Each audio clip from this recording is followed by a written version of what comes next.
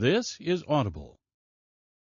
Audible presents this brilliant audio production of Hidden Riches by Nora Roberts. Copyright 1994 by Nora Roberts and performance copyright 1994 by Brilliance Corporation. All rights reserved. To Mom, because she loves trinkets and a good bargain. Hidden Riches. Prologue. He didn't want to be there. No, he hated being trapped in the elegant old house, prodded and pinched by restless ghosts. It was no longer enough to shroud the furniture in dust covers, lock the doors, and walk away. He had to empty it, and by emptying it, purge himself of some of the nightmares. Captain Skimmerhorn? Jed tensed at the title. As of last week, he was no longer captain. He'd resigned from the force, turned in his shield, but he was already weary of explaining it. He shifted aside as two of the movers carried a rosewood armoire down the staircase, through the grand foyer and out into the chilly morning. Yes? You might want to check upstairs. Make sure we got everything you wanted put in storage. Otherwise, looks like we're all done here. Fine. But he didn't want to go up those stairs, walk through those rooms. Even empty, they would hold too much. Responsibility, he mused as he reluctantly started up. His life had been too crowded with responsibility to ignore one now. Something nudged him along the hallway toward his old room.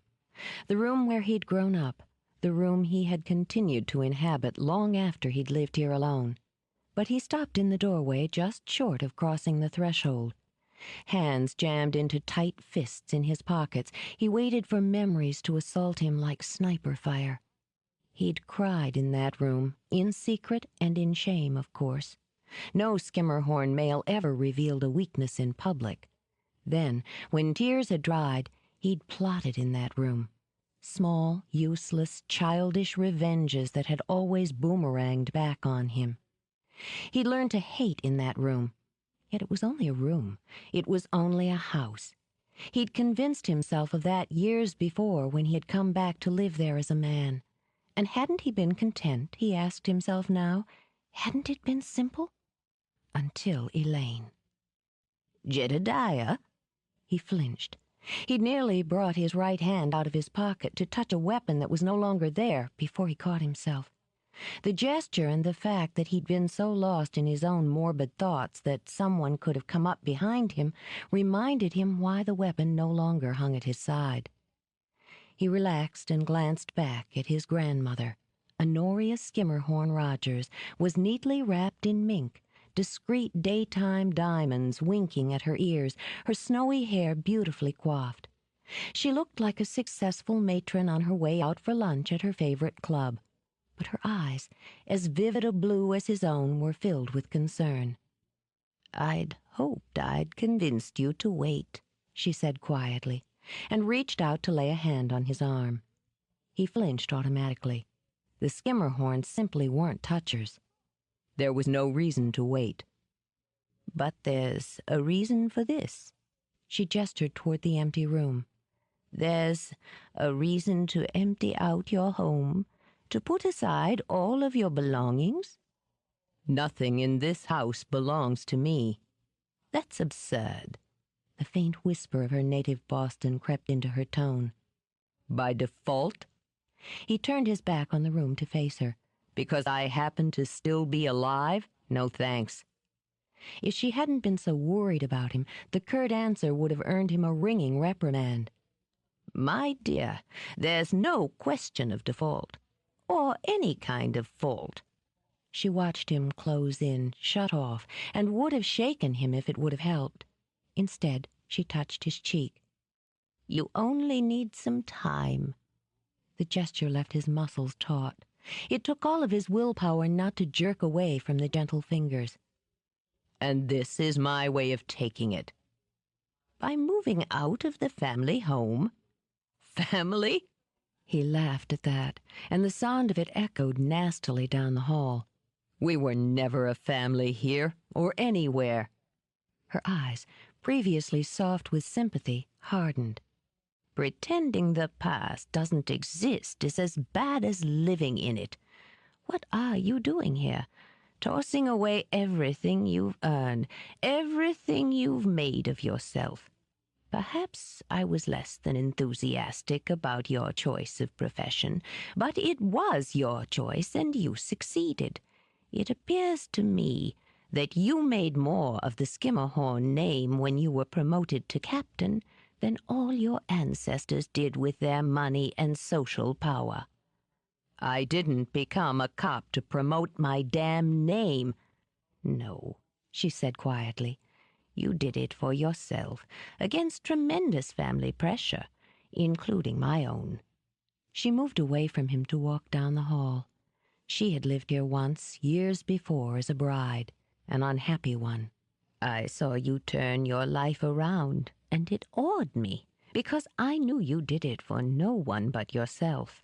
I often wondered how you were strong enough to do that. Turning back, she studied him, this son of her son. He had inherited the bold good looks of the Skimmerhorns, bronzed hair tousled by the wind, swept around a lean, raw-boned face that was taut with stress. She worried, woman-like, because he had lost weight, though the fining down of his features only heightened their power.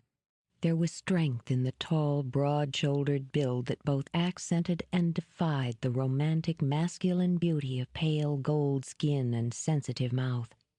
The eyes, a deep, striking blue, had come from her. They were as haunted and defiant now as they had been in the young, troubled boy she remembered so well. But he was no longer a boy, and she was afraid there was little she could do to help the man. I don't want to see you turn your life around again for the wrong reasons. She shook her head, walking back toward him before he could speak. And I might have had reservations when you moved back in here alone after your parents died, but that too was your choice. And for some time it seemed you'd made the right one again. But this time your solution to a tragedy is to sell your home, throw away your career. He waited a beat. Yes, you disappoint me, Jedediah. That stung. It was a phrase she rarely used, and had more bite than a dozen of his father's raging insults. I'd rather disappoint you than be responsible for the life of a single cop. I'm in no shape to command. He looked down at his hands, flexed them. I may never be. And as for the house, it should have been sold years ago. After the accident, it would have been sold if Elaine had agreed to it. Something backed up in his throat. Guilt was as bitter as bile. Now she's gone too, and it's my decision. Yes, it's yours, she agreed. But it's the wrong one. Rage sizzled in his blood. He wanted to hit something, someone, pound his fists into his flesh. It was a feeling that came over him all too often. And because of it, he was no longer Captain J.T. Skimmerhorn of the Philadelphia Police Department, but a civilian. Can't you understand? I can't live here. I can't sleep here. I need to get the hell out. I'm smothering here. Then come home with me. For the holidays, at least until after the first of the year. Give yourself a little more time before you do something irreversible. Her voice was gentle again as she took his rigid hands in hers. Jedediah, it's been months since Elaine was killed. I know how long it's been. Yes, he knew the exact moment of his sister's death. After all, he'd killed her. I appreciate the invitation, but I've got plans. I'm looking at an apartment later today, over on South Street. An apartment? Honoria's sigh was ripe with annoyance. Really, Jedediah, there's no need for that kind of nonsense. Buy yourself another house if you must. Take a long vacation, but don't bury yourself in some miserable room. He was surprised he could smile. The ad said it was quiet, attractive, and well located. That doesn't sound miserable. Grandmother. He squeezed her hands before she could argue. Let it be. She sighed again, tasting defeat. I only want what's best for you. You always did. He suppressed a shudder, feeling the walls closing in on him. Let's get out of here. 1. A theater without an audience has its own peculiar magic, the magic of possibilities. The echoing voices of actors running lines, the light cues, the costumes, the nervous energy and vaulting egos that bound from center stage to the empty back row. Isadora Conroy absorbed the theater's magic as she stood in the wings of the Liberty Theater, watching a dress rehearsal for a Christmas Carol. As always, she enjoyed the drama, not only Dickens, but also the drama of edgy nerves, of creative lighting, of the well-delivered line. After all, the theater was in her blood. There was a vibrancy that pulsed from her even in repose. Her large brown eyes glinted with excitement and seemed to dominate the face framed by a swing of golden brown hair. That excitement brought a flush to ivory skin, a smile to her wide mouth.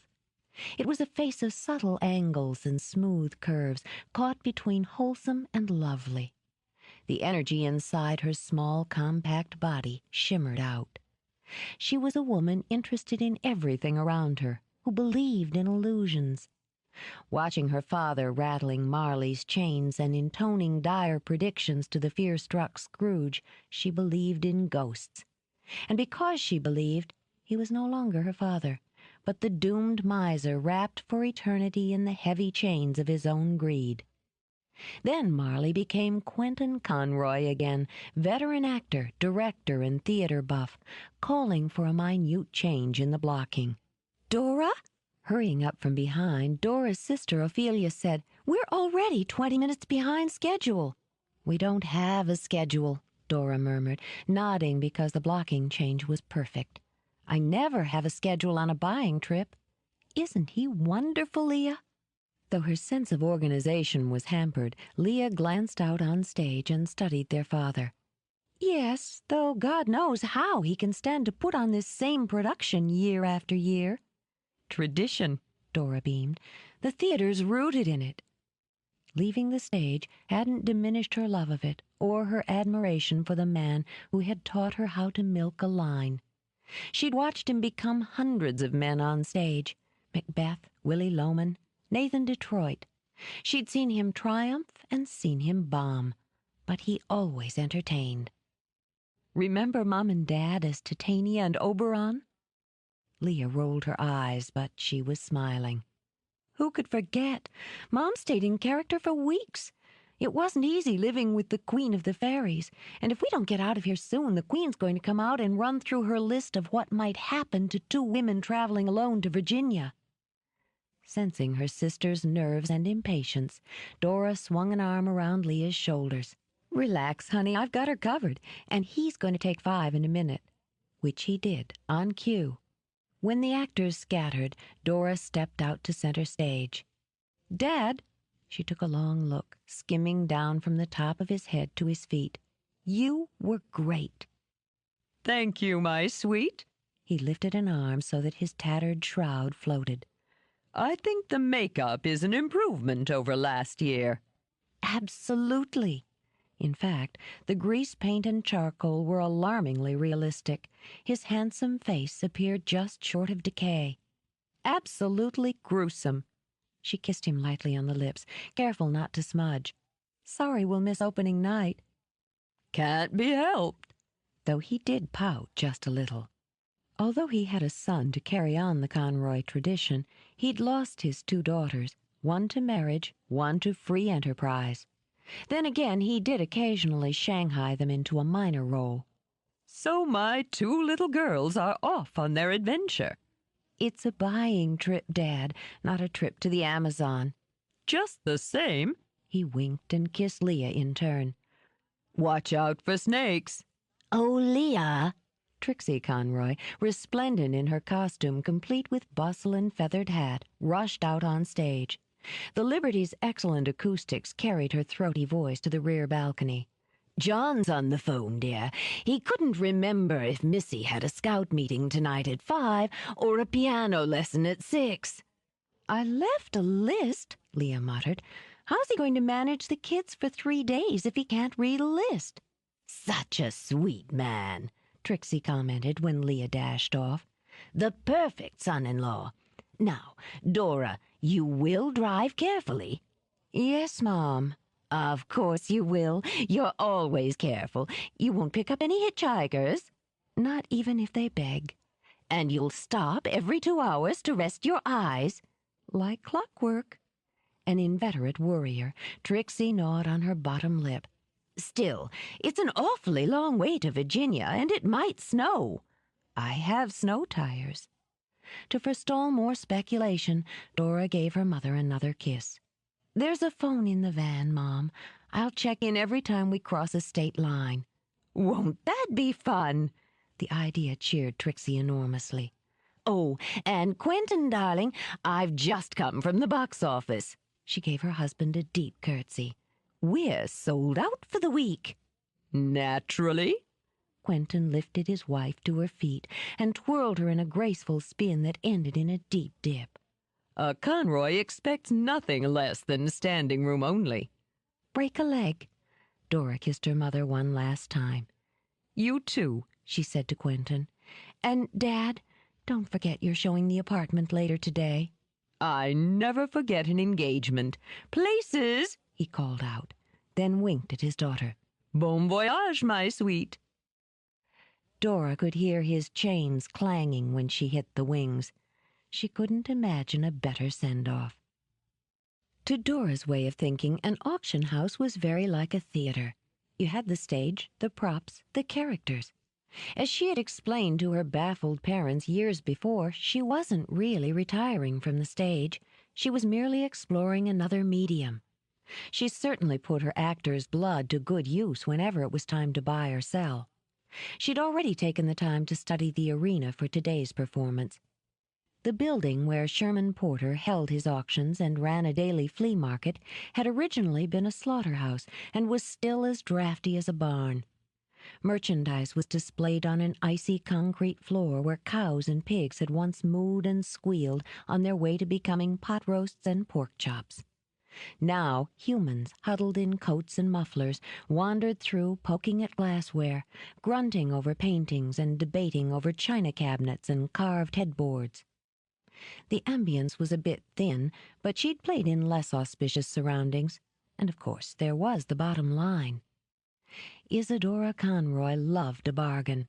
The words "on sale" sent a silvery tingle through her blood. She'd always loved to buy, finding the basic transaction of money for objects deeply satisfying. So satisfying that she had all too often exchanged money for objects she had no use for.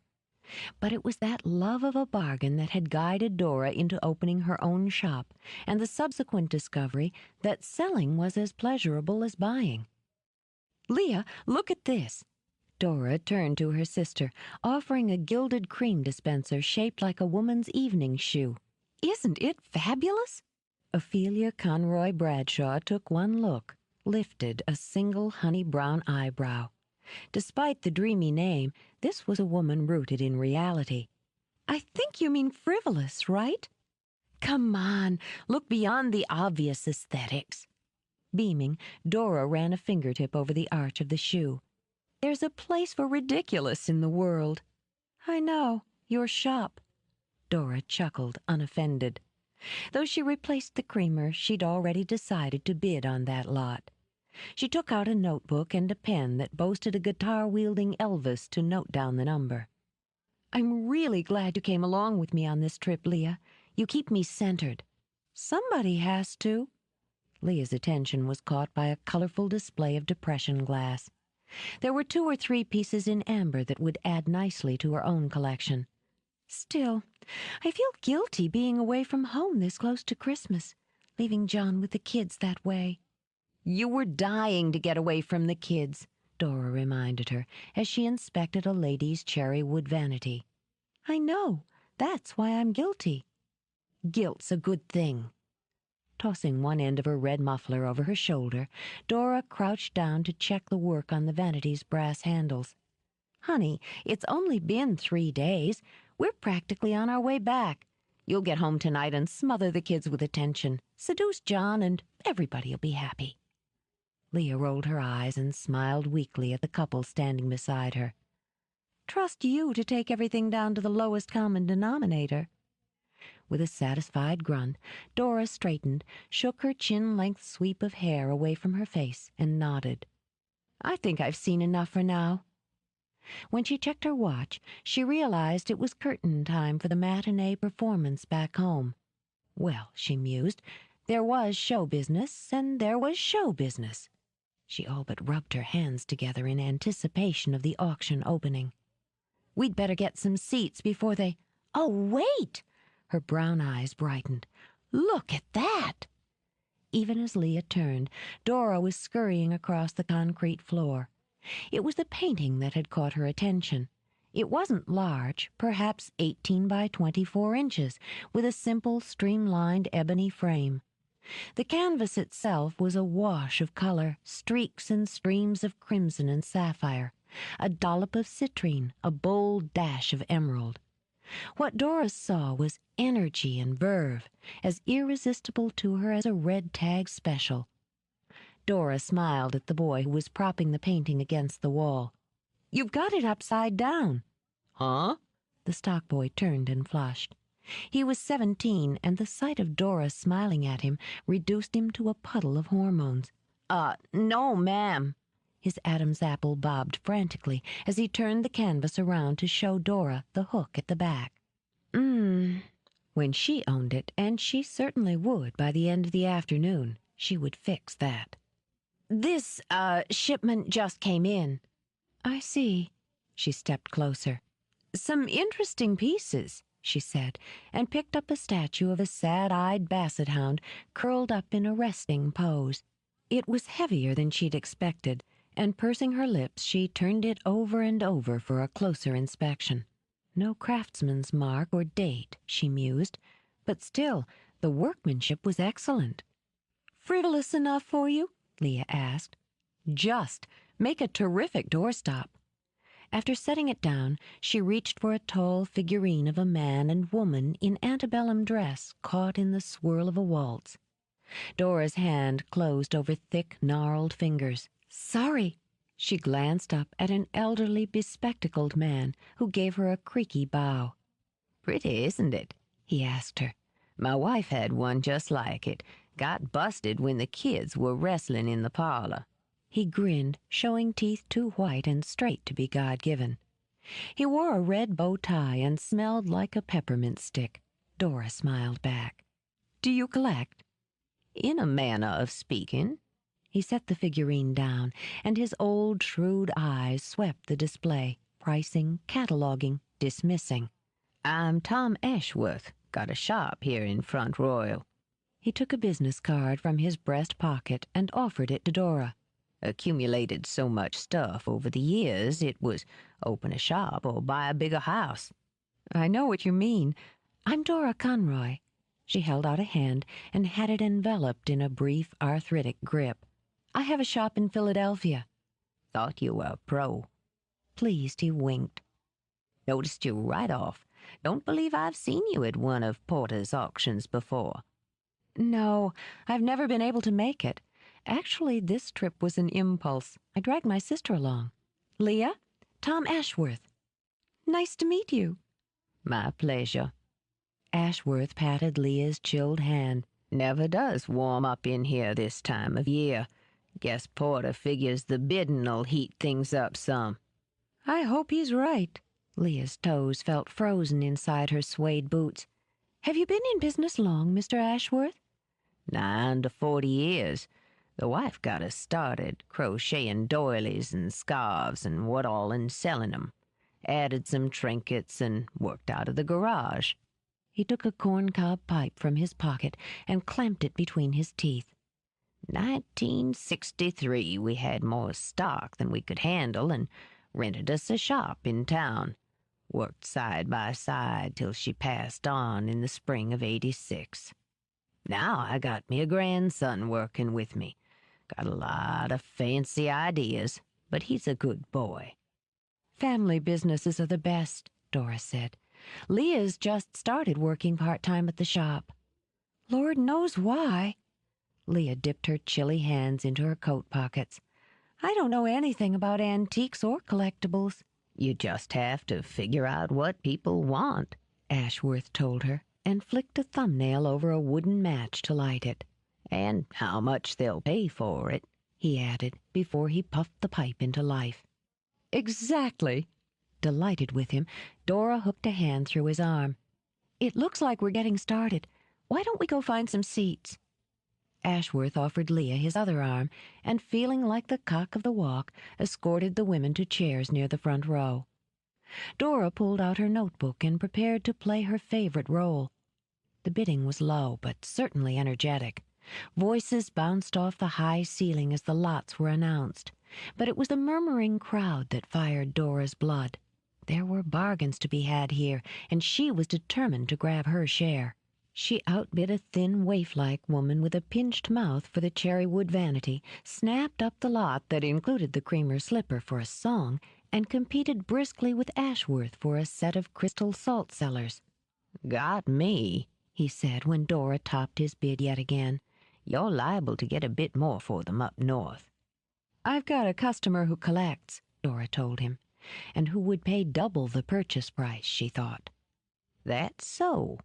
Ashworth leaned closer as the bidding began on the next lot. "I've got a set of 6 at the shop, cobalt and silver." "Really?" "You got time. You drop on by after this and take a look." "I might just do that. Leah, you bid on the depression glass." "Me?" Horror in her eyes, Leah gaped at her sister. "Sure, get your feet wet." Grinning, Dora tilted her head toward Ashworth's. "Watch this." As Dora expected, Leah started out with hesitant bids that barely carried to the auctioneer. Then she began to inch forward in her seat, her eyes glazed over. By the time the lot was sold, she was snapping out her bid like a drill sergeant commanding recruits. Isn't she great? All pride, Dora swung an arm over Leah's shoulders to squeeze. She was always a quick study. It's the Conroy blood. "I bought all of it." Leah pressed a hand to her speeding heart. "Oh, God, I bought all of it. Why didn't you stop me?" "When you were having such a good time." But, as the adrenaline drained, Leah slumped in her chair. "That was hundreds of dollars. Hundreds." "Well spent, too. Now, here we go." Spotting the abstract painting, Dora rubbed her hands together. "Mine," she said softly. By 3 o'clock, Dora was adding half a dozen cobalt salt cellars to the treasures in her van. The wind had kicked up, stinging color into her cheeks and sneaking down the collar of her coat. "Smells like snow," Ashworth commented. He stood on the curb in front of his shop and, with his pipe clenched in his hand, sniffed the air. "Could be you'll run into some before you get home." "I hoped so." Pushing back her flying hair, she smiled at him. "What's Christmas without it?" "It was great meeting you, Mr. Ashworth." She offered her hand again. "If you get up to Philadelphia, I'll expect you to drop by." "You can count on it."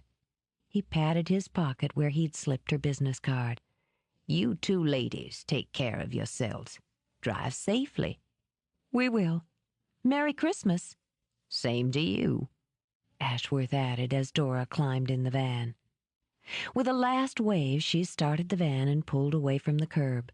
Her eyes flicked up to the rearview mirror, and she smiled as she saw Ashworth standing on the sidewalk with his pipe in his teeth and his hand lifted in a farewell salute. What a sweetheart. I'm glad he got that figurine. Leah shivered and waited impatiently for the van to heat. I hope he didn't overcharge you for those salt cellars. He made a profit. I'll make a profit, and Mrs. O'Malley will add to her collection. Everybody gets what they want. I guess. I still can't believe you bought that hideous painting. You'll never be able to sell it. Oh, eventually. At least you only paid $50 for it. $52.75, Dora corrected. Right. Twisting in her seat, Leah looked at the boxes packed into the rear of the van. know, of course, that you don't have room for all this junk." "I'll make room. Don't you think Missy would like that carousel?" Leah imagined the outsized mechanical toy in her daughter's pink and white bedroom and shuddered. "Please, no." "Okay." Dora shrugged. Once she'd cleaned up the carousel, she might let it spin in her own living room for a while. But I think she'd go for it. "You want to call John and tell him we're on our way back?" "In a little while." With a sigh, Leah settled back. "This time tomorrow I'll be baking cookies and rolling out pie dough." "You asked for it," Dora reminded her. "You had to get married, have kids, buy a house. Where else is the family going to have Christmas dinner?" "I wouldn't mind if Mom didn't insist on helping me cook it. I mean, the woman never cooked a real meal in her life, right?" "Not that I remember." "And there she is, every Christmas underfoot in my kitchen and waving around some recipe for alfalfa and chestnut dressing." "That one was bad," Dora recalled. "But it was better than her curried potatoes and succotash casserole." "Don't remind me.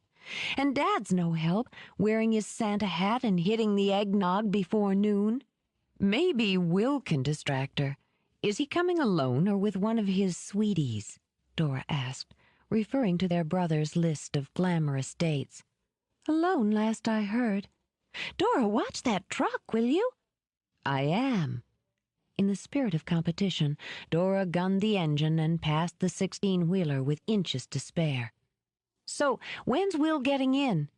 "He's taking a late train out of New York on Christmas Eve." "Late enough to make a grand entrance," Dora predicted. "Look, if he gets in your hair, I can always—" "Oh, hell." "What?" Leah's eyes sprang open. "I just remembered. That new tenant Dad signed up is moving in across the hall today."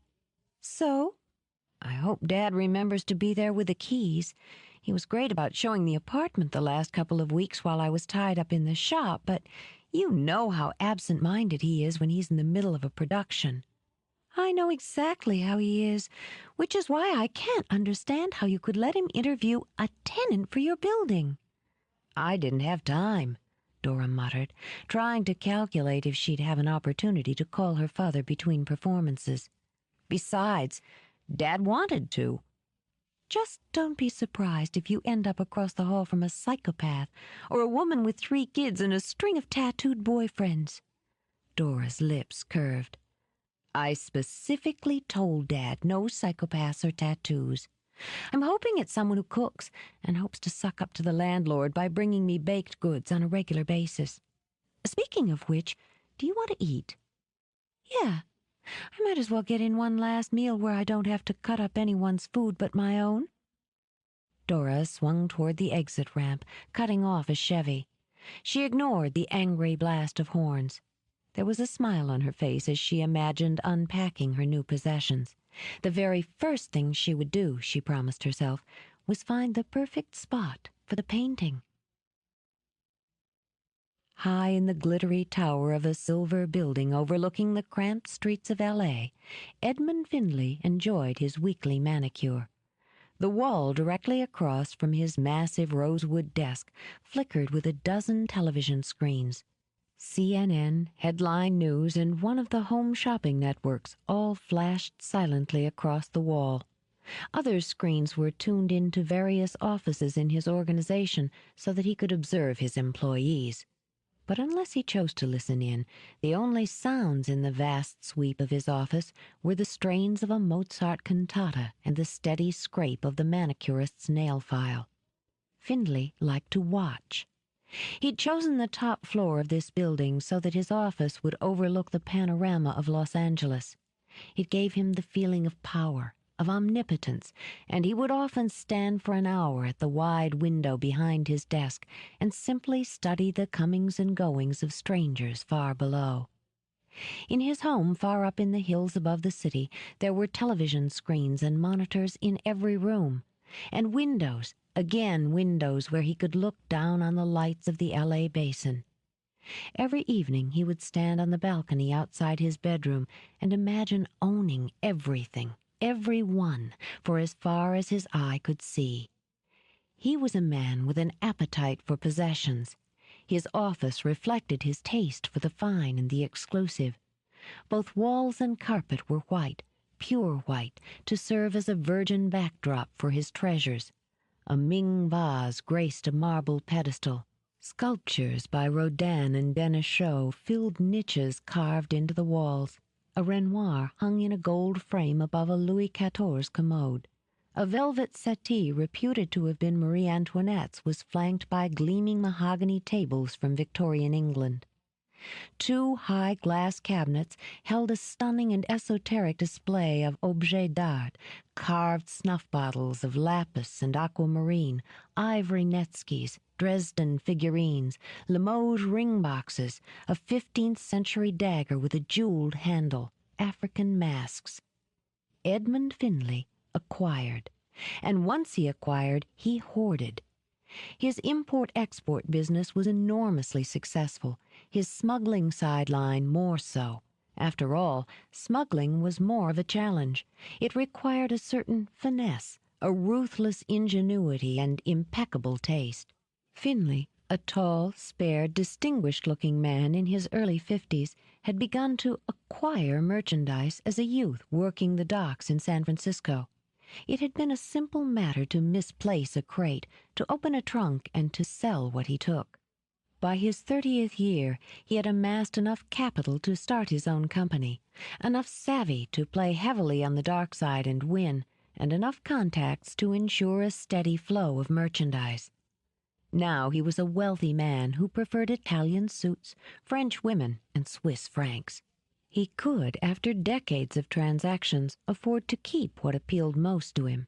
What appealed most was the old, the priceless. "You're all done, Mr. Finlay." The manicurist placed Finlay's hand gently on the spotless blotter on his desk. She knew he would check her work carefully while she packed up her tools and lotions. Once he had raged at her for 10 minutes for missing a minute speck of cuticle on his thumb.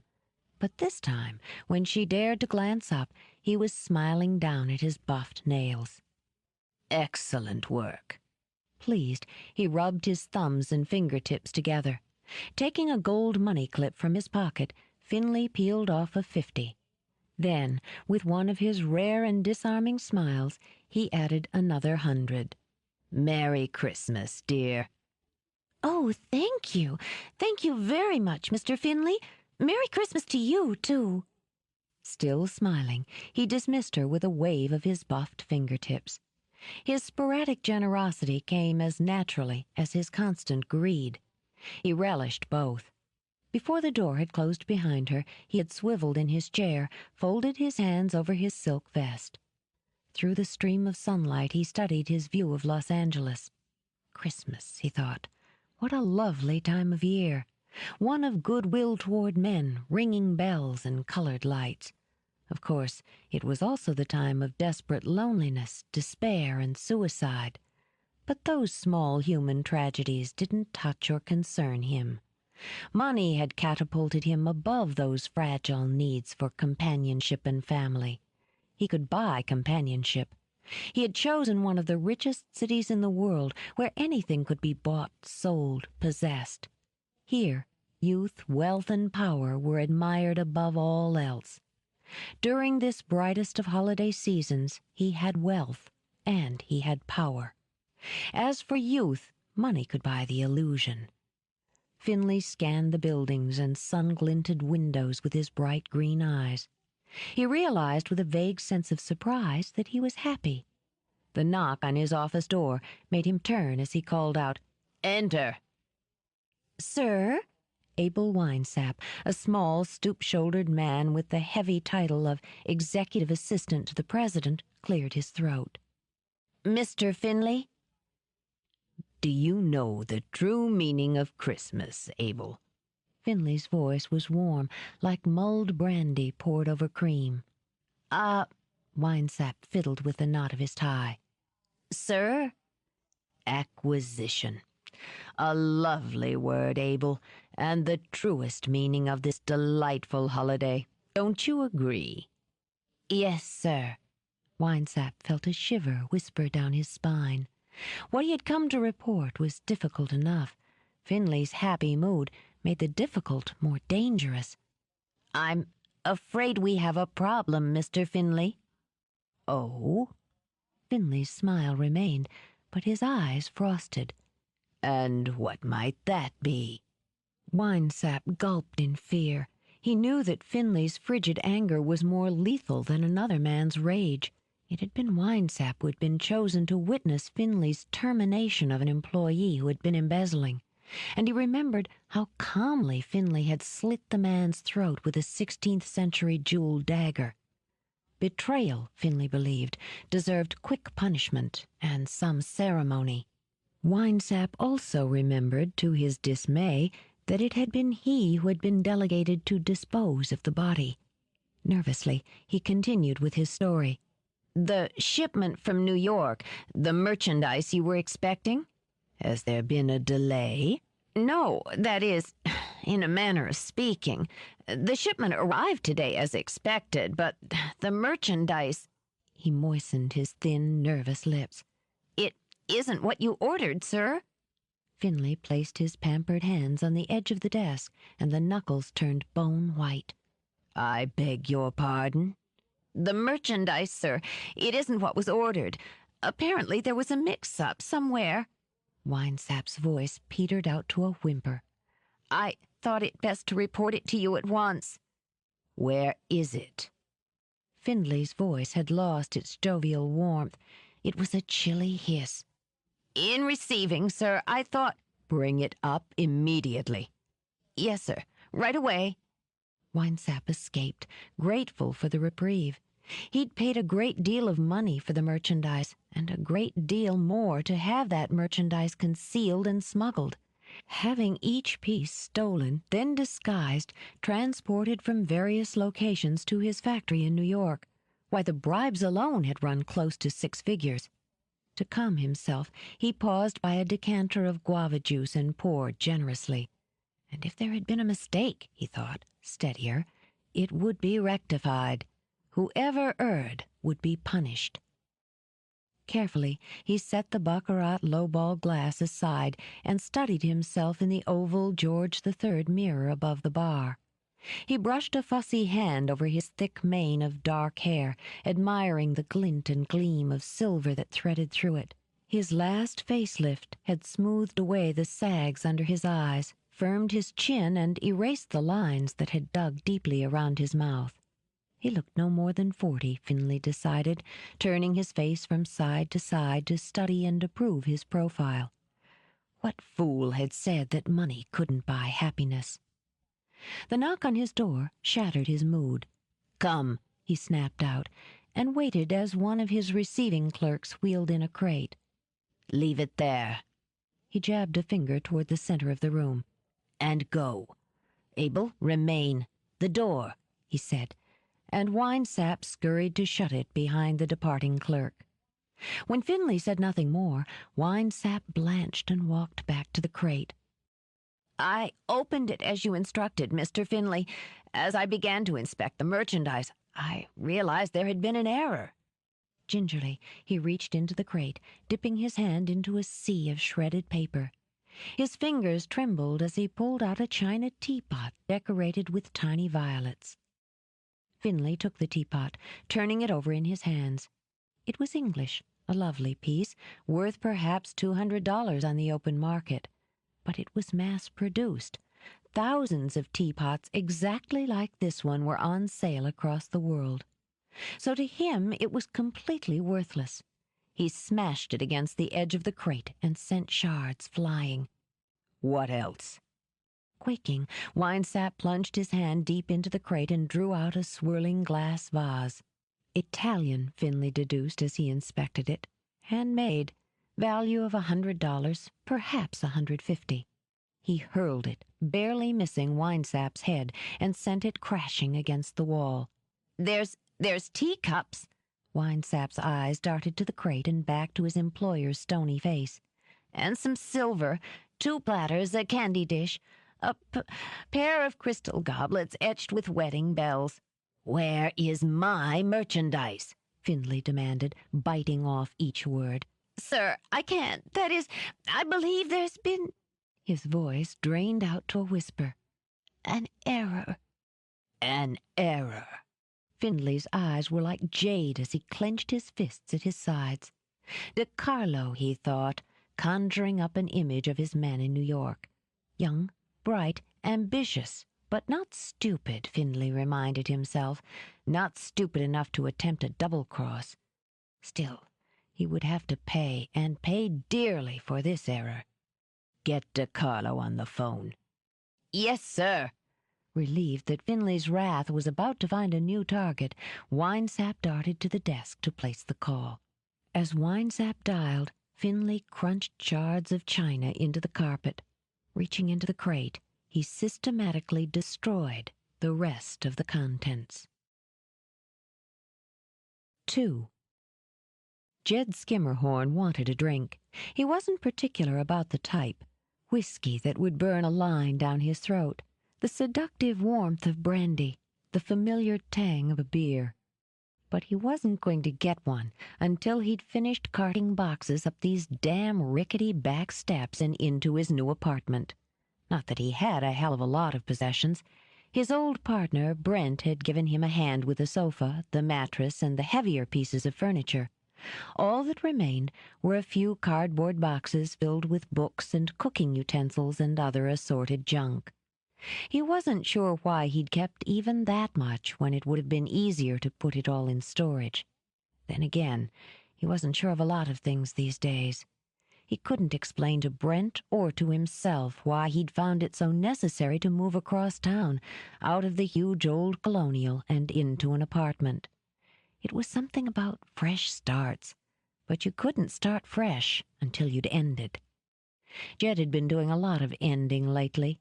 Turning in his resignation had been the first step, perhaps the hardest. The police commissioner had argued, refusing to accept the resignation and putting Jed on extended leave. It didn't matter what it was called, Jed mused. He wasn't a cop anymore. Couldn't be a cop anymore. Whatever part of him that had wanted to serve and protect was hollowed out. He wasn't depressed, as he'd explained to the department shrink. He was finished. He didn't need to find himself. He just needed to be left alone. He'd given 14 years of his life to the force. It had to be enough. Jed elbowed open the door to the apartment and braced it with one of the boxes he carried. He slid the second box across the wooden floor before heading back down the narrow hallway toward the outside steps that served as his entrance. He hadn't heard a peep from his neighbor across the hall. The eccentric old man who had rented him the place had said that the second apartment was occupied, but that the tenant was as quiet as a mouse. It certainly seemed that way. Jed started down the steps, noting with annoyance that the banister wouldn't hold the weight of a malnourished 3-year-old. The steps themselves were slick with the sleet that continued to spit out of the colorless sky. It was almost quiet in the back of the building. Though it fronted on busy South Street, Jed didn't think he'd mind the noise and bohemian atmosphere, the tourists or the shops. He was close enough to the river that he could take solitary walks when he chose. In any case, it would be a dramatic change from the manicured lawns of Chestnut Hill, where the Skimmerhorn family home had stood for 2 centuries. Through the gloom he could see the glow of colored lights strung on the windows of neighboring buildings. Someone had wired a large plastic Santa and his 8 tiny reindeer to a roof, where they were caught in the pretense of flying day and night.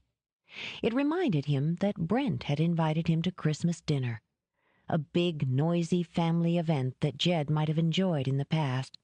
There had never been big, noisy family events in his life, or none that could have been called fun. And now there was no family at all. He pressed his fingertips to the ache at his temple and willed himself not to think of Elaine. But old memories, like the ghost of past sins, snuck through and knotted his stomach. He hauled the last of the boxes out of the trunk and slammed it with a force that rattled the reconditioned Thunderbird down to its tires. He wasn't going to think of Elaine or Donnie Speck or responsibilities or regrets. He was going to go inside, pour a drink, and try to think of nothing at all. With his eyes narrowed against the stinging sleet, he climbed the steep steps one last time. The temperature inside was dramatically higher than the wind-punched air outside. The landlord was generous with the heat, overly generous. But then, it wasn't Jed's problem how the old guy spent his money. Funny old guy, Jed thought now, with his rich voice, operatic gestures, and silver flask. He'd been more interested in Jed's opinion on 20th century playwrights than in his references and rent check. Still, you couldn't be a cop for nearly half your life and not understand that the world was made up of a lot of odd characters. Once inside, Jed dumped the last box onto the oak table in the dining area. He dug through crumpled newspaper in search of that drink. Unlike the crates in storage, these boxes weren't marked, nor had they been packed with any sort of system. If there had been any practical genes in the Skimmerhorn blood, he figured Elaine had gotten his share as well as her own. The fresh thought of his sister made him swear again, softly through his teeth. He knew better than to let the thought dig roots, for if it did, it would bloom with guilt. Over the past month, he'd become all too aware that guilt could give you night sweats and a dull, skittering sense of panic. Sweaty hands and panic weren't desirable qualities in a cop, nor was the tendency to uncontrollable rage. But he wasn't a cop anymore, Jed reminded himself. His time and his choices, as he'd told his grandmother, were his own. The apartment was echoingly empty, which only served to satisfy him that he was alone. One of the reasons he'd chosen it was because he'd have only one neighbor to ignore. The other reason was just as simple and just as basic. It was fabulous. He supposed he'd lived with the finer things for too long not to be drawn to them. However much he claimed that his surroundings didn't matter, he would have been quietly miserable in some glossy condo or soulless apartment complex. He imagined the old building had been converted into shop and apartments sometime in the 30s. It had retained its lofty ceilings and spacious rooms, the working fireplace and slim, tall windows. The floors, a random width oak, had been highly polished for the new tenant. The trim was walnut and uncarved, the walls a creamy ivory. The old man had assured Jed they could be painted to suit his tastes, but home decorating was the last thing on Jed's mind. He would take the rooms precisely as they were. He unearthed a bottle of Jameson's 3/4 full. He studied it a moment, then set it on the table. He was shoving packing paper aside in search of a glass when he heard noises. His hands froze, his body braced. Tilting his head, he turned, trying to locate the source of the sound. He thought he'd heard bells, a tingling echo. And now laughter, a smoky drift of it, seductive and female. His eyes turned to the brass, open-worked floor vent near the fireplace. The sounds floated up through it, some vague, some clear enough that he could hear individual words if he chose to listen. There was some sort of antique or curio shop beneath the apartment. It had been closed for the last couple of days, but it was apparently open for business now. Jed went back to his search for a glass and tuned out the sounds from below. "I really do appreciate your meeting us here, John." Dora set a newly acquired globe lamp beside the antique cash register. "No problem." He huffed a bit as he carted another crate into the overflowing storeroom. He was a tall man with a skinny frame that refused to fill out, an honest face that might have been homely but for the pale, shy eyes that peered at the world behind thick lenses. He sold Oldsmobiles in Lansdowne and had been named Salesman of the Year 2 years running, using a low-key, almost apologetic approach that came naturally to him and charmed the customers. Now he smiled at Dora and shoved his dark-framed glasses back up his nose. "How did you manage to buy so much in such a short time?" "Experience." She had to rise on her toes to kiss John's cheek. Then she bent and scooped up her youngest nephew, Michael. "Hey, Frog-Face, did you miss me?" "Nuh-uh." But he grinned and wrapped his pudgy arms around her neck. Leah turned to keep an eagle eye on her 2 other children. "Richie, hands in your pockets. Missy, no pirouetting in the shop." "But, Mom—" Leah sighed, smiled. "I'm home." She held out her arms for Michael. Dora, do you need any more help? No, I can handle it from here. Thanks again.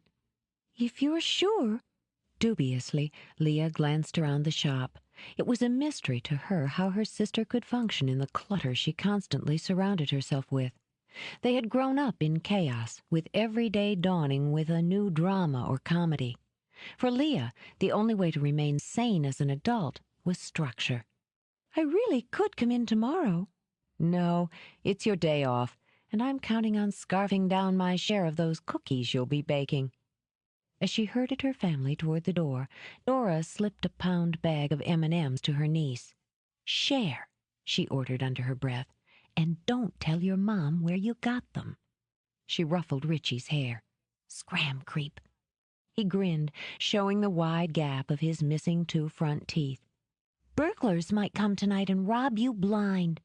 Reaching out, he toyed with the long dangle of citrine and amethyst that swung at her ear. "If I spent the night, I'd shoot them for you." "Why, thank you, Richie," Dora said in serious tones. "I can't tell you how much I appreciate that. But I'll just have to shoot my own burglars tonight." She nudged her family outside, then began to lock up immediately, knowing that Leah would wait until she had turned every lock and engaged the security alarm. Alone, she turned and took a deep breath. There was the scent of apple and pine from the potpourri set all around the shop. It was good to be home, she thought, and lifted the box that contained the new acquisitions she'd decided to take to her apartment upstairs. She moved through the storeroom to unlock the door that led to the inside stairway. She had to juggle the box, her purse, and overnight bag, as well as the coat she'd stripped off on entering the shop. Muttering to herself, she managed to hit the light switch in the stairway with her shoulder. She was halfway down the hall when she saw the light spilling out of the neighboring apartment. The new tenant. Shifting her grip, she walked to the door that was braced open with a box and peered in. She saw him standing by an old table, a bottle in one hand, a glass in the other. The room itself was sparsely furnished with a sofa and an overstuffed chair. But she was more interested in the man who stood in profile to her and downed a long swallow of whiskey. He was tall, with a tough, athletic build that made her think of a boxer. He wore a navy sweatshirt with sleeves pushed up to the elbows, no visible tattoos, and Levi's worn white at the stress points. His hair was a bit unkempt, falling carelessly over his collar in a rich shade of ripening wheat. In contrast, the watch at his wrist was either an amazingly good knockoff or a genuine Rolex. Though her appraisal took only seconds, Dora sensed her neighbor was not celebrating his new home. His face, shadowed by the high slash of cheekbones and the stubble of a beard, seemed grim. Before she had made a sound, she saw his body tense. His head whipped around. Dora found herself fighting the instinct to step back in defense as he pinned her with eyes that were hard, expressionless, and shockingly blue. "Your door was open," she said apologetically, and was immediately annoyed that she'd excused herself from standing in her own hallway. "Yeah." He set the bottle down, carrying the glass with him as he crossed to her. Jed took his own survey. Most of her body was obscured by the large cardboard box she carried. A pretty oval face, slightly pointed at the chin, with an old-fashioned roses and cream complexion, a wide, unpainted mouth that was just curving up in a smile, big brown eyes that were filled with friendly curiosity, a swing of sable-colored hair. "I'm Dora," she explained, when he only continued to stare. "From across the hall? Need any help getting organized?" "No." Jed booted the box away with his foot and closed the door in her face. Her mouth fell open before she deliberately snapped it shut. "Well, welcome to the neighborhood," she muttered as she turned away to her own door. After an initial fumble for her keys, she unlocked her door and slammed it behind her. "Thanks a lot, Dad," she said to the empty room. "Looks like you found me a real prize." Dora dumped her things on a settee blooming with cabbage roses, brushed her hair back with impatient fingers. The guy might have been a pleasure to look at, she mused, but she preferred a neighbor with a modicum of personality. Marching to her candlestick phone, she decided to call her father and give him an earful. Before she dialed the second number, she spotted the sheet of paper with its big heart-shaped happy face drawn at the bottom. Quentin Conroy always added some little drawing, a barometer of his mood, on his notes and letters. Dora hung up the phone and began to read. Izzy, my darling daughter. Dora winced. Her father was the only living soul who called her by that derivative of her name. The deed is done. Well done, if I say so myself. Your new tenant is a strapping young man who should be able to help you with any menial work. His name, as you see on the copies of the lease awaiting your signature, is Jed Skimmerhorn, a full-bodied name that brings lusty sea captains or hearty pioneers to my mind. I found him fascinatingly taciturn, and sensed a whirlpool bubbling under those still waters. I couldn't think of anything nicer to give my adored daughter than an intriguing neighbor. Welcome home, my firstborn babe. Your devoted father. Dora didn't want to be amused, but she couldn't help smiling. The move was so obvious. Put her within elbow-rubbing space of an attractive man, and maybe, just maybe, she would fall in love, get married, and give her greedy father more grandchildren to spoil. "Sorry, Dad," she murmured. "You're in for another disappointment." Setting the note aside, she skimmed a finger down the lease until she came to Jed's signature. It was a bold scrawl, and she dashed her own name on the line next to it on both copies. Lifting one, she strode to her door across the hall and knocked. When the door opened, Dora thrust the lease out, crushing the corner against Jed's chest. "You'll need this for your records." He took it. His gaze lowered, scanned, then lifted again. Her eyes weren't friendly now, but cool, which suited him. "Why'd the old man leave this with you?" Her chin tilted up. "The old man," she said in mild tones, "is my father. I own the building, which makes me, Mr. Skimmerhorn, your landlord." She turned on her heel and was across the hall in 2 strides. With her hand on the knob, she paused, turned. Her hair swung out, curved, settled. "The rent's due on the 21st of each month. You can slip the check under my door and save yourself a stamp, as well as any contact with other humans." She slipped inside and closed the door with a satisfied snick of the lock. 3. When Jed jogged to the base of the steps leading up to his apartment, he'd sweated out most of the physical consequences of a half bottle of whiskey. One of the reasons he'd chosen this location was the gym around the corner. He'd spent a very satisfying 90 minutes that morning lifting weights, punching the hell out of the heavy bag, and burning away most of his morning-after headache in the steam room. Now, feeling almost human, he craved a pot of black coffee and one of the microwave breakfasts he'd loaded into his freezer. He pulled his key out of the pocket of his sweats and let himself into the hallway. He heard the music immediately. Not Christmas carols, thankfully, but the rich-throated wail of gospel according to Aretha Franklin. At least his landlord's taste in music wouldn't irritate him, he mused, and would have turned directly into his own rooms, except he'd noted her open door. An even trade, Jed figured, and dipping his hands into his pockets, wandered over. He knew he'd been deliberately rude the night before, and because it had been deliberate, saw no reason to apologize. Still, he thought it wise to make some sort of cautious peace with the woman who owned his building. He nudged the door open a bit wider and stared. Like his, her apartment was spacious, high-ceilinged, and full of light from a trio of front windows. That was where the similarity ended. Even after growing up in a house adorned with possessions, he was amazed. He'd never seen so much stuff crammed into one single space before. Glass shelves covered one wall and were loaded with old bottles, tins, figurines, painted boxes, and various knickknacks that were beyond his power to recognize.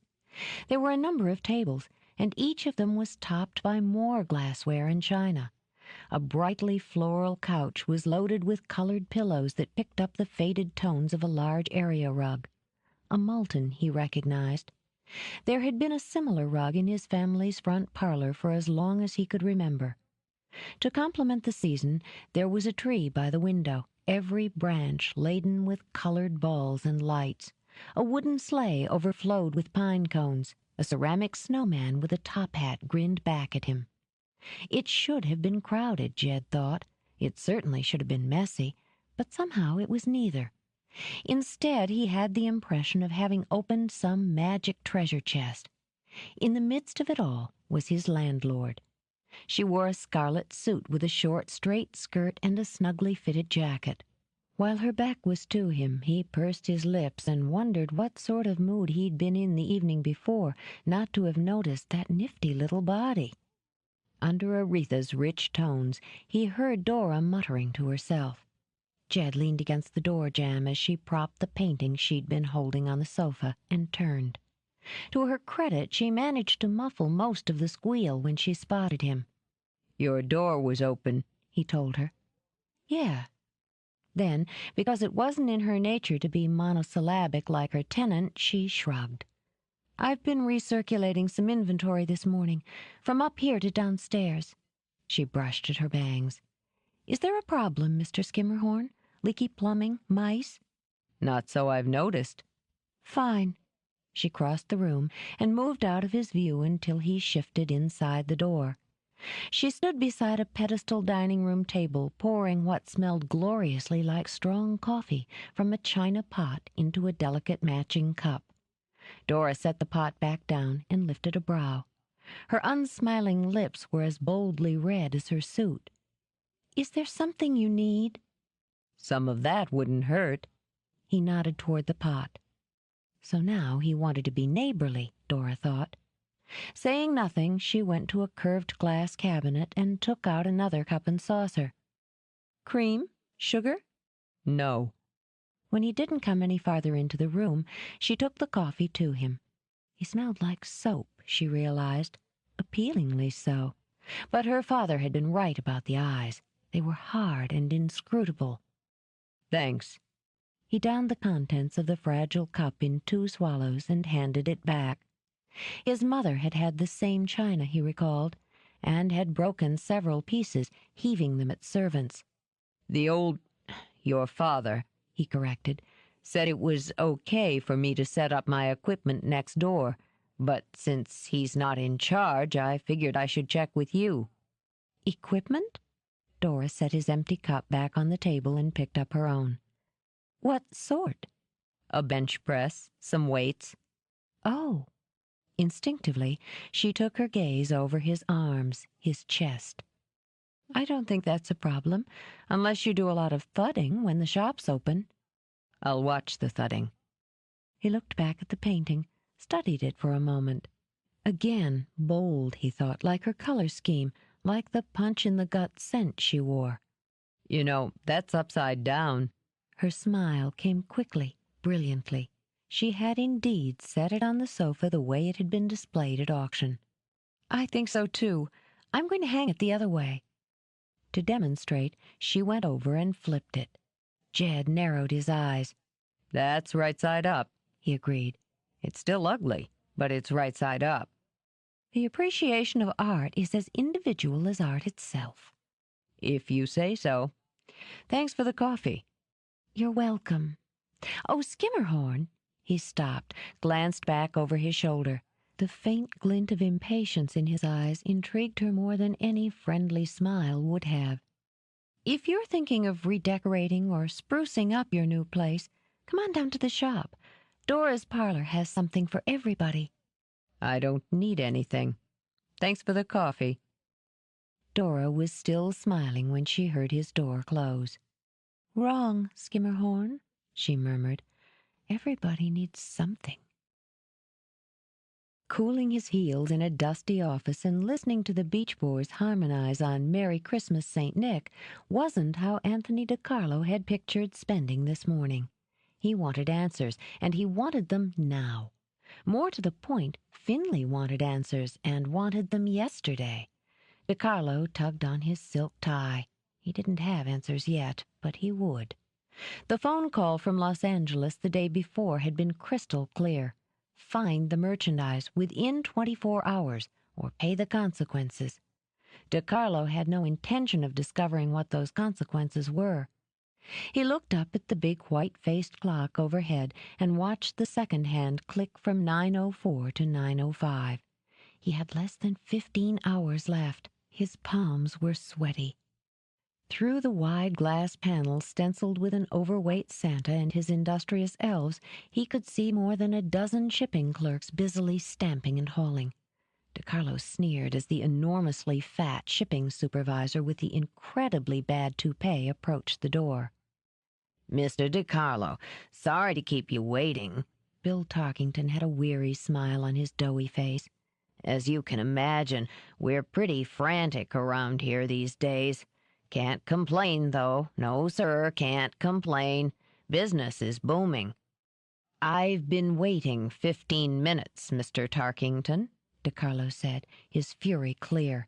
"I don't have time to waste." "Who does this time of year?" Unflaggingly pleasant, Tarkington waddled around his desk to his Mr. Coffee machine. "Have a seat. Can I get you some of this coffee? Put hair on your chest." "No, there's been an error, Mr. Tarkington. An error that must be corrected immediately."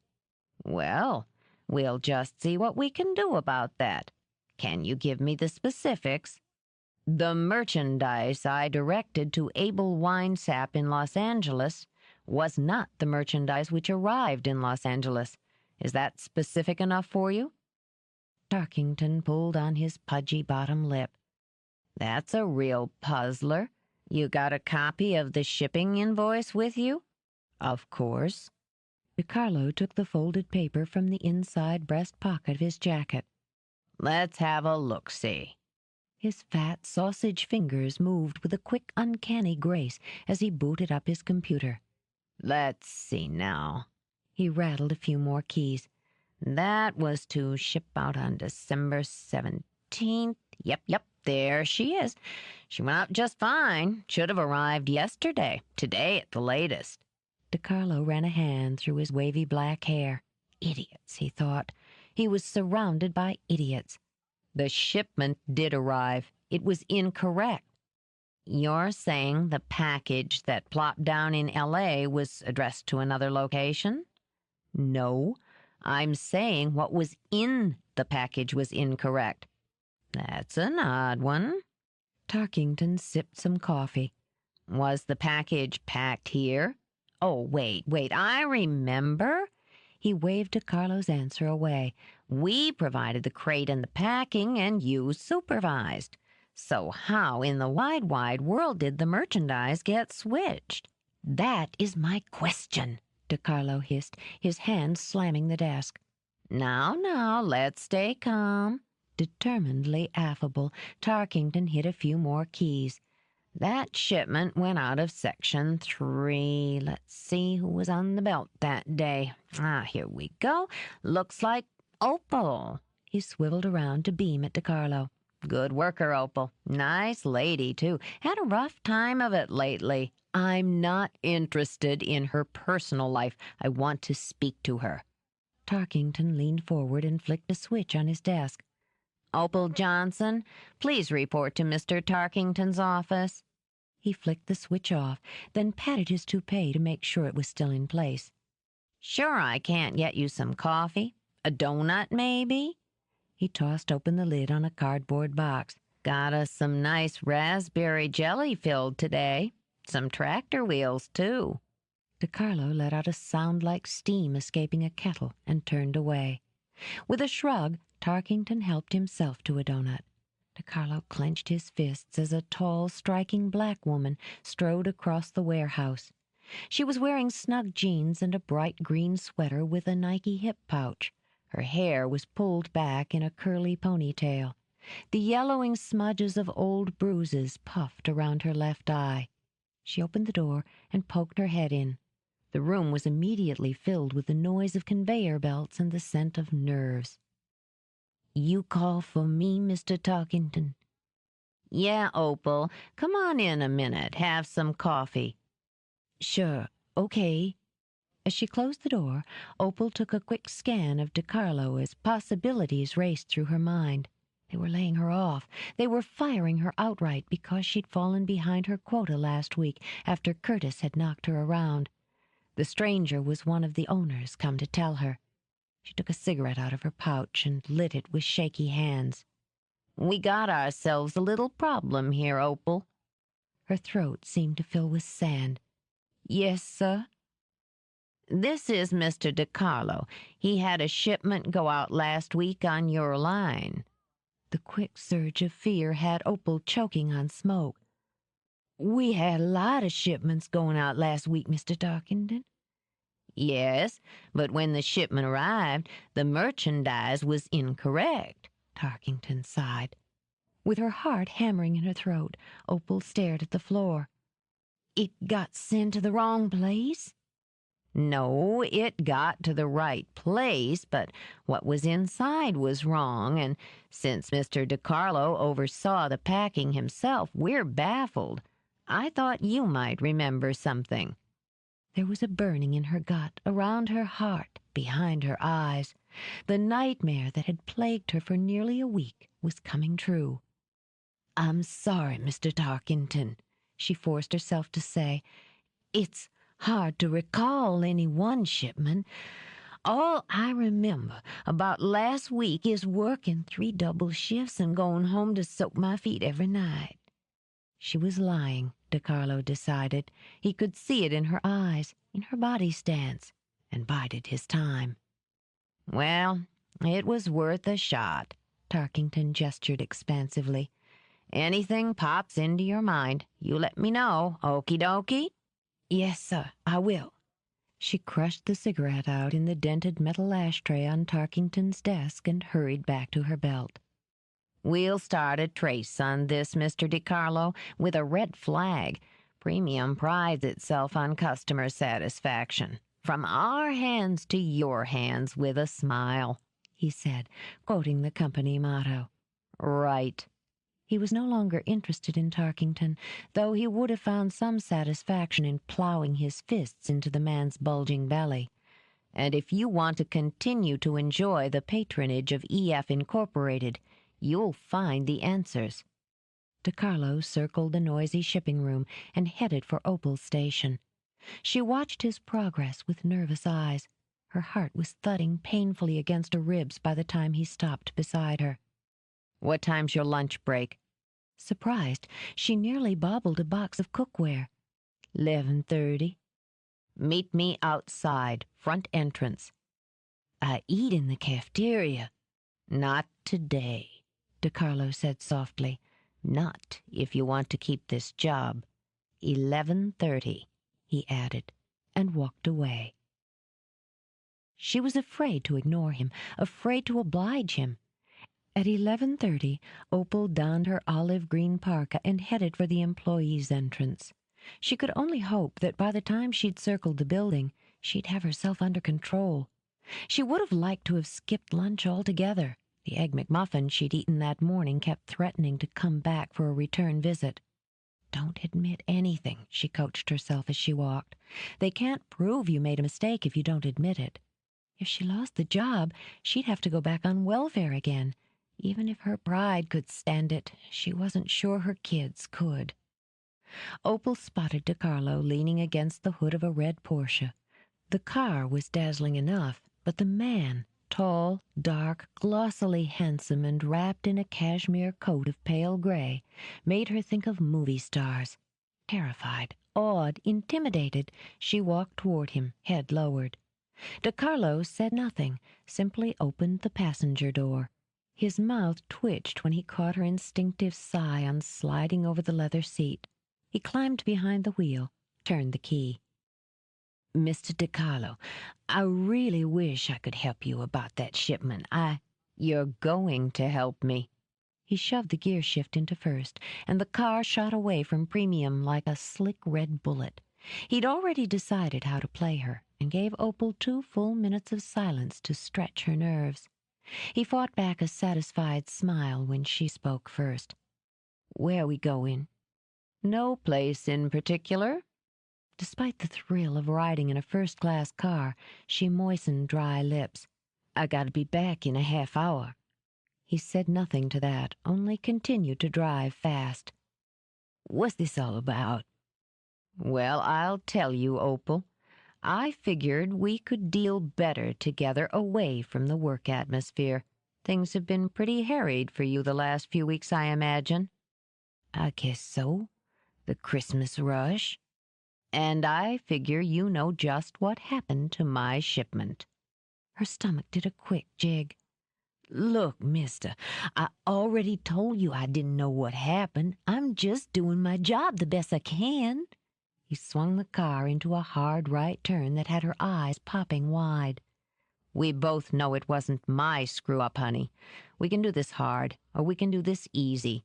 I don't know what you mean. Oh, yeah. His voice held the same dangerous purr as the Porsche's engine. You know just what I mean. What happened, Opal? Did you take a liking to what was in the crate and decide to help yourself? An early Christmas bonus? She stiffened, and some of her fear drained away in fury. I ain't no thief. I ain't never stole so much as a pencil in my whole life. Now you turn this car around, Mr. Big Shot. It was just that kind of sass, as Curtis was fond of telling her, that earned her bruises and broken bones. Remembering that, she cringed against the door as the final word faded away. Maybe you didn't steal anything, he agreed after she'd started to tremble again. That's going to make me really sorry to bring charges against you. Her throat snapped shut. Charges? What do you mean, charges? Merchandise which my employer considers valuable has vanished.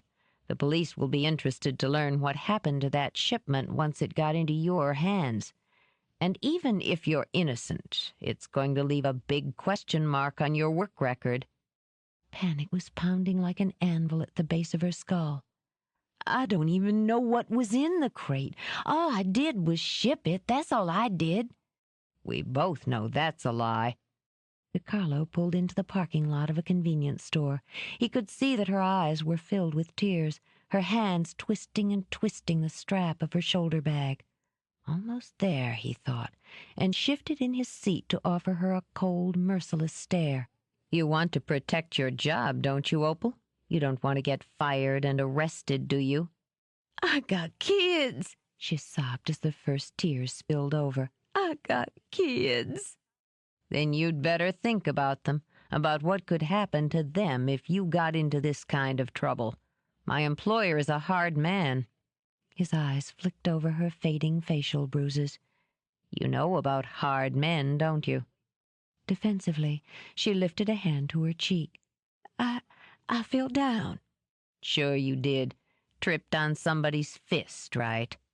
When she didn't answer, he continued to press, lightly now. If my boss doesn't get back what belongs to him, he's not just going to take it out on me. He'll work his way through premium until he gets down to you. They'd find out, she thought, panicking. They always found out. I didn't take his stuff. I didn't. I just... Just what? DiCarlo leaped on the word and had to force himself not to wrap a hand around her throat and squeeze out the rest. I got 3 years in with premium. Sniffing, she dug in her bag for a Kleenex. I could make floor supervisor in another year. DiCarlo bit back a stream of abuse and forced himself to stay cool. Listen, I know what it's like to climb up that ladder. You help me out here, and I'll do the same for you. I don't see any reason that what you tell me has to go beyond you and me. That's why I didn't do this in Tarkington's office. Opal fumbled for a cigarette. Automatically, DiCarlo let the windows down a crack. You won't go back to Mr. Tarkington? Not if you play straight with me. Otherwise... To add impact, he slid his fingers under her chin, pinching as he turned her face to his. I'm sorry. I'm really sorry it happened. I thought I got it right afterward, but I wasn't sure. And I was afraid. I had to miss a couple days last month 'cause my youngest was sick, and last week I was late one day when I fell, and I was so rushed I mixed up the invoices. She turned away, braced for a blow. I dropped 'em. I was dizzy and I dropped 'em. I thought I had everything put back right, but I wasn't real sure. But I checked on a bunch of deliveries yesterday and they were okay, so I thought I was clear and nobody'd have to know. You mixed up the invoices, he repeated. Some idiot clerk gets a dizzy spell and screws up the paperwork and puts my butt in a sling. I'm sorry, she sobbed. Maybe he wasn't going to beat her, but he was going to make her pay. Opal knew someone always made her pay. I'm really sorry.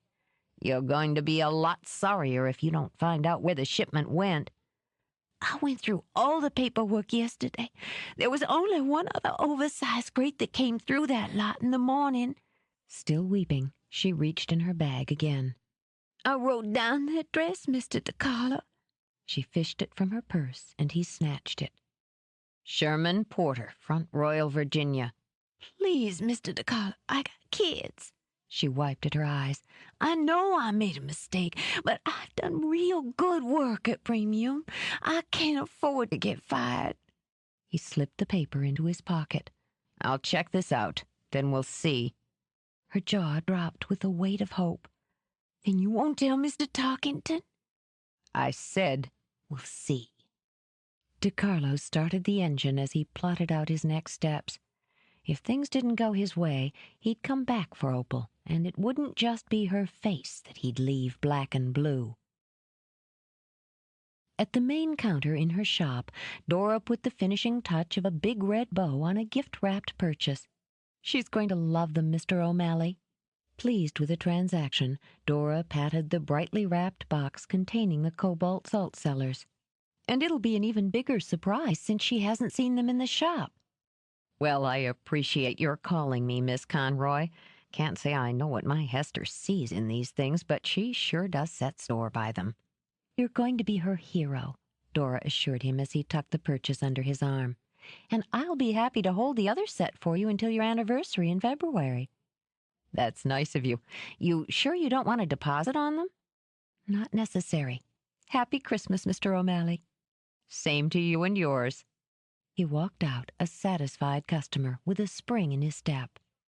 There were another half a dozen customers in the shop, 2 being helped by Dora's assistant, Terry. The prospect of another big day before the after-holiday lull made Dora's heart swell. Skirting the counter, she wandered the main room of the shop, knowing the trick was to be helpful but not intrusive. Please let me know if you have any questions. Oh, miss. Dora turned, smiling. There was something vaguely familiar about the stout matron with lacquered black hair. Yes, ma'am. May I help you? Oh, I hope so. She gestured a bit helplessly toward one of the display tables. These are door stops, aren't they? Yes, they are. Of course, they can be used for whatever you like, but that's the primary function. Automatically, Dora glanced over as the bells jingled on her door. She merely lifted a brow when Jed walked in. Several of these are from the Victorian period, she went on. The most common material was cast iron. She lifted a sturdy one in the shape of a basket of fruit. This one was probably used for a drawing room. We do have one rather nice example of nailsea glass. It was currently in her bedroom upstairs, but could be whisked down in a moment. The woman studied a highly polished brass snail. My niece and her husband just moved into their first house. I've got them both individual gifts for Christmas, but I'd like to get them something for the house as well. Sharon, my niece, shops here quite a lot. Oh? Does she collect anything in particular? No, she likes the old and the unusual. So do I. Was there a reason you had a doorstop in mind? Yes, actually. My niece does a lot of sewing. She's put together this really charming room. It's an old house, you see, that they've been refurbishing. The door to her sewing room won't stay open. Since they have a baby on the way, I know she'd want to be able to keep an ear out, and that this would be an amusing way to do it. Still, she hesitated. I bought Sharon a chamber pot here a few months ago for her birthday. She loved it. That clicked. The Sunderland with the frog painted on the inside bottom. The woman's eyes brightened. Why, yes. How clever of you to have remembered. I was very fond of that piece, Mrs. Lyle. Alice Lyle. Mrs. Lyle, yes. I'm glad it found a good home. Pausing, Dora tapped a finger to her lips. If she liked that, maybe she'd appreciate something along these lines. She chose a brass figure of an elephant. It's Jumbo, she explained. P.T. Barnum's. Yes. The woman held out her hands and chuckled as Dora passed Jumbo to her. My, hefty, isn't he? He's one of my favorites. I think he's perfect. She took a quick, discreet glance at the tag dangling from Jumbo's front foot. Yes, definitely. Would you like him gift-boxed? Yes, thank you, and... She picked up the sleeping hound Dora had purchased at auction only the day before. Do you think this would be suitable for the nursery? I think he's charming. A nice, cozy watchdog. I believe I'll take him along, too. An early welcoming gift for my newest grandniece or nephew. You do take Visa? Of course. This will just take a few minutes. Why don't you help yourself to some coffee while you wait? Dora gestured to the table that was always set with tea and coffee pots and trays of pretty cookies before she carried both doorstops back to the counter. "Christmas shopping, Skimmerhorn?" she asked as she passed him. I need a, what do you call it, hostess thing. Browse around. I'll be right with you. Jed wasn't completely sure what he was browsing around in. The packed apartment was only a small taste of the amazing array of merchandise offered in Dora's parlor. There were delicate figurines that made him feel big and awkward, the way he'd once felt in his mother's sitting room. Still, there was no sense of the formal or untouchable here. Bottles of varying sizes and colors caught the glitter of sunlight and begged to be handled. There were signs advertising everything from stomach pills to boot polish. Tin soldiers arranged in battle lines fought beside old war posters.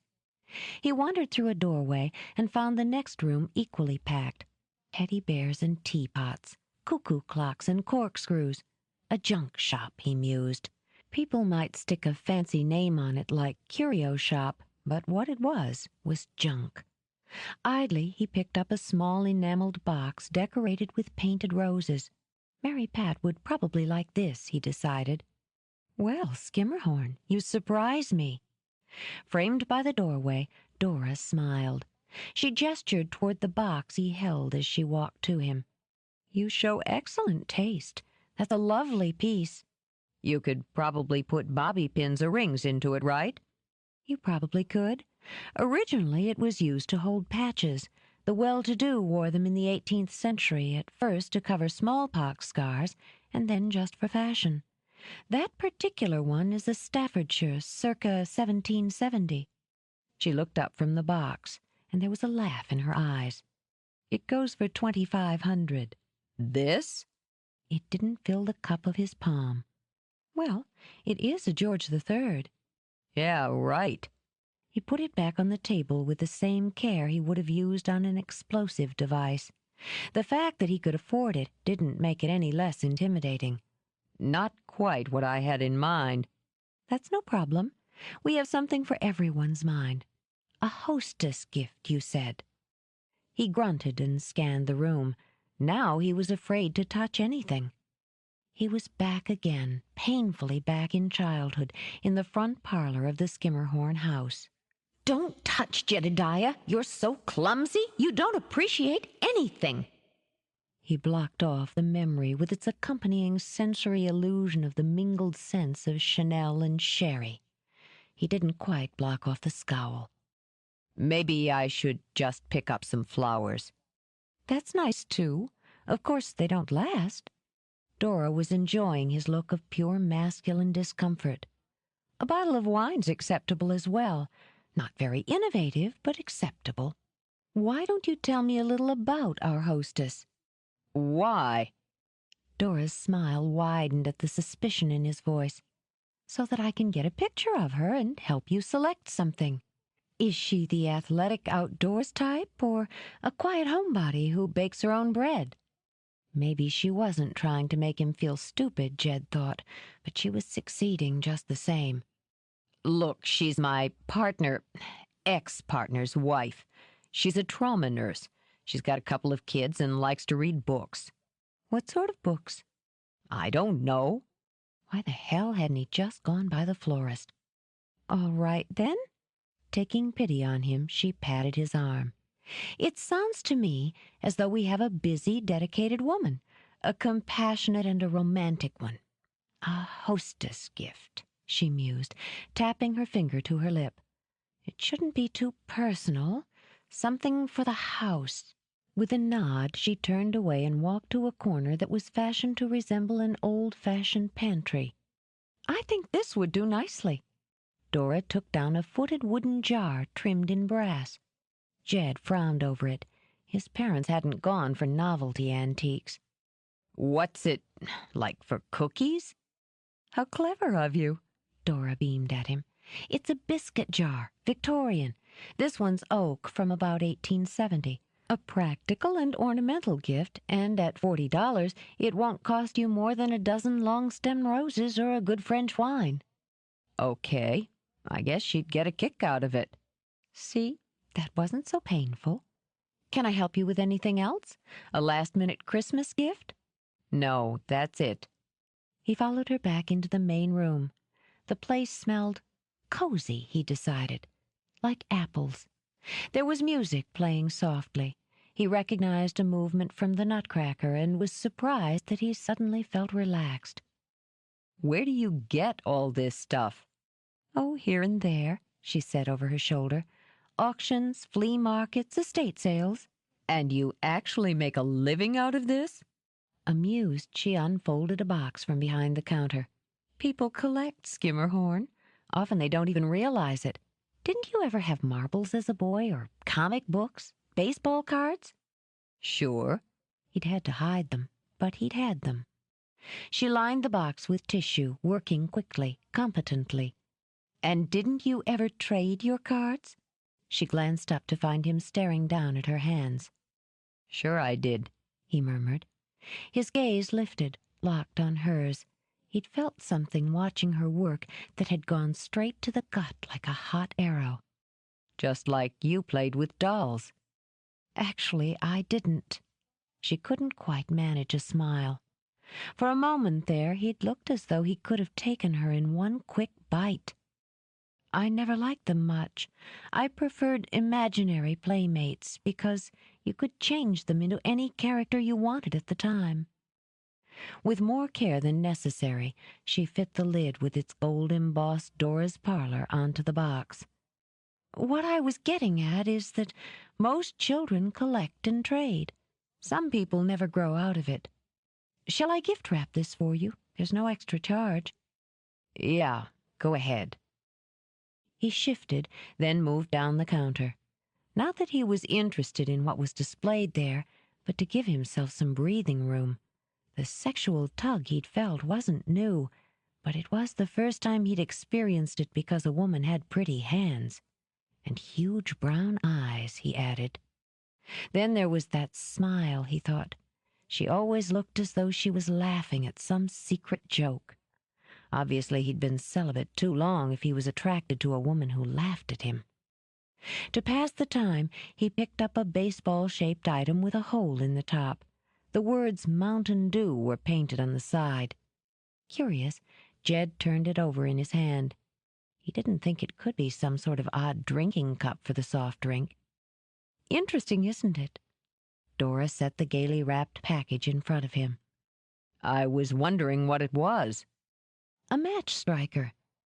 She put her hands over his on the bowl and guided his thumb to the rough edge.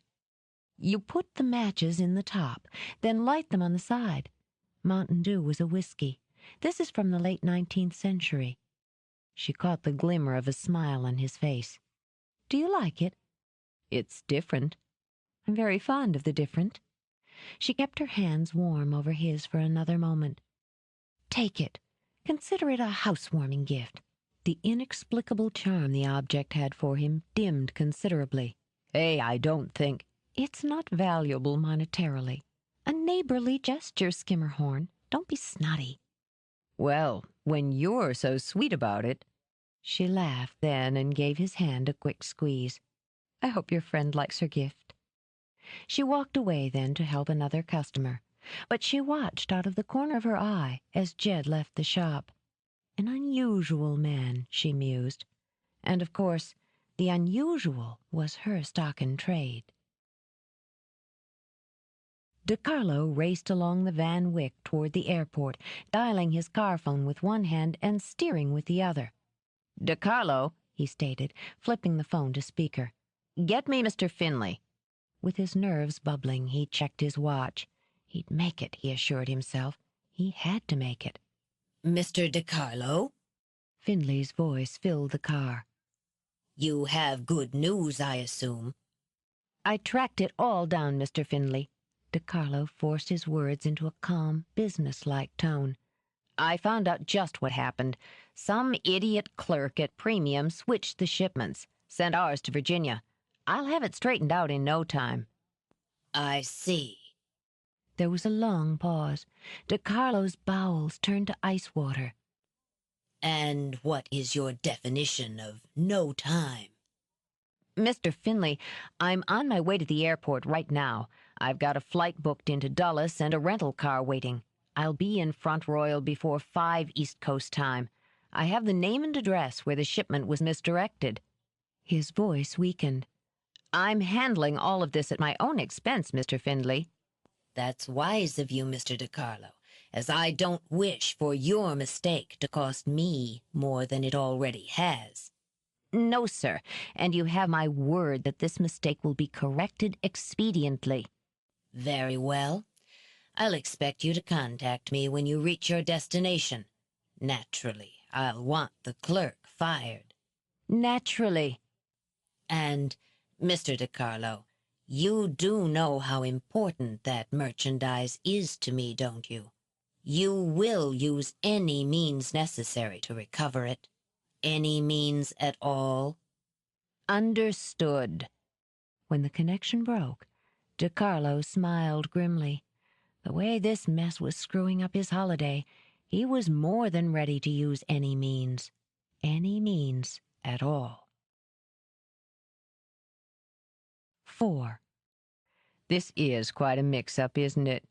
While he asked this rhetorical and to DeCarlo unamusing question, Sherman Porter rummaged through his dented file cabinet.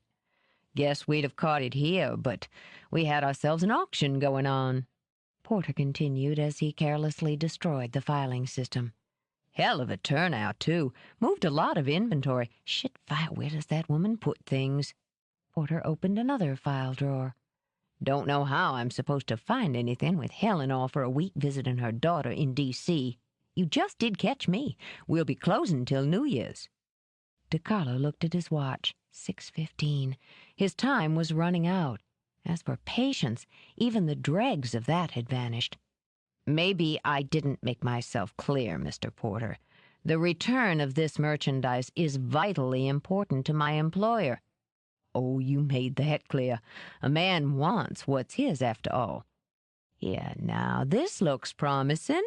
Porter unearthed a short stack of neatly typed sheets. "See, Helen's listed all the merchandise we auctioned, the lot numbers, selling price. Woman's a jewel. May I see that?" "Sure, sure." After handing over the papers, Porter pulled open the bottom drawer of his desk. He took out a bottle of 4 Roses and a couple of dusty jelly glasses. He offered DeCarlo a sheepish grin. "Join me in a drink? It's after hours now, and it keeps the cold away." DeCarlo eyed the bottle with distaste. "No." "Well, I'll just help myself, then." DeCarlo took out his own list and compared. It was all there, he noted, torn between relief and despair. All sold. The china hound, the porcelain figurine, the abstract painting, the bronze eagle, and the stuffed parrot. The enormous and ugly plaster replica of the Statue of Liberty was gone, as well as a pair of mermaid bookends. Inside his pocket, DeCarlo had another list. On it were descriptions of what had been carefully and expensively hidden in each piece of merchandise. an engraved Gallet vase valued at nearly $100,000, a pair of net skis stolen from a private collection in Austria and easily worth 6 figures, an antique sapphire brooch reputed to have been worn by Mary, Queen of Scots, and the list went on. Despite the chill of the room, DeCarlo's skin grew clammy. Not one single item remained in Porter's possession. Sold, DeCarlo thought. All sold. "There's nothing left," he said weakly. "Said we had a good turnout." Pleased with the memory, Porter poured another drink. "I need this merchandise." "So you said, but that shipment came in just minutes before we started the auction, and there wasn't time to do an inventory. The way I figure it, your boss and I could sue the pants right off premium." Because the idea held appeal, Porter smiled and drank again. "Bet they'd settle on a nice, tidy sum, too." "Mr. Findlay wants his property, not a lawsuit." "Up to him, I guess." With a shrug, Porter finished off his liquor. "Helen keeps a mailing list of our customers, pays to send out notices when we're having an auction. Best I can say is you go through it, match up the names and addresses with the names she got here next to the stuff we sold. You can get in touch, explain things. Of course, you'll return my merchandise. I paid for it, right?" It would take days to round up Findlay's stock, DeCarlo thought, sickened. Weeks. "Naturally," he lied. Porter grinned. The way he figured it, he'd already sold one lot. Now he'd sell another, all for the price of one. "The mailing list?" "Oh, sure. Comfortably buzzed on 4 roses, Porter shuffled through a drawer and came up with a metal box full of index cards. "Go ahead. Take your time. I'm not in any hurry." 20 minutes later, DeCarlo left Porter comfortably drunk. He had one bright pinpoint of hope. The porcelain figurine was still in Front Royal, the property of a Thomas Ashworth antique dealer. DeCarlo grasped hold of the possibility that regaining possession of one piece quickly would placate Findlay and buy time. As he drove through light traffic to Ashworth's shop, DeCarlo worked out his strategy. He would go in, explain the mishap, keeping it light, friendly. Since Ashworth had paid only $45 for the figure, DeCarlo was prepared to buy it back and include a reasonable profit for the dealer. It could all be handled quickly, painlessly. Once he had the figurine, he would phone Findlay and tell him that everything was under control. With any luck, Findlay would be satisfied to have Winesap contact the rest of the list, and DeCarlo would be back in New York to enjoy Christmas. The scenario brightened his mood to the extent that DeCarlo was humming as he parked his car by the curb in front of Ashworth's shop. It wasn't until he was out of the car and across the sidewalk that his easy smile faded. Closed. The large cardboard sign on the glass-fronted door glared back at him. DeCarlo was at the door in 2 strides, rattling the knob, pounding on the glass. It couldn't be closed. With his breath coming quickly, he raced to the wide display window, cupping his hands beside his face as he pressed it to the glass. He could see nothing but shadows and his own misery. Findlay would accept no excuses, he knew, would tolerate nothing so vague as simple bad luck. Then, as his lips peeled back in a snarl, DeCarlo saw the porcelain figure of a man and woman in ball dress, embracing lightly. DeCarlo clenched his gloved hands into fists. He wasn't about to let a lock and a sheet of glass stop him. The first step was to move his car. DeCarlo circled the block slowly, instincts humming as he kept an eye out for cruising patrol cars. He parked 2 blocks away. From his glove compartment he took what he thought he'd need: a flashlight, screwdriver, his revolver. He slipped them all into the pockets of his cashmere coat. This time he didn't approach the shop from the front, but headed up a side street with the firm, unhurried steps of a man who knew where he was headed. But as he walked, his eyes darted from side to side, watchful, wary. It was a small town, and on a cold, blustery night, most of its citizens were home enjoying the evening meal. DeCarlo passed no one as he walked toward the rear entrance of Ashworth's shop. Nor did he spot any evidence of a security system. Moving quickly, he used the screwdriver to jimmy the door. The sound of splintering wood made him smile. He'd nearly forgotten the simple pleasure of breaking and entering during his years of corporate thievery. DeCarlo slipped inside, shut the door behind him. He flicked on his flashlight, shielding the beam with his hand as he swung it right and left. He'd entered through what appeared to be a small, cramped office. Because he would need to cover his tracks, DeCarlo had decided to make the break-in appear to be a random burglary. Impatient with the time he needed to waste, he pulled open drawers, upended contents. He chuckled to himself as he spotted a plastic bank envelope. It looked as though his luck had changed. A quick flip through the small bills inside, and he estimated the take to be about $500. Satisfied, he stuffed the money into his pocket and used the light to guide him into the main shop.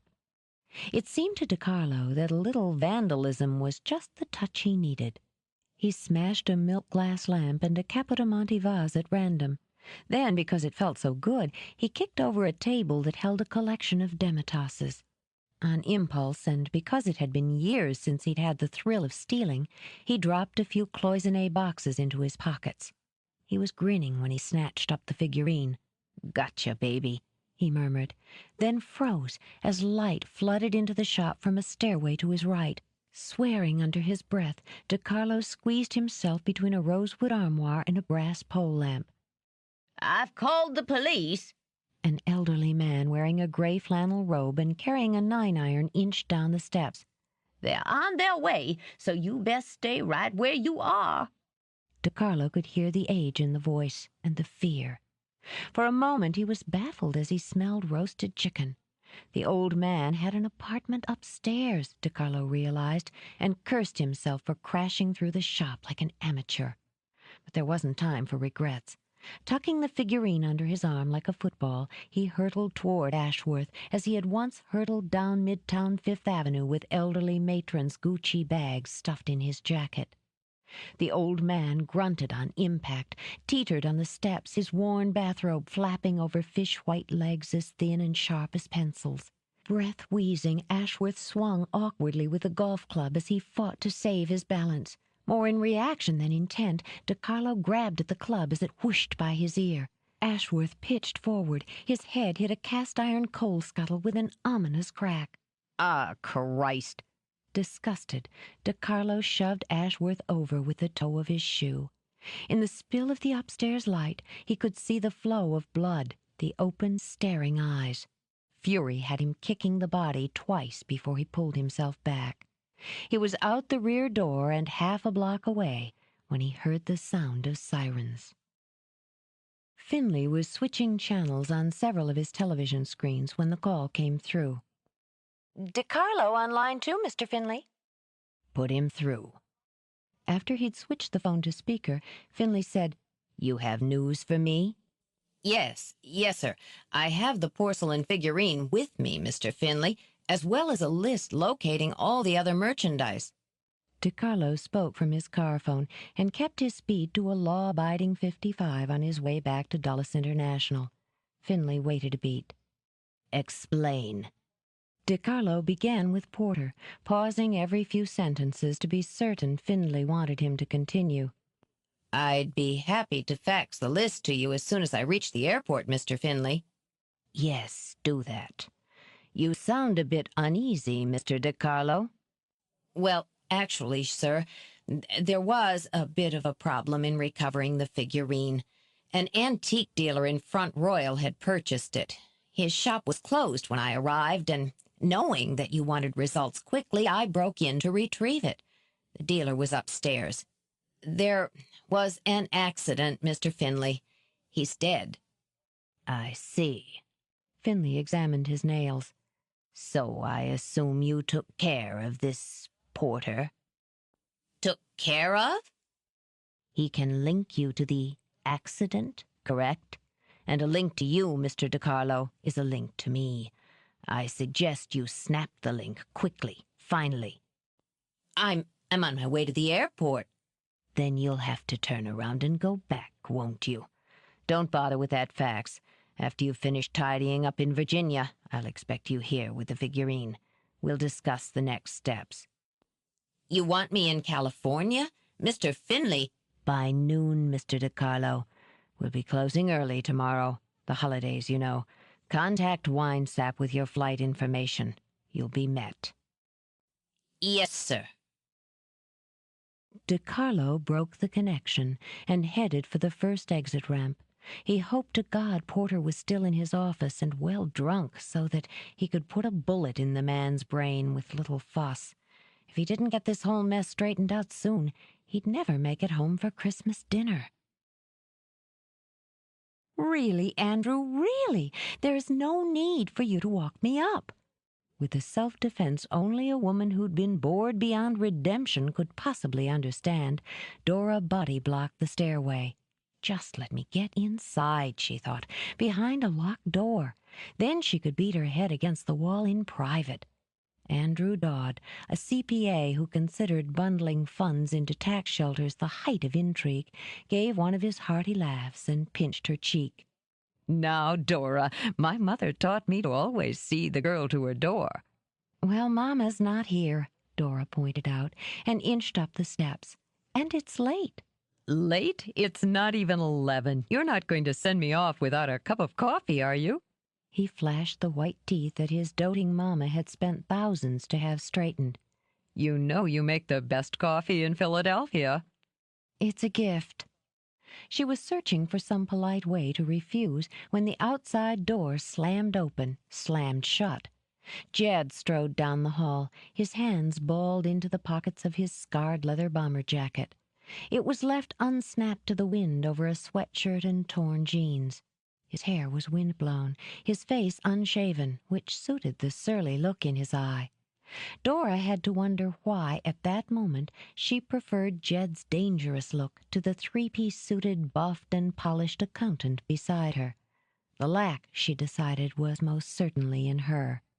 "Skimmerhorn." Jed summed up Dora's date with one brief glance as he fit his key into his lock. "Conroy," he said. With that as greeting and farewell, he slipped inside and closed the door. "Your new tenant?"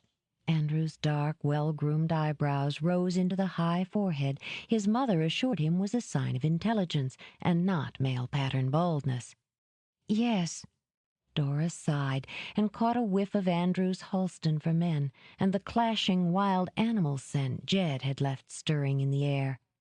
Since she'd missed her chance to make excuses, she unlocked her own door and let Andrew in. "He seems remarkably physical." Frowning, Andrew shed his London fog overcoat, folding it neatly over the back of a chair. "Does he live alone?" "Yep." Too frustrated for tidiness, Dora tossed her mink, circa 1925, toward the couch on her way to the kitchen. "Of course, I know how important it is to keep an apartment tenanted, Dora, but don't you think it would have been wiser, certainly safer, to rent to another female?" "A female what?" Dora muttered, then paused as she poured beans into her old hand-cranked coffee grinder. "No." While she ground beans, she glanced over her shoulder where Andrew was standing behind her, lips pursed in disapproval. "Do you?" "Certainly. I mean, the two of you do live here alone." "No. I live here alone. He lives there." Because it annoyed her to have him breathing down her neck while she worked, Dora said, "Why don't you go put on some music, Andrew?" "Music?" His blandly handsome face cleared. "Of course. Mood." Moments later, she heard the quiet strains of an old Johnny Mathis recording. She thought, uh-oh, then shrugged. If she couldn't handle an accountant who wore Brooks Brothers suits and Halston cologne, she deserved to pay the price. "The coffee'll be a few minutes," she said as she walked back into the living room. Andrew was standing, hands on his narrow hips, studying her new painting. "That's something, isn't it?" He tilted his head right, then left. "It's certainly bold." Then he turned to her to take a moment to admire how she looked in the short black dress covered with fiery bugle beads. "And it suits you." "I picked it up at an auction in Virginia just a couple of days ago." She sat on the arm of a chair, automatically crossing her legs without giving a thought to the way the movement urged her skirt higher on her thighs. Andrew gave it considerable thought. "I thought I'd enjoy living with it a while before I put it in the shop." She smiled, then catching the predatory look in his eye, popped off the chair like a spring. "I'll go check the coffee." But he caught her hand and swung her, in what she imagined he considered a stylish move, into his arms. She barely avoided colliding her head with his chin.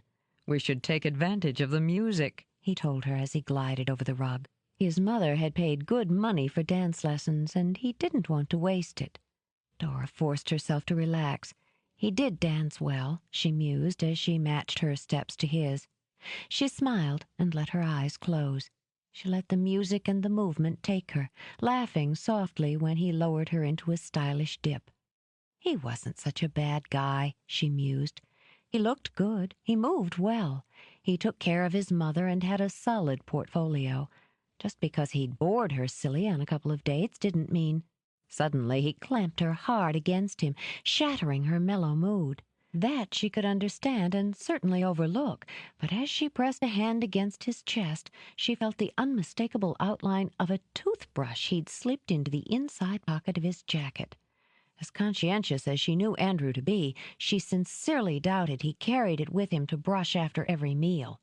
Before she could comment, his hands had streaked under the hem of her dress to grab her silk-covered bottom.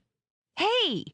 Furious, she reared back, but even as she managed to free her mouth, he was slobbering kisses over her neck and shoulder. "Oh, Dora, Dora, I want you." "I get the picture, Andrew." While she squirmed, one of his hands snuck up to tug her zipper. "But you're not going to have me. Now pull yourself together." "You're so beautiful, so irresistible." He had her pressed against the side of a chair. Dora felt her balance going and swore. "Well, resist, or I'll have to hurt you." He only continued to mumble seductive phrases as he tumbled with her to the floor. It wasn't the indignity of being sprawled under a crazed accountant that bothered her so much. It was the fact that they'd rammed up against the coffee table and sent several of her treasures crashing to the floor. Enough was enough. Dora brought her knee up between Andrew's thighs.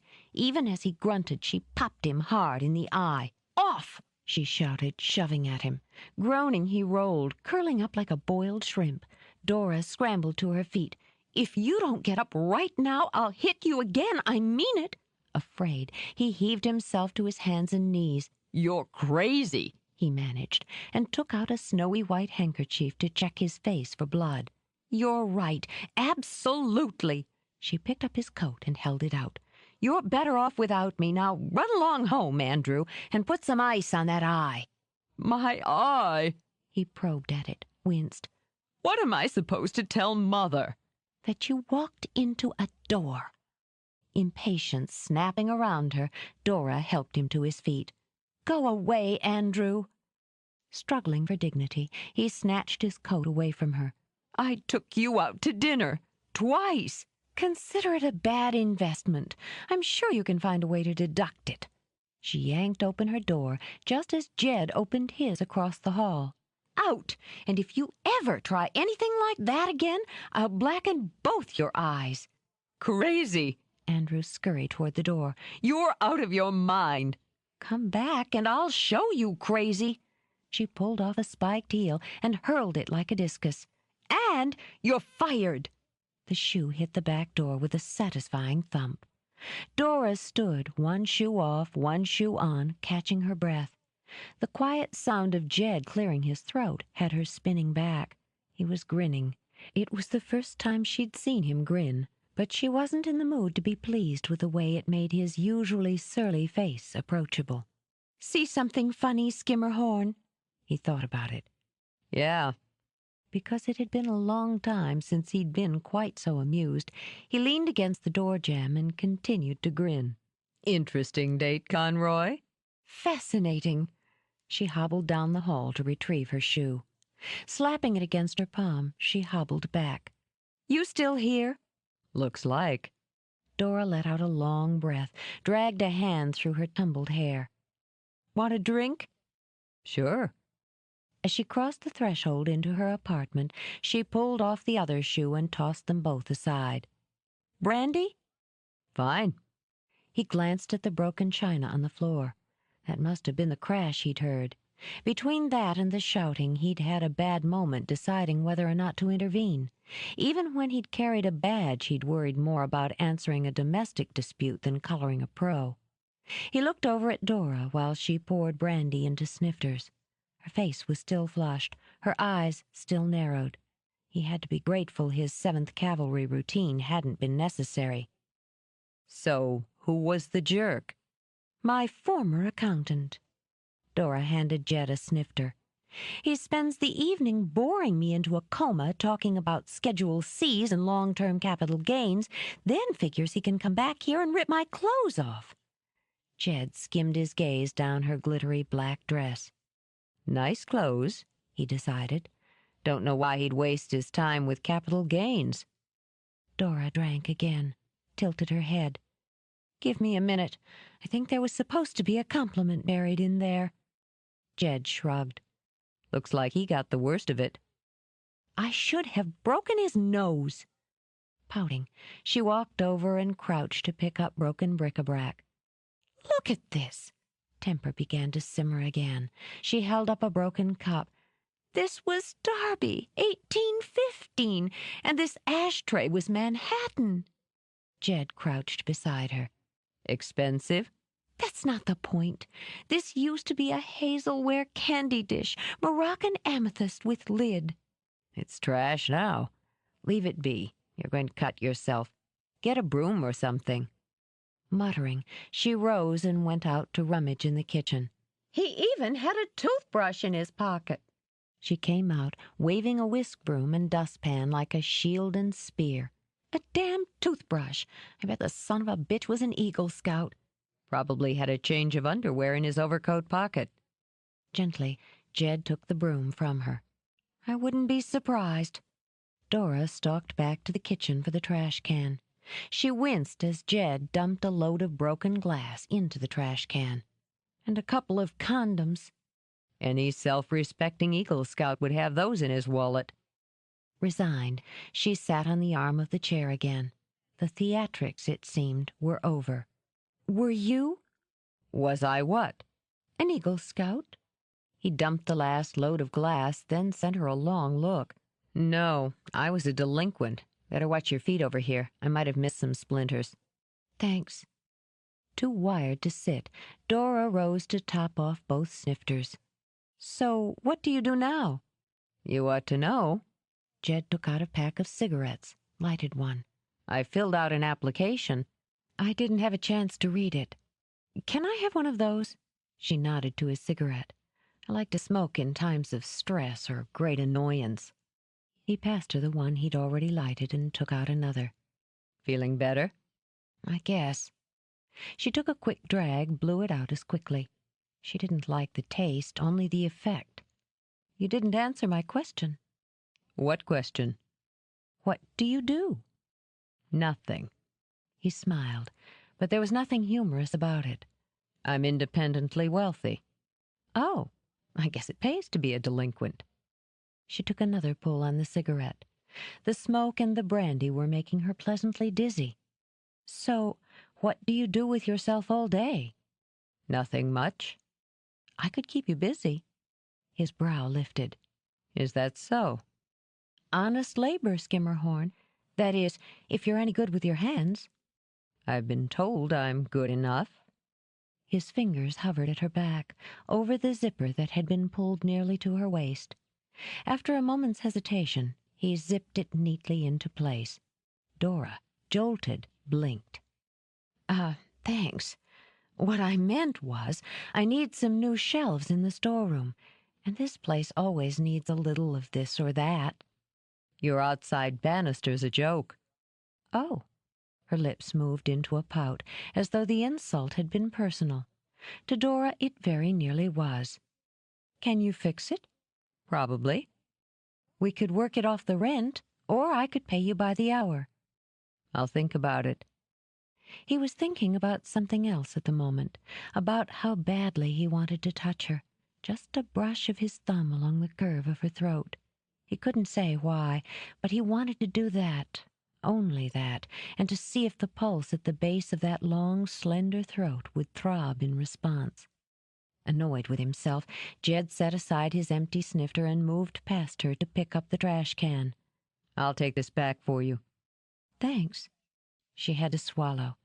It wasn't as simple as it might have been, not with the obstruction in her throat.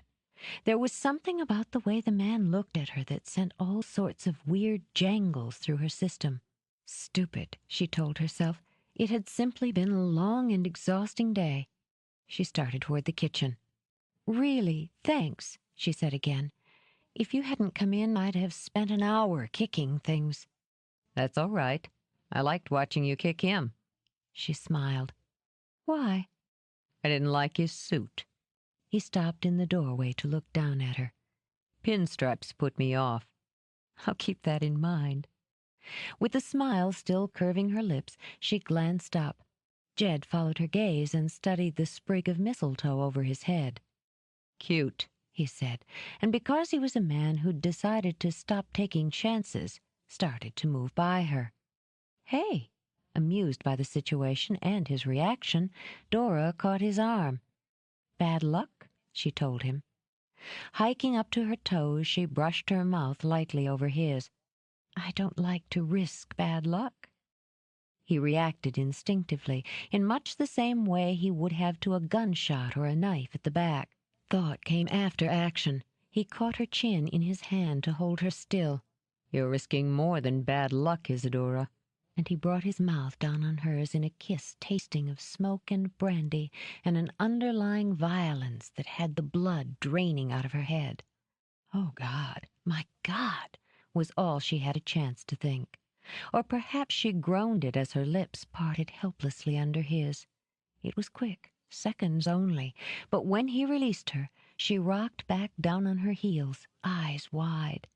He stared down at her for another moment, cursing himself and fighting a vicious urge to do exactly what the idiot accountant had tried.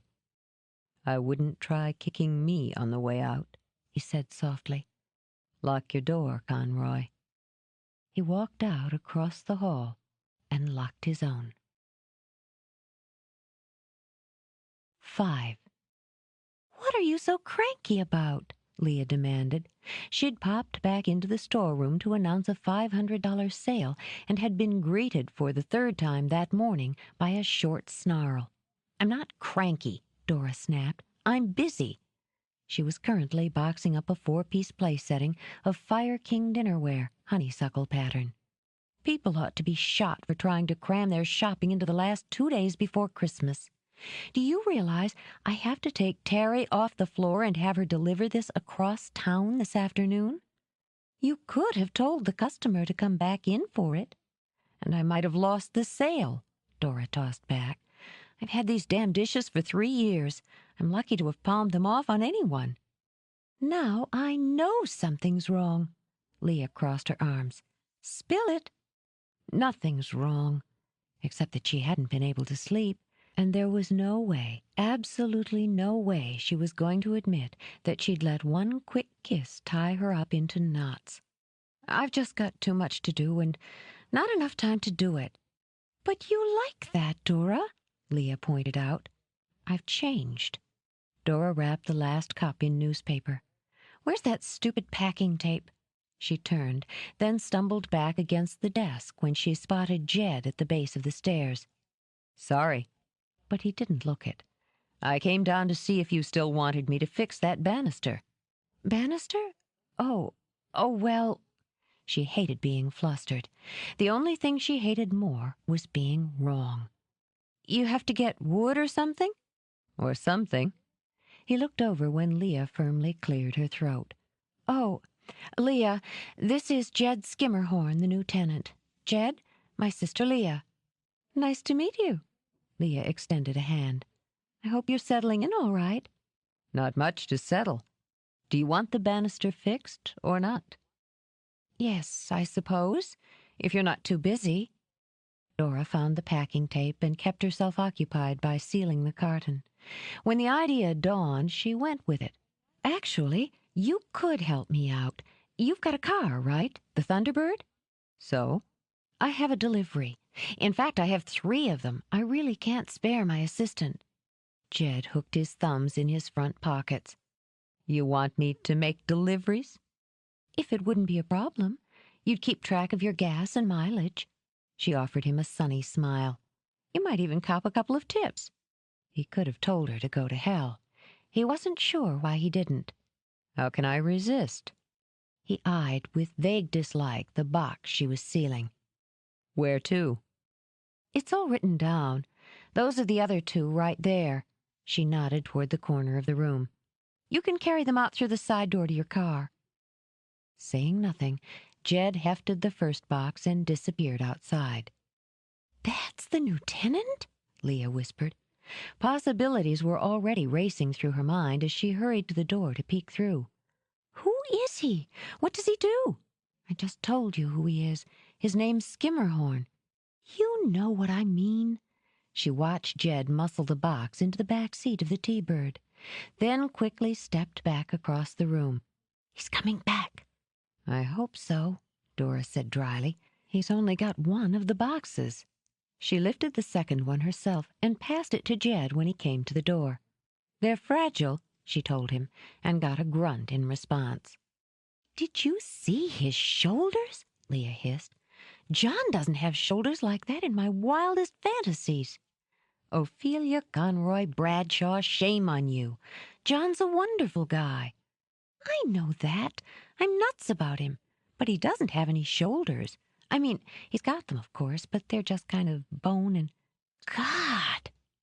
After studying the way Jed's Levi's stretched when he leaned over the trunk of his car, she patted her heart and grinned. It's always reassuring to know the attraction cells still operate. So, what's he do? About what?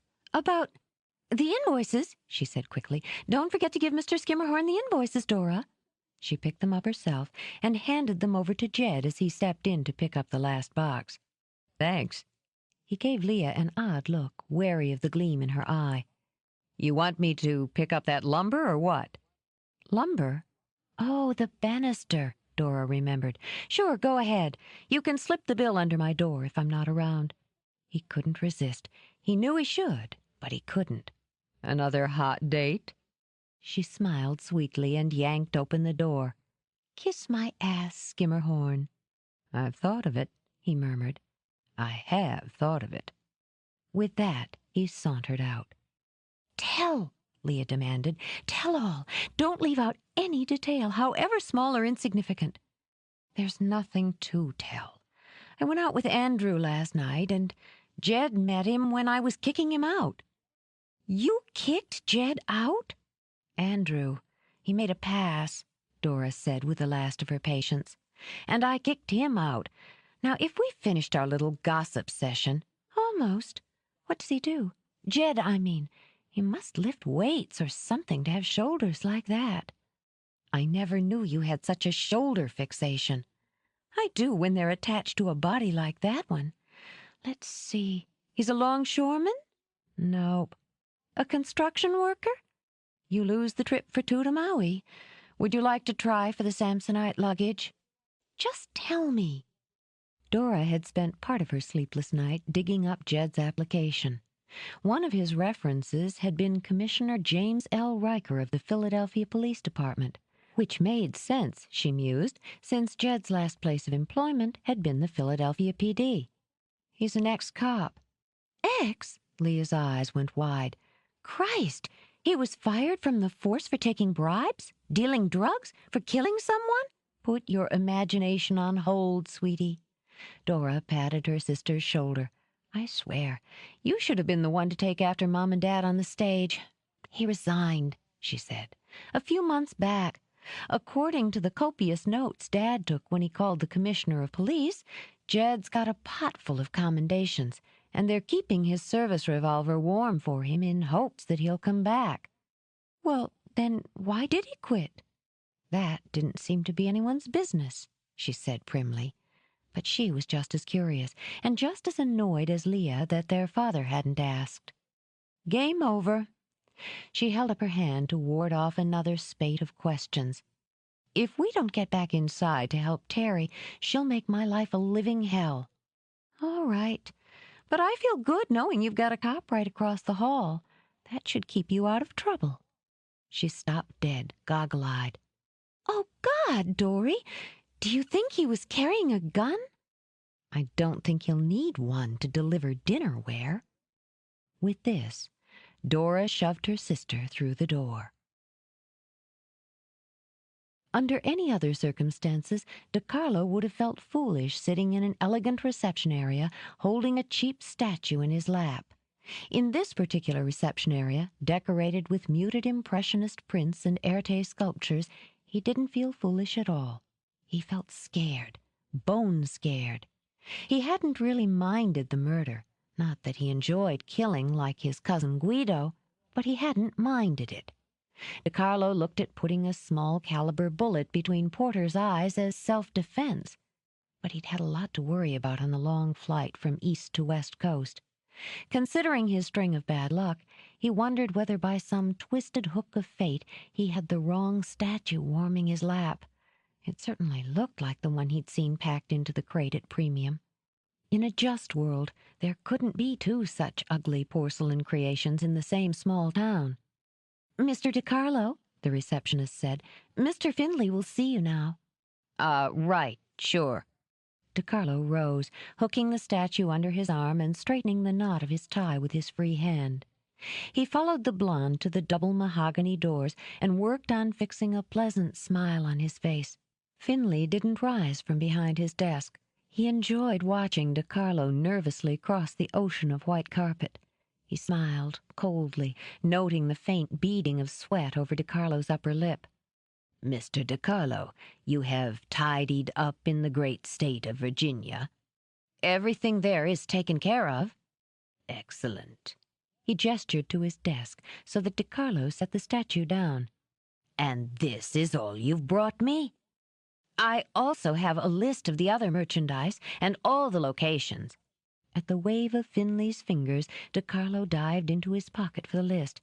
"As you see, there were only 4 other buyers, and 2 of them are also dealers.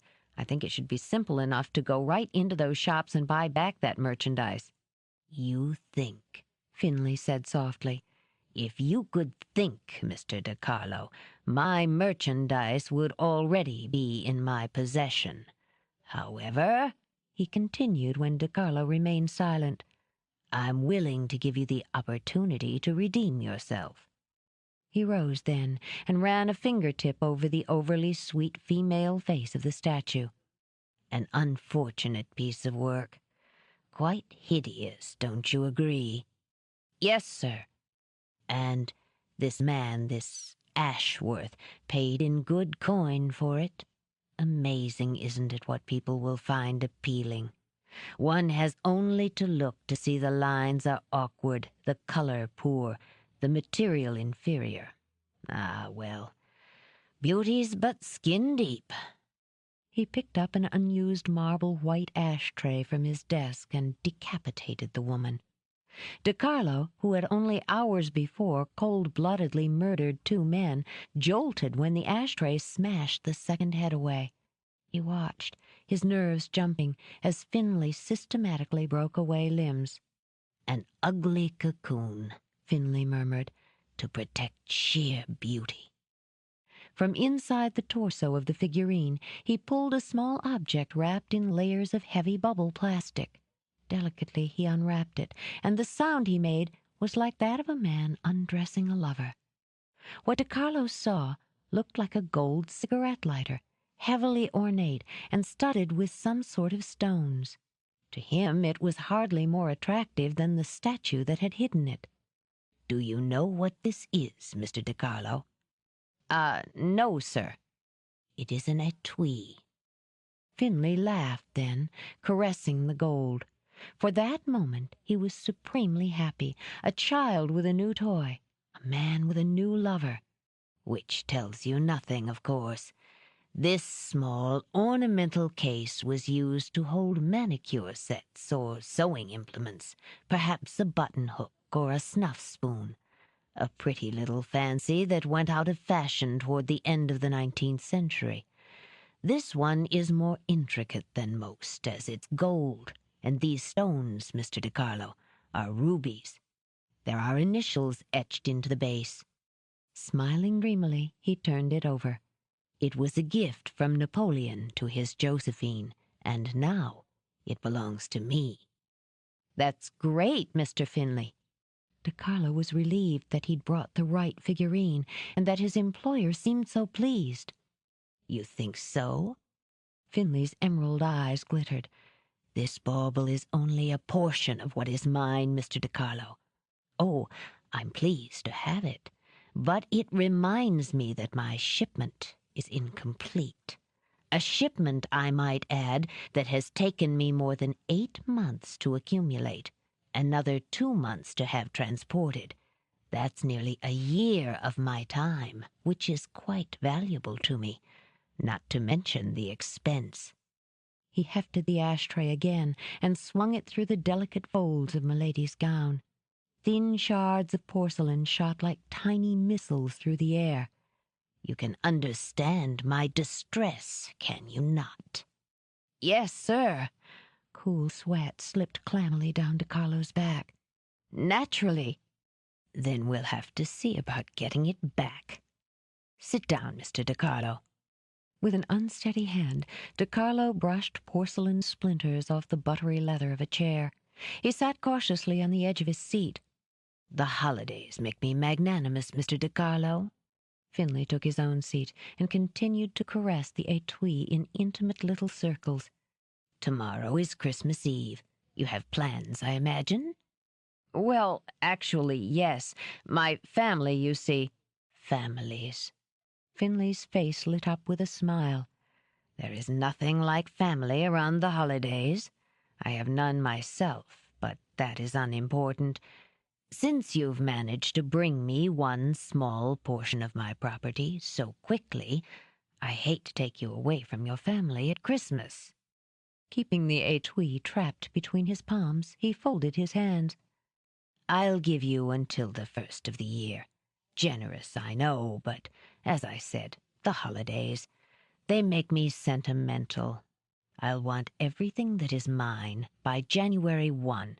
No, make it the 2nd. His smile spread and widened. "I trust you won't disappoint me." "No, sir." "Naturally, I'll expect progress reports, holiday or no. You can reach me here or on my private number. Do stay in touch, Mr. DiCarlo. If I don't hear from you at regular intervals, I'd have to come looking for you myself. We wouldn't want that." "No, sir." DiCarlo had an uncomfortable image of being hunted by a rabid wolf. "I'll get right on it." "Excellent. Oh, and have Barbara make a copy of this list for me before you go, will you?" Jed couldn't say why he was doing it. He'd had no business going down to the shop that morning in the first place.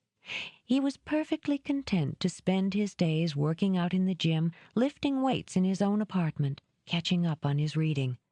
God knew what crazy impulse had had him wandering downstairs and somehow volunteering to make Dora's deliveries. Of course, he remembered with what was almost a smile, he had gotten tipped pretty well at that.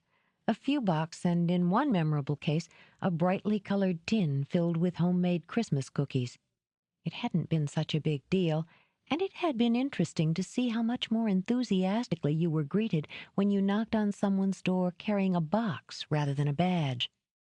He could have crossed the whole experience off as a kind of experiment, but now he was standing out in the cold replacing a banister. The fact that he was enjoying it on some deep elemental level made him feel like an idiot. He was forced to work outside because Dora didn't have 10 feet of unoccupied space anywhere in her building. Since her idea of tools had run to a single screwdriver and a ball-peen hammer with a taped handle, he'd had to drop by Brent's to borrow some. Of course, Mary Pat had grilled him on everything from his eating habits to his love life, while plying him with snickerdoodles. It had taken him nearly an hour to escape with his sanity and a power saw. The events of the day had taught Jed one important lesson. He would keep to himself from this point on, just as he had planned. When a man didn't like people to begin with, there was no rational reason to mix with them. At least there was no one to bother him in the rear of the building, and he enjoyed working with his hands, liked the feel of wood under them. Once he'd considered adding a small workshop onto the back of the house in Chestnut Hill, a place where he could have tinkered and built when the job gave him time. But that had been before Donnie Speck, before the investigation that had become an obsession. And of course it had been before Elaine had paid the price. Before Jed could switch off his mind, he saw it again. The silver Mercedes sedan sitting sedately under the carport. He saw the dull gleam of pearls around Elaine's neck, and remembered inanely that they had been a birthday gift from the first of her 3 husbands. He saw her eyes, the same brilliant blue as his own, perhaps the only family trait they had shared, lift and look curiously in his direction. He saw the faint annoyance in those eyes, and saw himself racing across the manicured lawn between the well-tended rose bushes that had smelled almost violently of summer. The sun had glinted off the chrome, speared into his eyes. A bird high up in one of the trio of apple trees had trilled insanely. Then the explosion had ripped through the air with a hot fist that had punched Jed back, sent him flying away toward the roses where the petals were sheared off by the force of the blast. The silver Mercedes was a ball of flame with a belch of black smoke stinking upward into the summer sky. He thought he heard her scream. It could have been the screech of rending metal. He hoped it had been. He hoped she'd felt nothing after her fingers had twisted the key in the ignition and triggered the bomb. Swearing, Jed attacked the new banister with Brent's power sander. It was over. Elaine was dead and couldn't be brought back. Donnie Speck was dead, thank Christ, and however much Jed might have wished it, he couldn't kill the man again. And he was exactly where he wanted to be, alone. Ho, ho, ho! Distracted by the hearty voice behind him, Jed switched off the sander. He turned, his eyes narrowed behind his tinted aviator glasses as he studied, with equal parts annoyance and curiosity, the pink-cheeked Santa.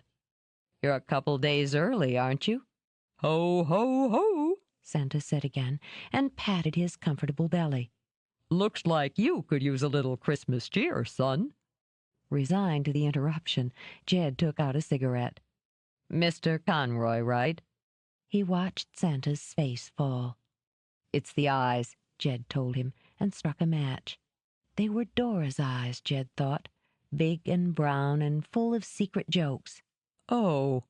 Quentin considered, then brightened.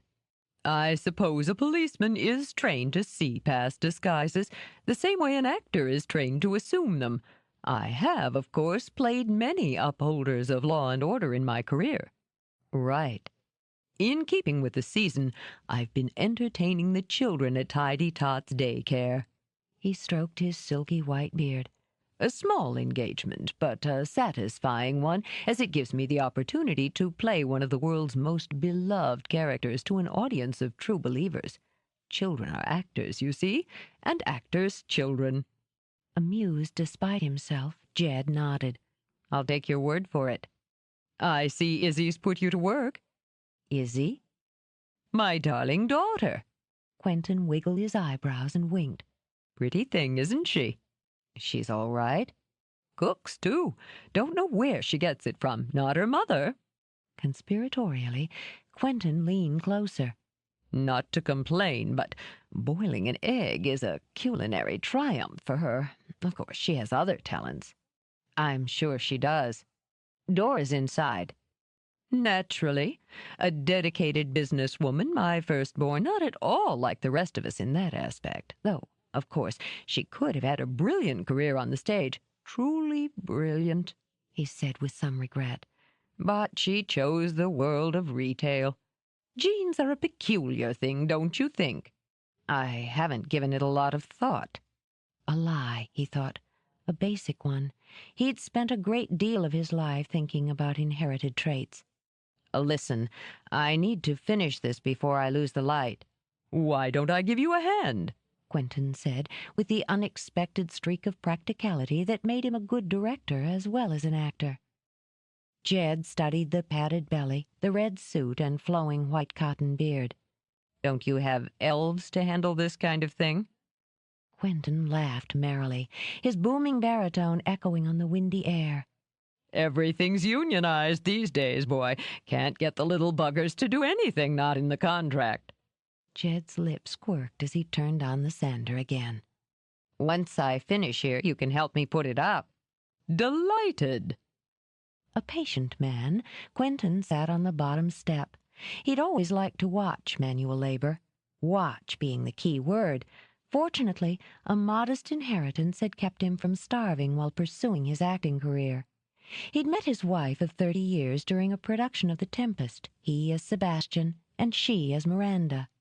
They had entered the brave new world of matrimony and had traveled from stage to stage with considerable success until settling in Philadelphia and founding the Liberty Players. Now, at the comfortable age of 53, 49 on his resume, he had whipped the Liberty Players into a respected troupe who performed everything from Ibsen to Neil Simon at a steady profit. Perhaps because his life had been easy, Quentin believed in happily ever after. He'd seen his younger daughter tidily wed, was watching his son staunchly carrying the family name onto the stage. That left only Dora. Quentin had decided that this healthy young man with the unreadable eyes was the perfect solution. Smiling to himself, he pulled a flask out of Santa's pillow belly, took a quick nip, then another. Well done, boy, Quentin said half an hour later as he heaved himself up to pat the banister. Smooth as a lady's cheek, and it was a pleasure to watch you work. How does one secure it in place? Take a hold, Jed suggested. Carry your end up to the top. This is fascinating. The silver bells on Quentin's boots jangled as he climbed the stairs. Not that I'm a complete novice, you see. I have assisted in the building of sets. We once constructed a rather spiffy Jolly Roger for a production of Peter Pan. Quentin twirled his white mustache, and a look of menace gleamed in his eye. I played Hook, naturally. I'd have bet on it. Watch yourself. Making use of Brent's electric drill, Jed secured banister to post. Throughout the procedure, Quentin kept up a running conversation. Jed realized it was as easy to tune him out as it was to tune out the background music in a dentist's office. As easy as that. Back at the base of the steps, Quentin shook the rail and beamed. Steady as a rock, too. I hope my Izzy appreciates you. He gave Jed a friendly slap on the back. Why don't you join us for Christmas dinner? My Ophelia puts on an impressive production. I've got plans. Ah, of course. Quentin's easy smile didn't reveal his thoughts. He'd done his research on Jed Skimmerhorn much more thoroughly than anyone knew. He was well aware that Jed had no family other than a grandmother. Perhaps New Year's, then. We always throw a party at the theater, the Liberty. You'd be welcome. Thanks, I'll think about it. In the meantime, I think we both deserve a little reward for our labors. He pulled out the flask again, winking at Jed as he poured whiskey into the silver top. He handed the makeshift cup to Jed. Since he couldn't think of any reason not to, Jed tossed back the whiskey. He managed to choke back a gasp. The stuff was atomic. By God! Quentin slapped Jed's back again. I like seeing a man drink like a man. Have another. Here's to full white breasts that give a man's head sweet rest. Jed drank again and let the whiskey work up a nice buffer against the cold. Are you sure Santa should be drinking? Dear boy, how do you think we get through those long, cold nights at the North Pole?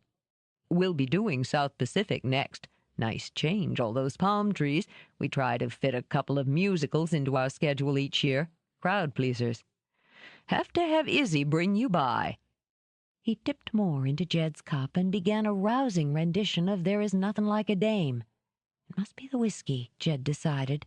That would explain why he was sitting outside in the cold at dusk, finding nothing particularly odd about watching Santa belt out a show tune. As he downed another capful, he heard the door open behind him and looked around lazily to see Dora standing at the top of the steps, her hands fisted on her hips. Christ, she had great legs, he thought. She spared Jed one withering glance. I should have known you'd encourage him. I was minding my own business. Sitting on the back steps, drinking whiskey with a man in a Santa suit? Some business. Because his tongue had thickened considerably, Jed enunciated with care. I fixed the banister. Bully for you. Dora strode down the steps and caught her father's arm, just as Quentin was executing a fancy spin. Show's over. Izzy! Delighted, Quentin kissed her lustily and gave her a bear hug.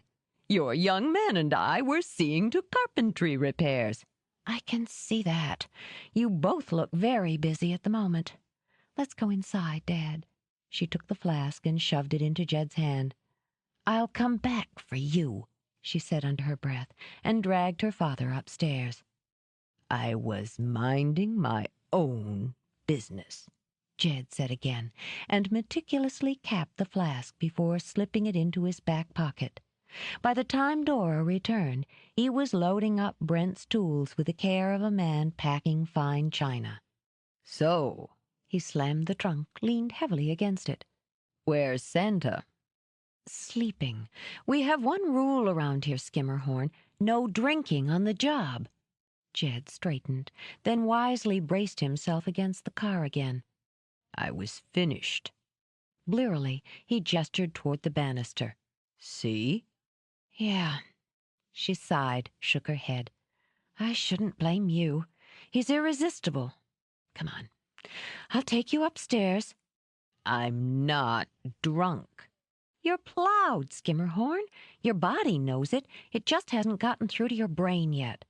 I'm not drunk, he said again, but didn't object when she slipped an arm around his waist to lead him up the steps. I made $15 and 24 cookies on the deliveries. That's nice. Pretty good cookies. He bumped into her as they passed through the doorway. Christ, you smell good. I'll bet you say that to all your landlords. Got your keys? Yeah. He fumbled for them, gave up and leaned against the wall. Served him right, he thought, for drinking that hard with only a few snickerdoodles in his system. Sighing, Dora slid her hand into his front pocket. She encountered a hard thigh and loose change. Try the other one, he suggested. She looked up, caught the easy and surprisingly charming smile. Nope. If you enjoyed that, you're not as drunk as I thought. Fish them out yourself. I told you I wasn't drunk. He found them, then wondered how he was supposed to fit the key into the lock when the floor was weaving. Dora guided his hand. Thanks. It's the least I can do. Can you get yourself to bed? He braced a hand on the door jamb. Let's get this straight, Conroy. I don't want to sleep with you. Well, that certainly puts me in my place. You got complication all over you, baby. Those big brown eyes and that tough little body. I just want to be alone. I guess that kills any hope I've been harboring that I'll bear your children. But don't worry, I'll get over it. She steered him toward the couch, shoved him down, then propped up his feet. I don't want you, he told her as she pried off his boots. I don't want anyone. Okay. She looked around for a blanket and settled on a couple of towels he'd hung over his bench press. Here you go. Nice and cozy. She tucked them neatly around him. He looked awfully cute, she thought, all drunk and surly and heavy-eyed. Going with impulse, she leaned over and kissed the end of his nose. Go to sleep, Skimmerhorn. You're going to feel like hell tomorrow. Go away, he muttered, closed his eyes, and tuned out. 6. She was right. He felt terrible. The last thing Jed wanted was someone pounding on his door while he was trying to drown himself in the shower. Cursing, he twisted off the taps, wrapped a towel around his waist, and dripped his way to the door. He yanked it open. What the hell do you want? Good morning, Skimmerhorn. Dora breezed in with a wicker basket over her arm. I see you're your usual bright and cheerful self. She was wearing some sort of short-skirted outfit in vivid blues and gold that made his eyes throb. Get lost. My, we are feeling nasty this morning. Unoffended, she unpacked the basket. Inside was a red plaid thermos, a mason jar filled with some sort of vile-looking orange liquid, and a snowy white napkin folded around 2 flaky croissants. Since my father instigated this little affair, I thought I should see to your welfare this morning. We'll need a glass, a cup and saucer, a plate. When he didn't move, she tilted her head. Fine, I'll get them.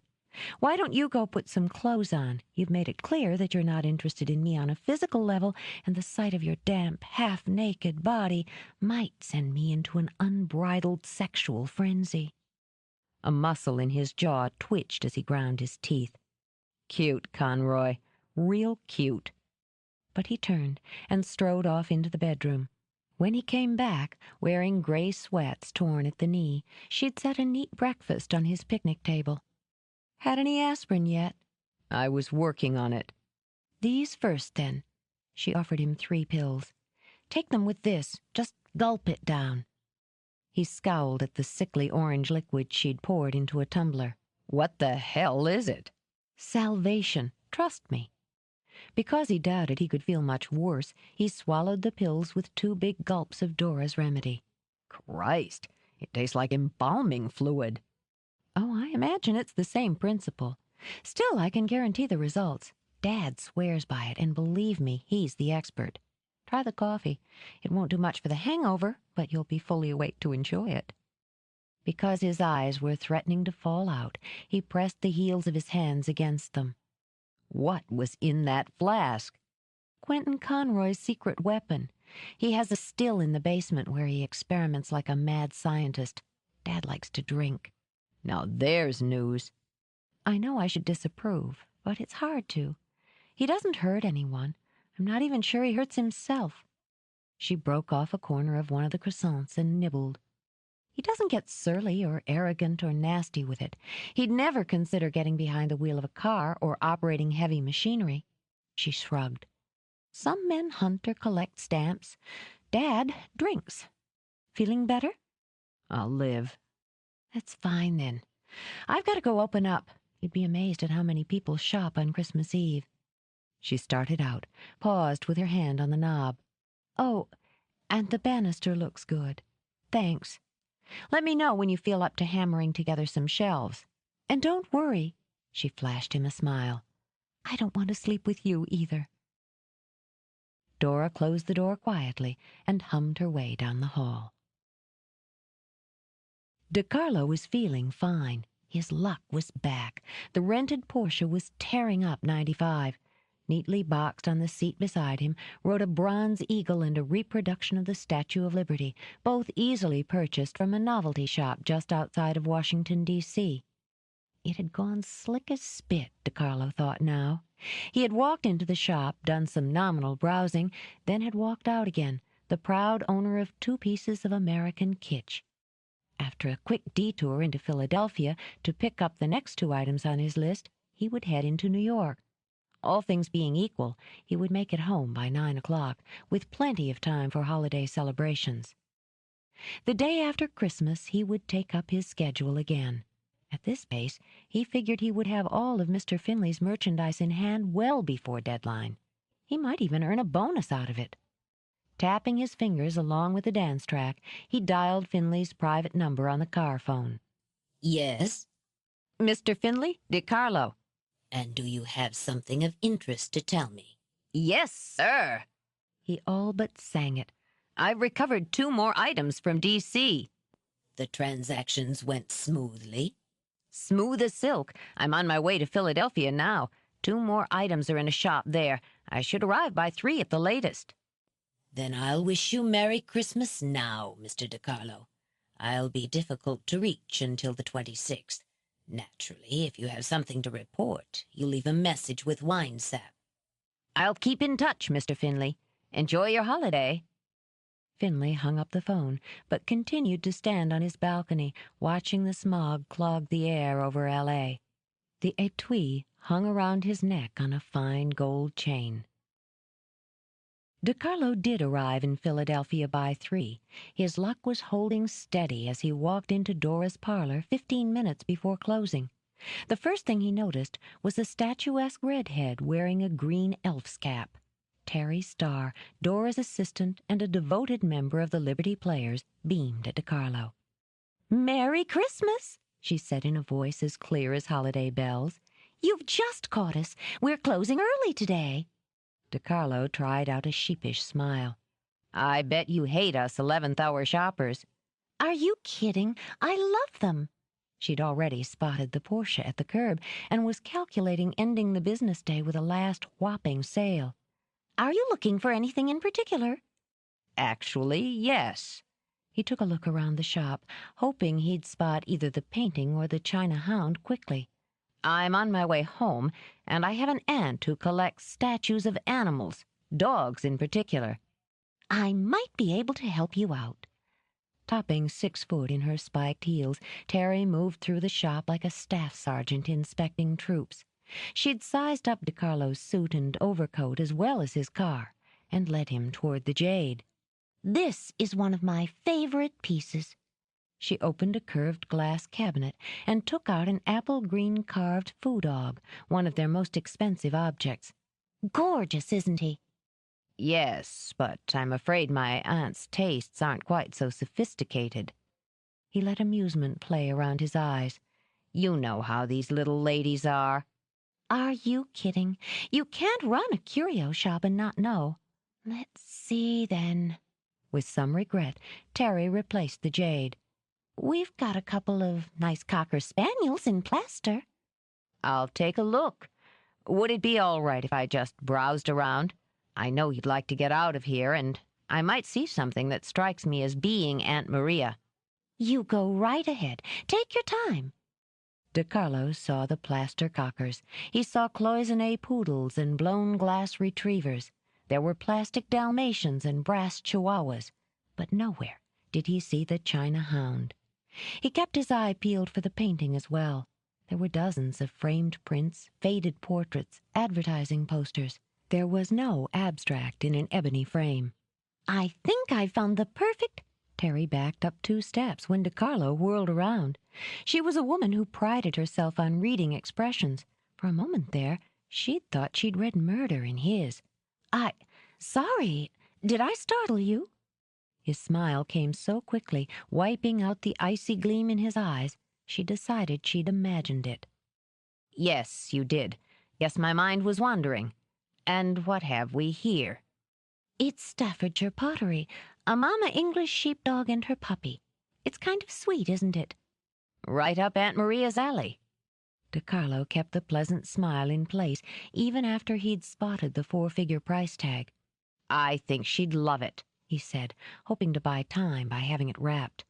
I had something a little different in my mind, but this is Aunt Maria all over. "Cash or charge?" Charge. He pulled out a credit card.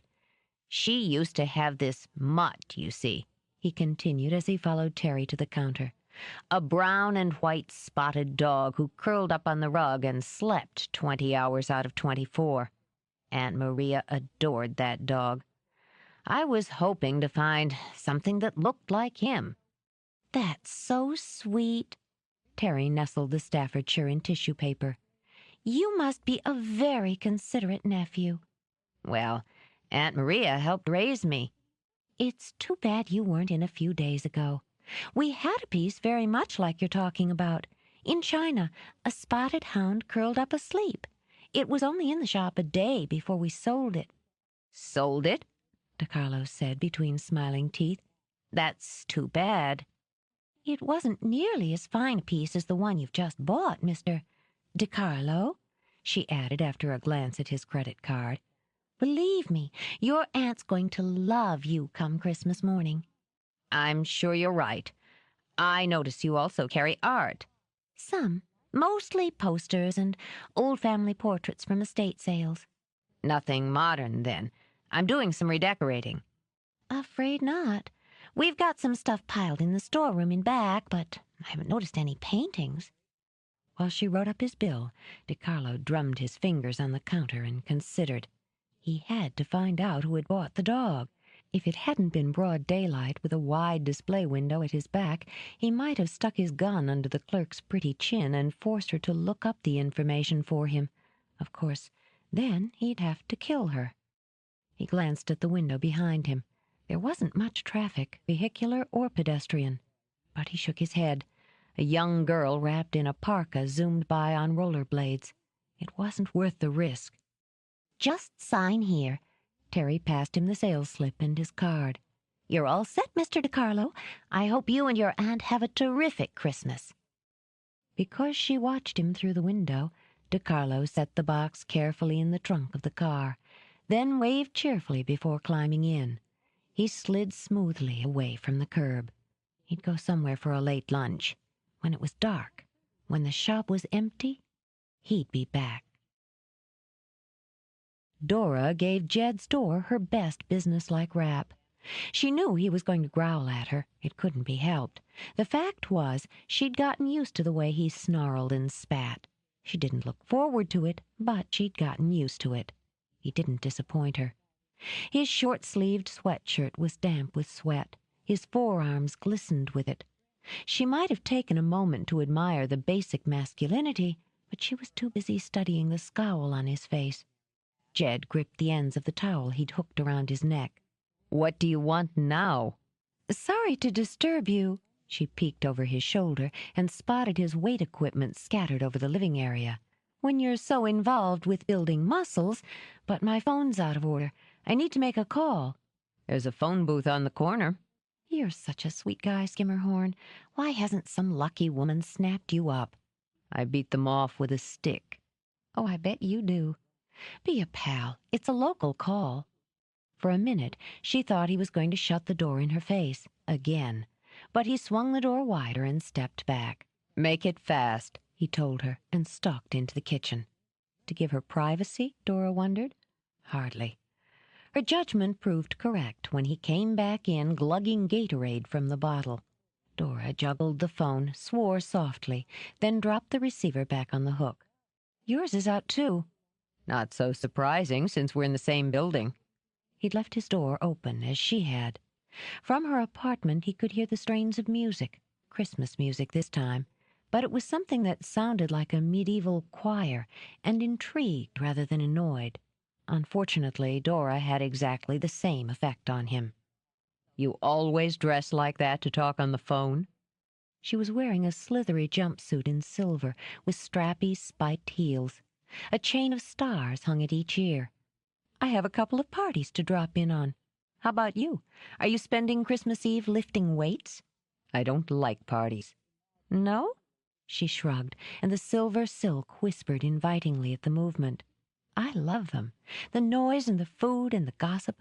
Of course, I enjoy having conversations with other human beings, so that helps. Since I haven't got any wassail handy to offer you, why don't you run along? He tossed the towel aside and picked up a barbell. Make sure your date doesn't hit the Christmas punch. I'm not going with anyone.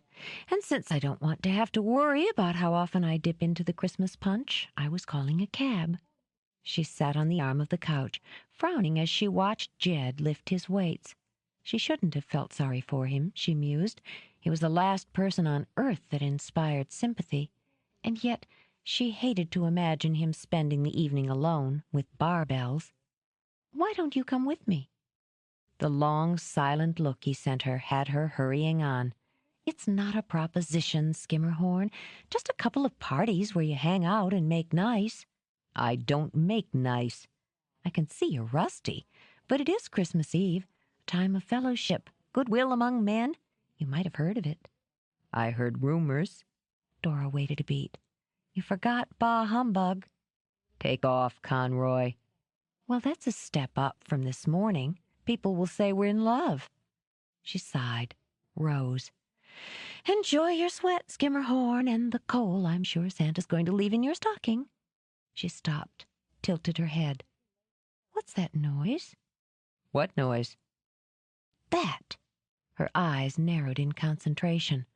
"Oh, boy, don't tell me we do have mice." He lowered the barbell and listened. "Someone down in the shop." "What?"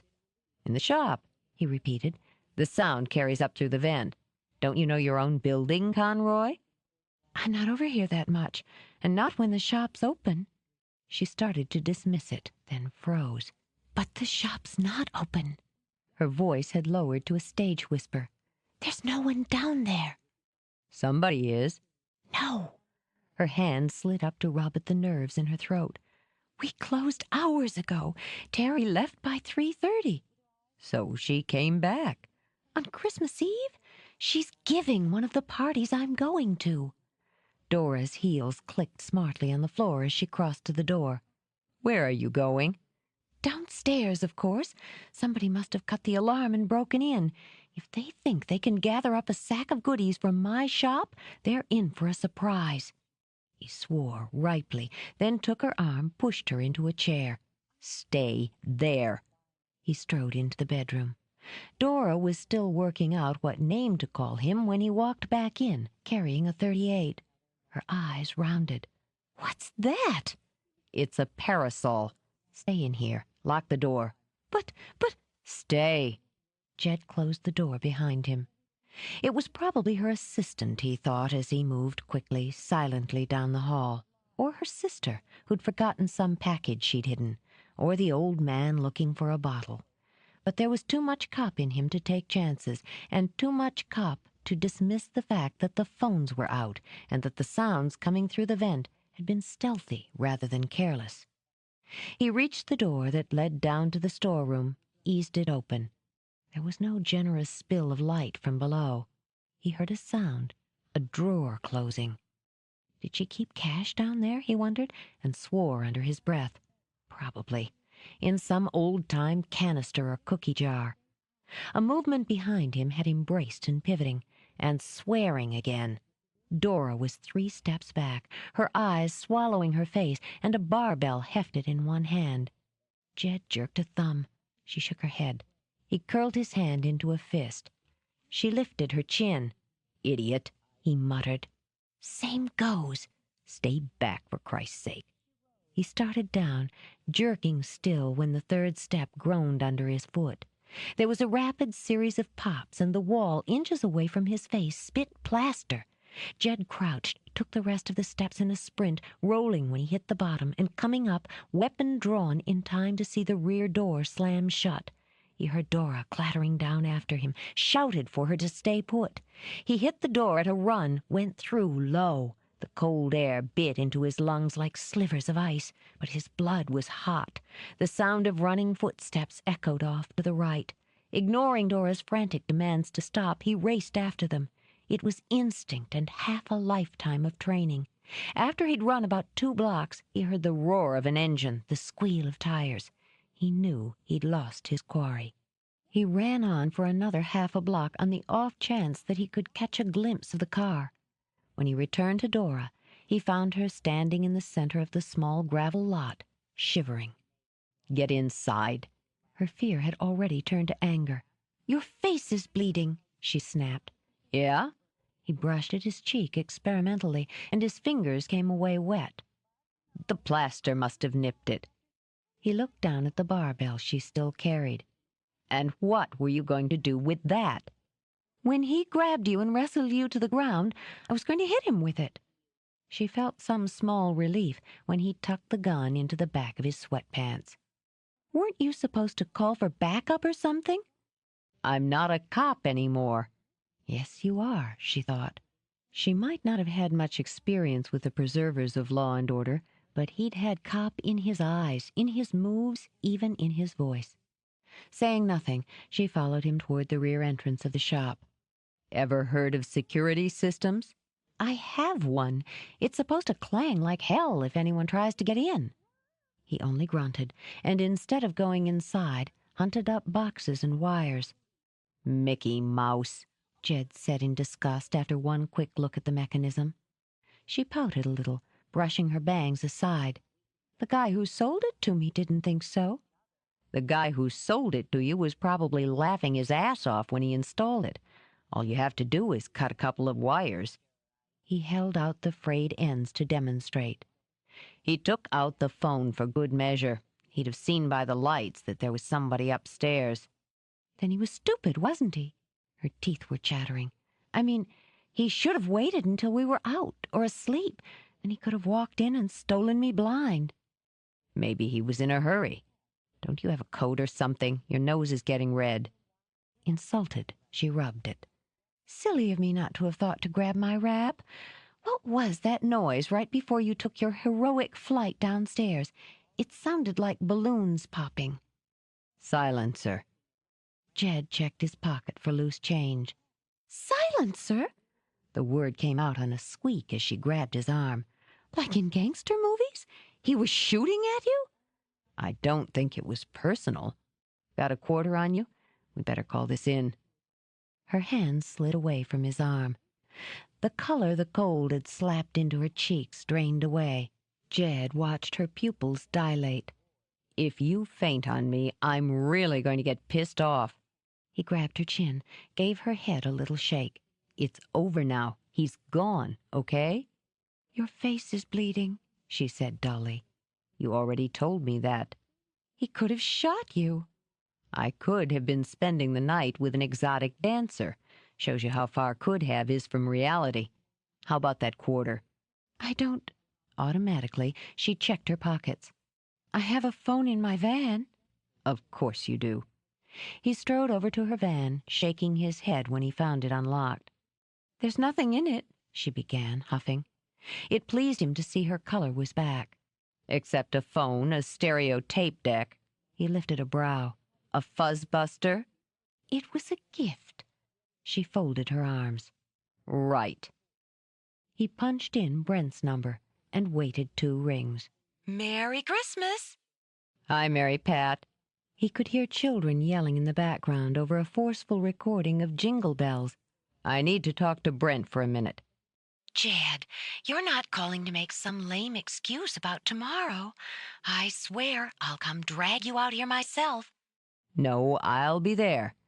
2 o'clock sharp?" "I'll set my watch. MP, is Brent around?" "Right here, making his world-famous sausage stuffing. Hang on." There was a clatter. Jingle Bells gave way to Rudolph. "Hey, Captain, Mary, Mary." "Sorry to bust in on your cooking, but we had a little problem over here." "Jody, let go of that cat. What sort of problem? "Break-in, the shop below the apartment." They get anything?" "I have to have her check." He brushed wind-tossed hair from his face and watched Dora shiver. "Took a couple of pops at me. Used a silencer." "Shit. You hit?" "No." He checked his cheek again. The bleeding was nearly stopped. "He had a car close. From the sound of the engine, it wasn't an economy." "Sit tight, Kimosabe. I'll call it in and be on my way." "Thanks." He hung up and looked at Dora, who was dancing from foot to foot in a fruitless effort to keep warm. "Maybe you'd better break out that brandy again. Come on." Because her hands were frozen, he took them, warming them automatically as they walked back to the shop. "You can take a look around. See if anything is missing." "I'm not supposed to touch anything, right?" "You keep up with the cop shows." "Can we close the door?" "Sure." He took a brief glance at the jimmied lock, then closed out the cold. After he'd switched on the lights, he simply stood and absorbed. The storeroom was crammed. On one wall, boxes were stacked from floor to ceiling. Shelves held uncrated merchandise in no sort of order he could discern. There were 2 4-drawer file cabinets shoved into a corner. The top of each was piled with more boxes. There was a desk, which seemed to be an island of sanity. It held a phone, a lamp, a porcelain pitcher stuffed with pencils and pens, and a bust of Beethoven, which served as a paperweight. "Nothing's gone," she said. "How can you tell?" "I know my inventory. You must have scared him off." She walked over to the shelves and tapped what looked to Jed to be an old perfume or lotion bottle. "This Dom Nancy is worth well over 1,000. This Castelli plate, nearly that much. And this," She took down a box with a picture of a child's toy on it. Nando, a kid's robot? Boxed, it's worth easily $2,000 to a collector. She sniffed and replaced it. And you just leave this stuff out? I have a security system. Had one, she muttered. I can hardly drag all my stock into a vault every night. What about cash? We deposit everything but about 100 in small bills and change every night. She walked over to the desk, opened the top drawer. She took out an envelope, flipped through the bills inside. Here it is. Like I said, you must have scared him off. She stepped away and heard a paper rustle under her foot. Bending down, she scooped it up. Charge ticket, she told Jed. Funny. This would have been filed. Let's see. He snatched it out of her hand. Timothy O'Malley, $5.50 in tax on December 21st. For salt cellars? His wife collects. $500 for salt shakers? Cellars, Dora corrected, and snatched the receipt back. Peasant. Bloodsucker. Unamused, she turned to replace the receipt in its file. Look at this, she demanded.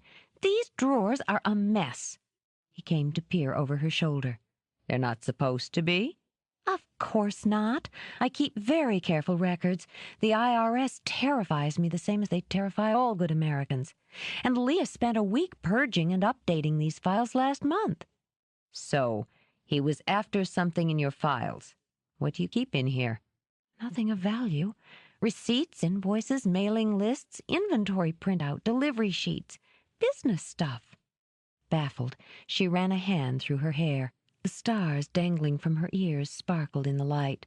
There's no reason for anyone to break in here for paperwork. A crazed IRS agent? A psychopathic accountant? As soon as she'd said it, Dora bit her tongue. What was that jerk's name the other night? Don't be ridiculous.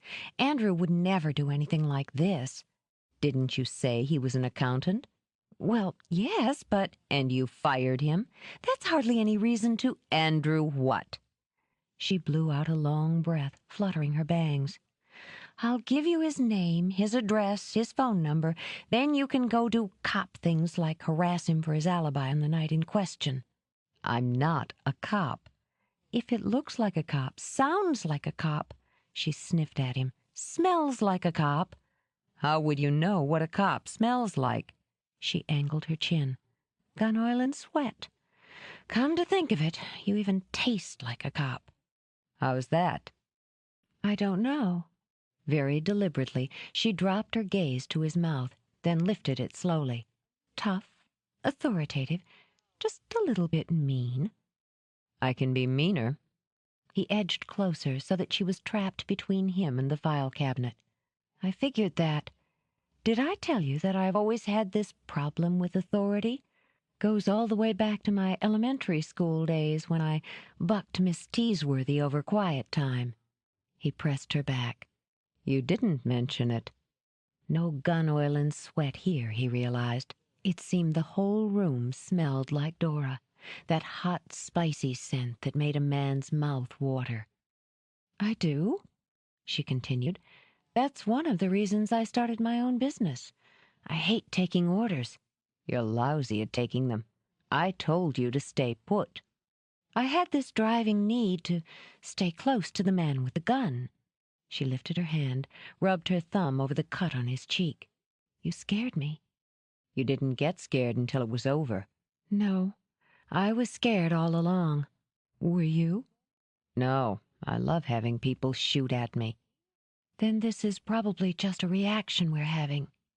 She slid her arms around his neck, found the fit to her liking. You know, from the shock. I told you to back off. So push me away. Her lips curved. I dare you. They were still curved when his mouth came down. She expected him to be rough, and she was ready for it. His body slammed hers back into the file cabinet. The handles dug into her back, but she was too busy gasping with pleasure to notice the discomfort. He knew it was a mistake. Even as he steeped himself with her, he knew. Somehow she'd already dug a hook into his mind he'd been unable to shake loose. Now she was trembling against him, making soft little sounds of shocked arousal deep in her throat. And she tasted, God, she tasted every bit as hot and sweet as she smelled. It had been so long, so very long, since he'd allowed himself to tumble into that dark, soft oblivion of woman. He drew back, wanting to clear his head, but she fisted both of her hands in his hair and pulled him against her. "More," she murmured, as her mouth ravaged his. "I always want more." With him she could have more. She knew it.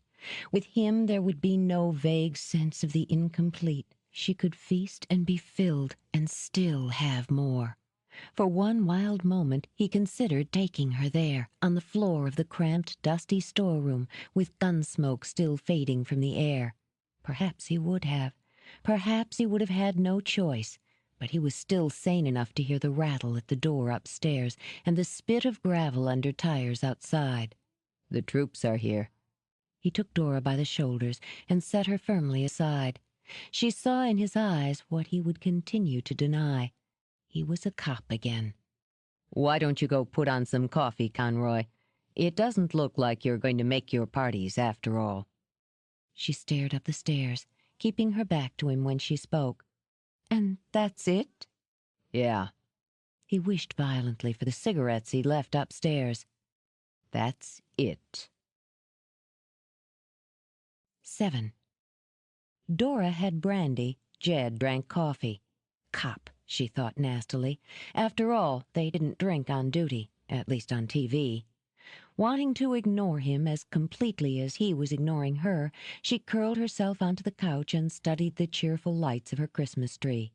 She liked Jed's pal, though, Lieutenant Brent Chapman, with his wrinkled slacks, stained tie, and easy grin. He'd come in smelling of sausage and cinnamon, his heavy horn rims magnifying mild brown eyes. His manner was so reassuring that Dora found herself making coffee and setting out cookies as though she were entertaining unexpected guests rather than involved in a police investigation of shots fired.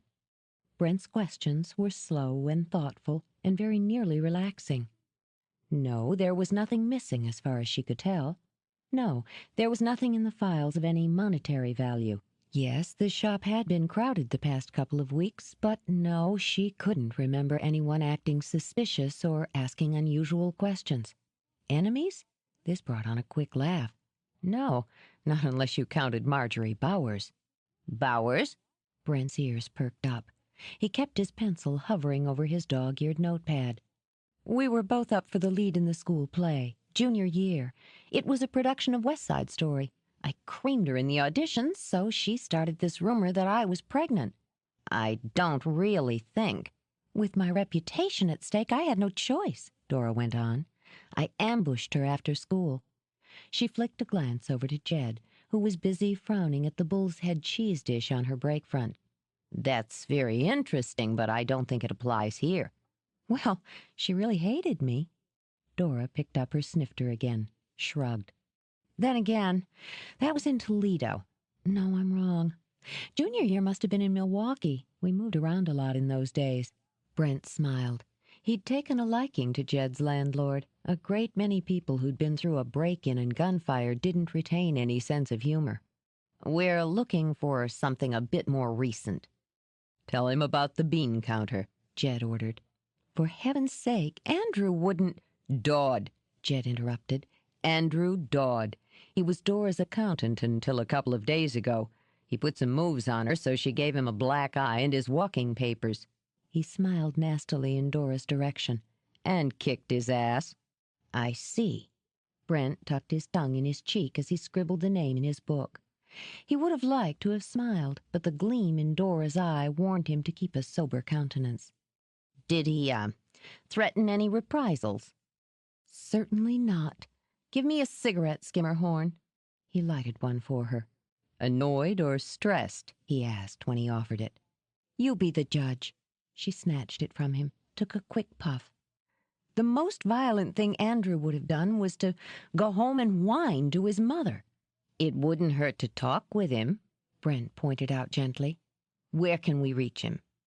Dora shot Jed a look of intense dislike. Dodd and Goldstein, an accounting firm on 6th and Market. Brent nodded and picked up one of the cookies she'd spread on a pretty fluted dish at his elbow. Hell of a way to spend Christmas Eve, huh? I did have other plans. Dora drummed up a smile. I'm sorry you had to leave your family. Just part of the job. Great cookies.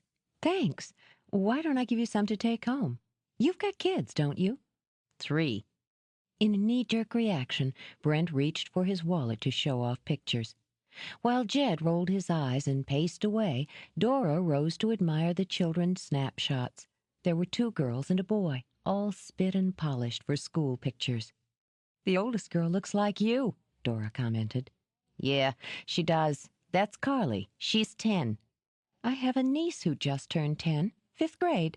Carly's in the 5th, too, over at Bester Elementary in Lansdowne. Missy goes to Bester. While Jed looked on, his partner and his landlord beamed at each other. I bet they know each other. That wouldn't be Missy Bradshaw, would it? She has a younger brother named Richie who's a real terror. Yes, that's right. She's been over to the house a dozen times. They only live a block over. Missy's parents and my wife and I are in the same carpool. Would you 2 like to be alone? Jed asked. They both spared Jed a pitying glance. Tell me, Brent, is he always so crabby? Pretty much. He tucked his wallet away and rose. There were cookie crumbs dusting his shirt and finger smudges on his glasses. Dora found him charming. But he was the best cop I ever worked with, so you can feel safe having him across the hall. Thanks. I'm going to get you those cookies. Pointedly ignoring Jed, she walked into the kitchen. Some landlord, Brent commented and wiggled his eyebrows. Get a grip. How soon will you have anything on the slugs you dug out of the plaster? Jesus, Jed, it's Christmas. Give the lab boys a few days. We'll check out the prints, too, but that's pretty much a waste of time. If he's pro enough to use a silencer, he's pro enough to wear gloves. You got it. What do you figure? Jed broke off when Dora walked back, carrying a paper plate covered with aluminum foil. Thanks, Miss Conroy. Dora, you will let me know if you find out anything. Count on it. You just relax. Jed'll keep an eye on things. Well, she sent Jed a long, cool glance. I can sleep easy now. There you go. Merry Christmas. I'll walk you out. Jed nodded to Dora. I'll be back. As they walked down the hall, Brent snuck another cookie from under the foil. You've been here, what, about a week? Almost. How'd you piss her off already? It's a gift. Look, why do you figure a pro would break into a junk shop and rifle a bunch of paperwork? That's the $64 question. Brent walked through the rear door, sucking in his breath at the slap of wind. There's a lot of valuable stuff in there. But he didn't go for the valuable stuff, did he? Hadn't gotten around to it. You interrupted him. He sees lights on upstairs, he cuts the phone wires, he whacks the security system. But he doesn't go for the Dom Nancy. The what? Never mind, Jed snapped, annoyed with himself. He goes right for the files. Because he's looking for something. Yeah. Jed pulled out a cigarette. But did he get it? And what would anyone look for in the files of a junk shop? Receipts, Brent offered as he opened his car door. Inventory lists, names, addresses. You can take the boy off the force, but you can't take the force out of the boy. I take a personal interest when somebody shoots at me. Can't blame you for that. We miss you, downtown Captain. Something flickered in Jed's eyes that might have been grief, then was quickly gone. The city seems to be hobbling along without me. Listen, Jed. Save it. He wasn't in the mood for a lecture or a pep talk or a guilt trip. Let me know what comes through. You'll be the first. Brent climbed into the car, rolled down the window. Oh, and watch your butt, pal. I believe that lady could kick it. Jed's response was a snort. He headed back inside. He wanted to make certain Dora was locked up for the night before he went back downstairs for another look. Just as an interested civilian, he told himself. "They've cleared out," he told her when he breezed through her open door. "You can count on Brent. He's a good detail man." "Terrific. Sit down." "I've got stuff to do. Lock your door." "Sit down," she repeated, and pointed to a chair. "I'm going to clean up that cut." "I can do it myself." "Don't you know anything, Skimmerhorn? When you're wounded defending a woman, she's honor bound to whip out the antiseptic. If I was wearing a petticoat, I'd have to rip it into bandages." Jed skimmed one more look over the glitter of her jumpsuit. "What are you wearing under that?" "Excellent muscle tone." Because she was looking forward to it, Dora dragged him over to the chair. "Now, you're supposed to say, 'Shucks, ma'am, it's only a scratch.'" "It is." He smiled thinly. "But it could have been worse." "Undoubtedly." With a whisper of silk, she knelt beside the chair and dabbed at the cut with one of the cotton balls she'd set out. "My sister would say you could have put out your eye. With Leah, everything's a potential eye poker. She inherited our mother's worry genes." Dora soaked another cotton ball and said brightly, "This may sting a bit." As the shallow scratch erupted with fire, Jed snagged her wrist. "God damn it, what is that?" "Alcohol." She fluttered her lashes. "It'll clean out any grit." "Right down to the bone," Jed muttered. "Don't be a baby, Skimmerhorn. Hold still." He grimaced as she dabbed again. "You called me by my first name when you were clattering down the steps, screaming hysterically." "I never scream hysterically." "You did this time." He grinned wickedly. "Jed! Jed! Oh, Jed!" Dora dropped the cotton ball into a shallow enamel bowl. "At the time, I thought you were about to be murdered. Unfortunately, I was wrong." She put a thumb to his chin to push his head to the side, examining the cut. "Do you want a Band-Aid?" "No." His eyes gleamed. "Aren't you going to kiss it?" "No." She rose then, started to pick up the bowl, set it down again. "Listen, I've got to ask. I know what you'll say. You'll say not to worry, that it was just one of those freak things that happen, but I have to ask anyway. Do you think he'll be back?" Jed studied her face. There was a strain in her eyes she'd done a good job of hiding up until now. There was little he could or would do to alleviate it. "I don't know," he said flatly. "Great." Dora closed her eyes, drew a deep breath. "I should have known better than to ask. If you can't figure out what he was doing here in the first place, how can you tell if he'll be back or not?" "Something like that." He could have lied, Jed told himself, uneasy that her cheeks were pale again. It wouldn't have been so hard to offer a phony reassurance to give her a peaceful night. Her eyes, when she opened them, were very dark, very tired. "Look." He rose and surprised them both by reaching out to tuck her hair behind her ear before snatching his hand back and stuffing it in his pocket. "Look," he said again, "I don't think you've got anything to worry about tonight. What you need to do is go to bed, tune out, let the cops do their job." "Yeah." It was on the tip of her tongue to ask him to stay, and only part of the reason was fear of being alone. She shook her head, rubbed her hands up and down her arms to warm them. "I'll be out most of tomorrow, at my sister's. I'll leave you the number in case... just in case," she finished. "Fine. Lock up behind me, okay?" "You bet." She had her hand on the knob when he stepped into the hall. "You too. Lock up, I mean." "Sure." He waited until she'd closed the door, turned the bolts. His lips quirked when he heard the unmistakable sound of a chair scraping across the floor, the rattle of the knob as it was wedged under it. Good thinking, Conroy, he decided, then went down to take another look at the storeroom. In a pretty federal townhouse shaded by stately oaks, a well-to-do matron was enjoying a glass of sherry and a showing of Bing Crosby's White Christmas on her big-screen TV. At the sound of a quiet footstep behind her, Mrs. Lyle smiled and held up a hand. "Come watch, Muriel," she invited, addressing her long-time housekeeper. This is my favorite number." She didn't cry out when the blow came. The delicate crystal shattered against the edge of the coffee table, splattering the Aubusson rug with blood-red sherry.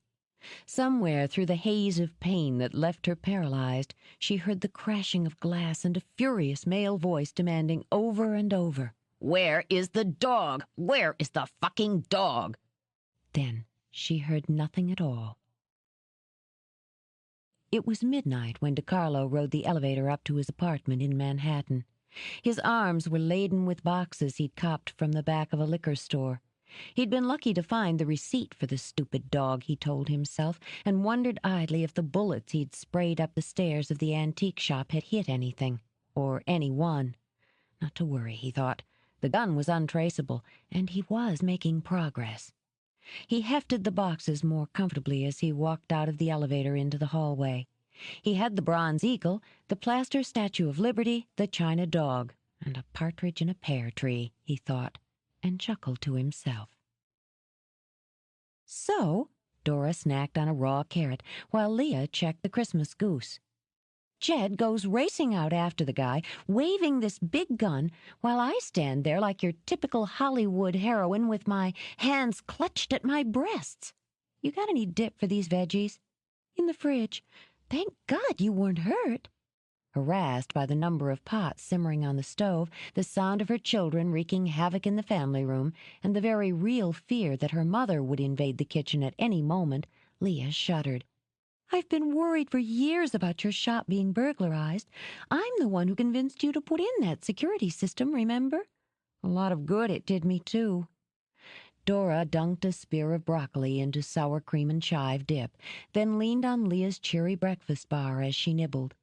Jed said it was Mickey Mouse. Well, really? Leah paused in her stirring to be indignant. John's cousin Ned said it was state-of-the-art. John's cousin Ned is a jerk. Great dip. She tried it with cauliflower. Anyway, the cops came and did all this cop stuff. Dad would have loved the staging and asked all these questions. Dora had purposely left out the part about the bullets. It didn't seem like Christmas conversation. And it turns out that Jed's ex-partner is a neighbor of yours. Oh? Leah chewed her knuckle as she basted her candied yams. Carly Chapman's father. She goes to school with Missy. Carly. While she ran through her daughter's friends, Leah lifted a lid and sniffed. Oh, yeah, Brent and Mary Pat. We carpool. So I hear. Dora helped herself to a glass of the wine Leah had breathing on the counter. Here's the good part. They're going to question Andrew. You're kidding. Andrew? Jilted accountant seeks revenge by destroying woman's tax files. Dora shrugged and passed a glass of wine to her sister. Makes as much sense as anything. When's dinner? 20 minutes. Why don't we take what you've left of my crudité out? If we can keep Mom busy for... She broke off, swore lightly under her breath as Trixie Conroy made her entrance. Trixie always made an entrance, whether it was onto a stage or into the corner market. She'd dressed for the simple family dinner in a flowing caftan of bleeding colors that trailed fringe from its sweeping hem and draping sleeves. The material billowed theatrically around her willowy form.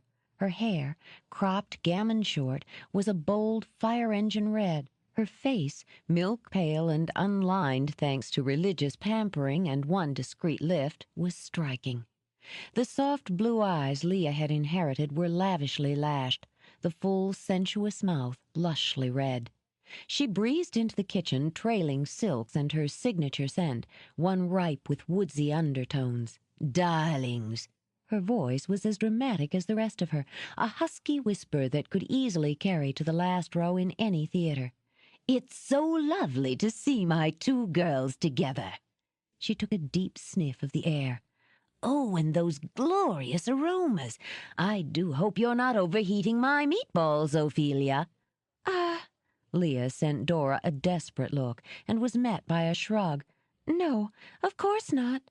Leah hadn't heated them at all, but had stuck them under the sink with hopes of palming them off on the dog later. Mom, did you know they're green? Naturally. Trixie buzzed around the stove, clanging lids. I dyed them myself in honor of the season. Perhaps we should put them out now as an appetizer. No, I think we should. Since she couldn't think of a good ruse, Leah sacrificed her sister. Mom, did you know someone broke into Dora's shop? Damn it, Leah. Leah ignored the muttered curse and barreled ahead. Last night. Oh, my baby! Oh, my lamb!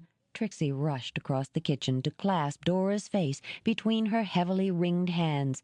Are you hurt? Of course not. Why don't you take Mom in the other room, Dora? Sit down and tell her all about it. Yes, yes, you must. Trixie gripped Dora's hand and dragged her toward the doorway. You should have called me the minute it happened. I would have been there in the blink of an eye. My poor little darling. Quentin, our daughter was robbed. Dora had time for one speedy glare over her shoulder before she was yanked into the fray. The Bradshaw family room was in chaos. Toys were strewn everywhere, making the practical buff-colored carpet an obstacle course. There were shouts and yips as a remote-control police cruiser operated by a steely-eyed Michael terrorized the family dog, Mutsy. Will, looking very New York in a dark silk shirt and paisley tie, entertained Missy with bawdy numbers on the spinet. John and Richie were glassy-eyed over a Nintendo game, and Quentin, well plied with eggnog, boisterously kibitzed. Quentin! Trixie's stage voice froze all action. Our child has been threatened. Unable to resist, Will played a melodramatic riff on the piano. Dora wrinkled her nose at him. I wasn't threatened, Mom. Dora gave her mother a comforting pat, eased her into a chair, and handed over her glass of wine. The shop was broken into, she explained. It didn't amount to much, really. They didn't get anything. Jed scared them off. I had a feeling about him. Quentin tapped the side of his nose. A sixth sense, if you will. Were there fisticuffs? No. Jed chased him away. I'd have shot him dead. Richie leaped onto the couch and fired an imaginary automatic weapon. I told you. So you did. Richie, don't stand on the furniture, John ordered automatically. Dora, you called the police? Yes, and it's all in the hands of Philadelphia's finest. She scooped up Richie herself. And the investigating officer is the father of a really, really good friend of yours, Frogface, Jody Chapman. Jody Chapman? Richie made gagging noises and clutched his throat. She sends her love. Dora fluttered her lashes and smacked her lips. The resulting din of groans and shrieks had her convinced the crisis had passed. Willoughby? Trixie cut through the noise with one word and a raised hand. You'll stay at Isadora's tonight. I won't feel safe unless I know a man's keeping watch. Mother! It was enough to make Dora take back her whine. I, on behalf of all feminists, am ashamed of you. Social and political ideals pale when it comes to the welfare of my child. Trixie gave a regal nod. Will, you'll stay with your sister. No problem. Well, I have a problem, Dora cut in. He leaves shaving gunk in the sink, and he makes long, obscene phone calls to his women in New York. I use my calling card, Will grinned, and you wouldn't know they were obscene if you didn't listen. Your mother knows best. Quentin rose to help himself to more eggnog. Tonight he looked trim and dapper in a starched collar and a derby. He detoured to kiss his wife's hand. I'll go by the shop myself tomorrow and take stock of the situation. Don't worry your pretty head, my sweet. Talk about obscene, Will mumbled, then grimaced. What is that stench? Dinner, Leah announced, swinging through the kitchen door. She smiled grimly at her mother. Sorry, darling. I seem to have burned your meatballs. A block away, Jed was trying to ease himself out the door. He'd enjoyed Christmas dinner at the Chapmans more than he'd anticipated. It was hard not to get a kick out of the kids, who were still wide-eyed and enthusiastic over their Christmas loot. Impossible not to relax with a sense of pine and turkey and apple pie sweetening the air. And there was the simple fact that he liked Brent and Mary Pat as people, as a couple. And the longer he stayed in their comfortable home, the more awkward he felt. There was no way to avoid comparing the homey family scene of fire crackling in the hearth, kids playing on the rug, with his own miserable childhood memories of the holiday. The shouting matches, or worse, far worse, the frigid, smothering silences. The year his mother had smashed all the china against the dining-room wall. The year his father had shot out the crystal drops on the foyer chandelier with his .25. Then there had been the Christmas Elaine hadn't come home at all, only to turn up 2 days later with a split lip and a black eye. Had that been the year he'd been arrested for shoplifting in Wanamaker's? No, Jed remembered. That had been a year later, when he'd been 14. Those were the good old days.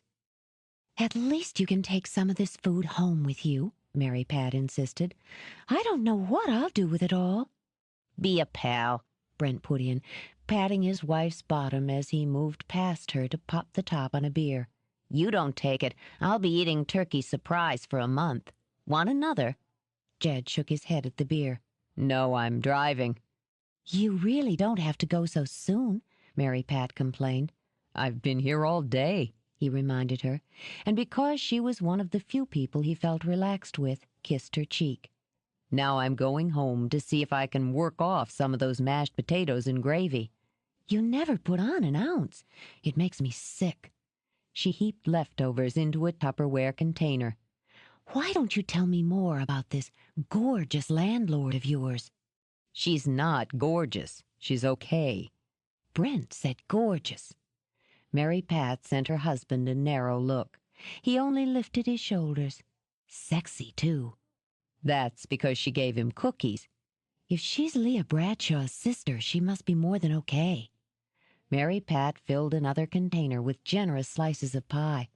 Leah's stunning, even first thing in the morning with a bunch of squalling kids in the car. The parents are actors, you know. Theater, Mary Pat added, giving the word a dramatic punch. I've seen the mother, too. She rolled her eyes. I'd like to look like that when I grow up. You look fine, hon, Brent assured her. Fine. Shaking her head, Mary Pat sealed the containers. Does he say gorgeous? Does he say sexy? I'll say it. Thank you, Jed. Why don't you bring the landlord over sometime, for dinner or drinks? I pay her rent. I don't socialize with her. You chased a bad guy for her, Mary Pat pointed out. That was reflex. I gotta go. He gathered up the food she'd pressed on him. Thanks for dinner. With her arm hooked around Brent's waist, Mary Pat waved goodbye to Jed's retreating headlights. You know, I might just drop by that shop. You mean snoop around, don't you? Whatever it takes. She leaned her head against his shoulder.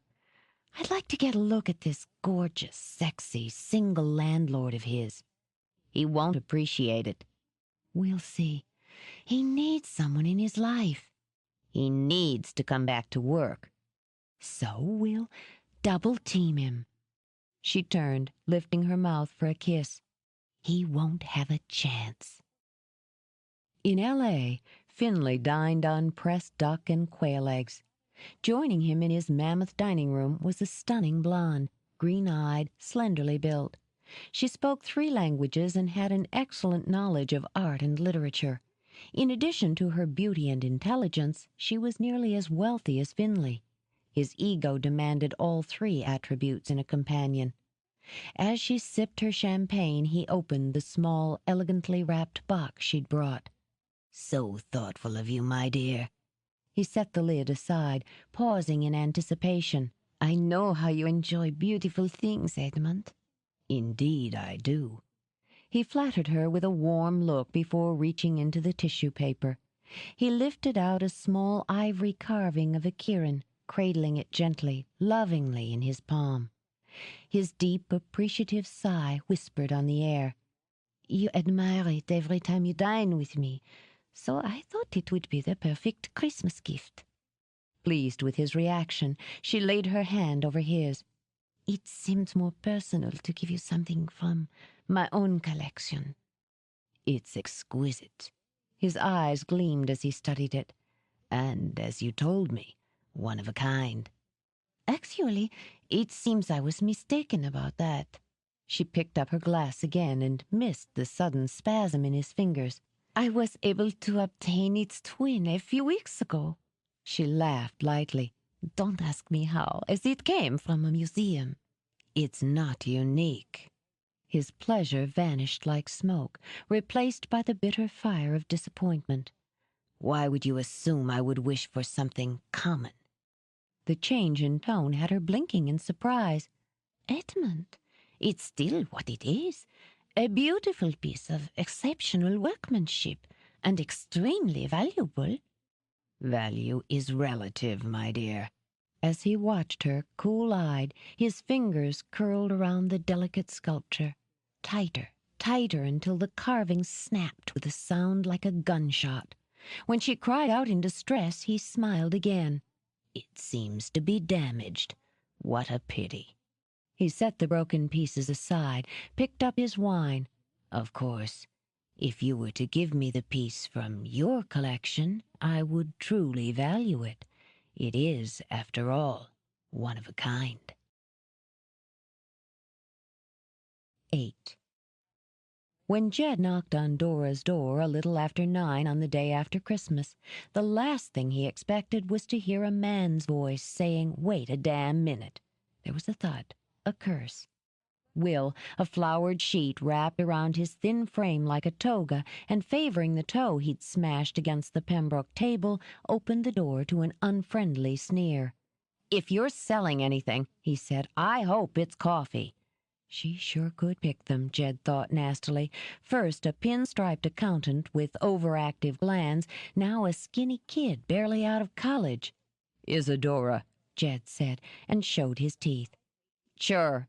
Mindful of the trailing sheet, Will moved back so that Jed could step inside. "Where the hell is she?" he muttered. "Dora?" His voice echoed richly off the walls and ceiling. The kid had lungs, Jed decided, then noticed, intrigued, the tangle of pillows and blankets on the sofa. "You're not getting in here until I dry my hair." Dora stepped out of the bathroom, dressed in a terry cloth robe and armed with a handheld hairdryer. "You can just—" "Oh." She stopped, spotting Jed. "Good morning." "I need to talk to you for a minute." "All right." She combed her fingers through her damp hair. "You met my brother?" Brother, Jed thought, annoyed with himself for the quick, unquashable sense of relief. "No." "The guy in the sheet is Will. Will, the guy who needs a shave, is Jed from across the hall. The ex-cop who chased off the burglar." Will's sleep-glazed eyes cleared. "Nice to meet you. I played a drug dealer once in a Sly Stallone film. Got killed in the first reel, but it was a great experience." "I bet." "Here." Dora passed Will the hairdryer. "You can use the shower. I'll make the coffee, but you have to make breakfast." "Deal." He headed off, trailing flowered sheets. "My mother thought I needed a man in the house after the break-in," Dora explained. "Will was the only one available. We can talk in the kitchen." It was the same efficient galley setup as his own, but was obviously more well-used and certainly more organized. She chose what Jed now recognized as a biscuit tin and scooped coffee beans out and into a grinder before she spoke again. "So, how was your Christmas?" "Fine. I've got a guy coming by around noon to hook up a new security system, one that works." Dora paused. The scent of ground coffee and her shower filled the room and made Jed's juices swim. "Excuse me?" "He's a friend of mine. He knows what he's doing." "A friend," she repeated, going back to her grinding. "First, I must say I'm amazed you have any. Second, I suppose you expect me to be grateful for your incredible gall."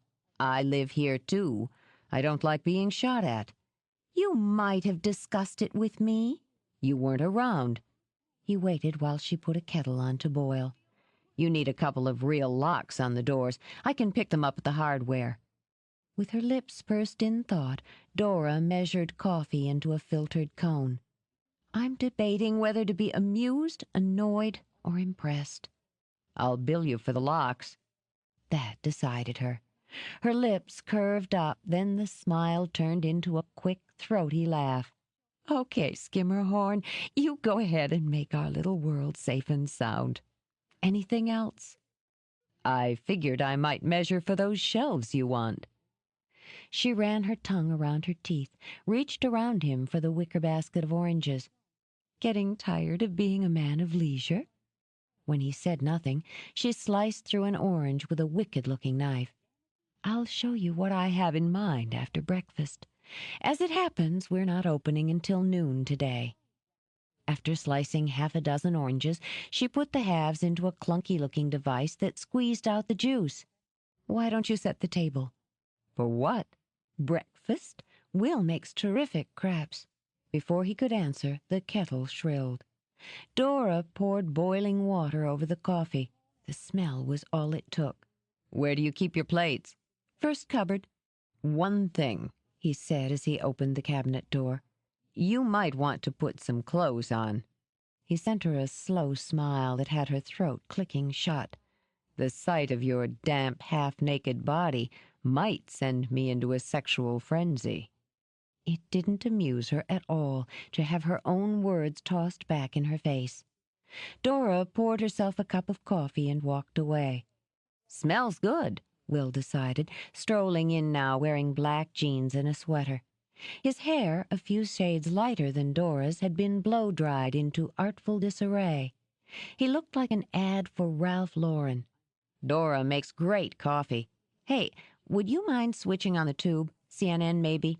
I haven't heard what's happening out there for a couple of days." Will poured both himself and Jed a cup before rolling up his sleeves. "Damn you, Will!" Dora's voice made her brother wince, grin. "I forgot to wash out the sink," he explained to Jed. "She really hates to find shaving cream glopped in it." "I'll keep that in mind if it ever becomes an issue." "It's all right for her to hang underwear every place, though." He pitched his voice to carry out of the kitchen and through the bathroom door, adding just a dollop of sarcasm for flavor. "Growing up with two sisters, I never went in the bathroom without fighting my way through a jungle of pantyhose." While he spoke, Will measured ingredients and stirred with careless finesse. He caught Jed's eye and grinned again. "We're all great cooks," he said. "Leah, Dora, and me. It was self-defense against years of takeout and TV dinners. So, about this burglary thing," Will went on without breaking stride. "Do you think it's anything to worry about?" "I always worry when somebody shoots at me. I'm funny that way." "Shoot?" Will's hand hovered an inch above the edge of the bowl, the egg he'd just cracked dripping inside. "What do you mean, shoot?" "A gun, bullets." Jed sipped his coffee. Bang. Jesus, Jesus, she didn't say anything about shooting." Still carrying the dripping eggshell, he dashed into the living room, down the short hall, and jerked open the bathroom door. Dora nearly poked her eye out with her grease pencil. "Damn it, Will! You didn't say anything about shooting. Christ, Dory, you made it sound like a joke." She sighed, tapped the eye pencil on the lip of the pedestal sink, and gave Jed a hard stare over Will's shoulder.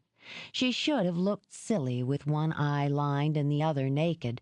Instead, she looked sulky, sexy, and steamed. "Thanks loads, Skimmerhorn." "Any time, Conroy." "Don't blame him." Incensed, Will took Dora by the shoulders and shook. "I want to know exactly what happened, and I want to know now." "Then ask the big-nosed cop." She gave Will a shove. "I'm busy," she said, and shut the bathroom door, deliberately turned the lock. "Isadora, I want answers." Will hammered on the door. "Or I'm calling Mom." "You do, and I'll tell her about your weekend on Long Island with the stripper." "Performance artist," he muttered, but turned toward Jed. "You," he said, "you fill me in while I finish making breakfast." "There's not that much to tell." There was a sick feeling in Jed's gut. It didn't come from running over the events of Christmas Eve while Will whipped up apple crepes. It came from watching the brother and sister together, in seeing the concern and anger on Will's face, emotions that came from a deeply rooted love, not simply from family loyalty. "And that's it?" Will demanded. "What?" Jed forced himself back to the present. That's it? Some joker breaks in, messes with the files, takes a couple of pot shots at you and runs away? More or less. Why? That's what the police are paid to find out. Jed helped himself to a second cup of coffee. Look, there's a new security system going in this afternoon and new locks. She'll be safe enough. What kind of a cop were you? Will asked. A beat type, a narc, what? That's irrelevant, isn't it? I'm not a cop now. Yeah, but... Will trailed off, frowning down at the crepes he scooped onto a flow blue platter. Skimmerhorn. That's what she called you, right?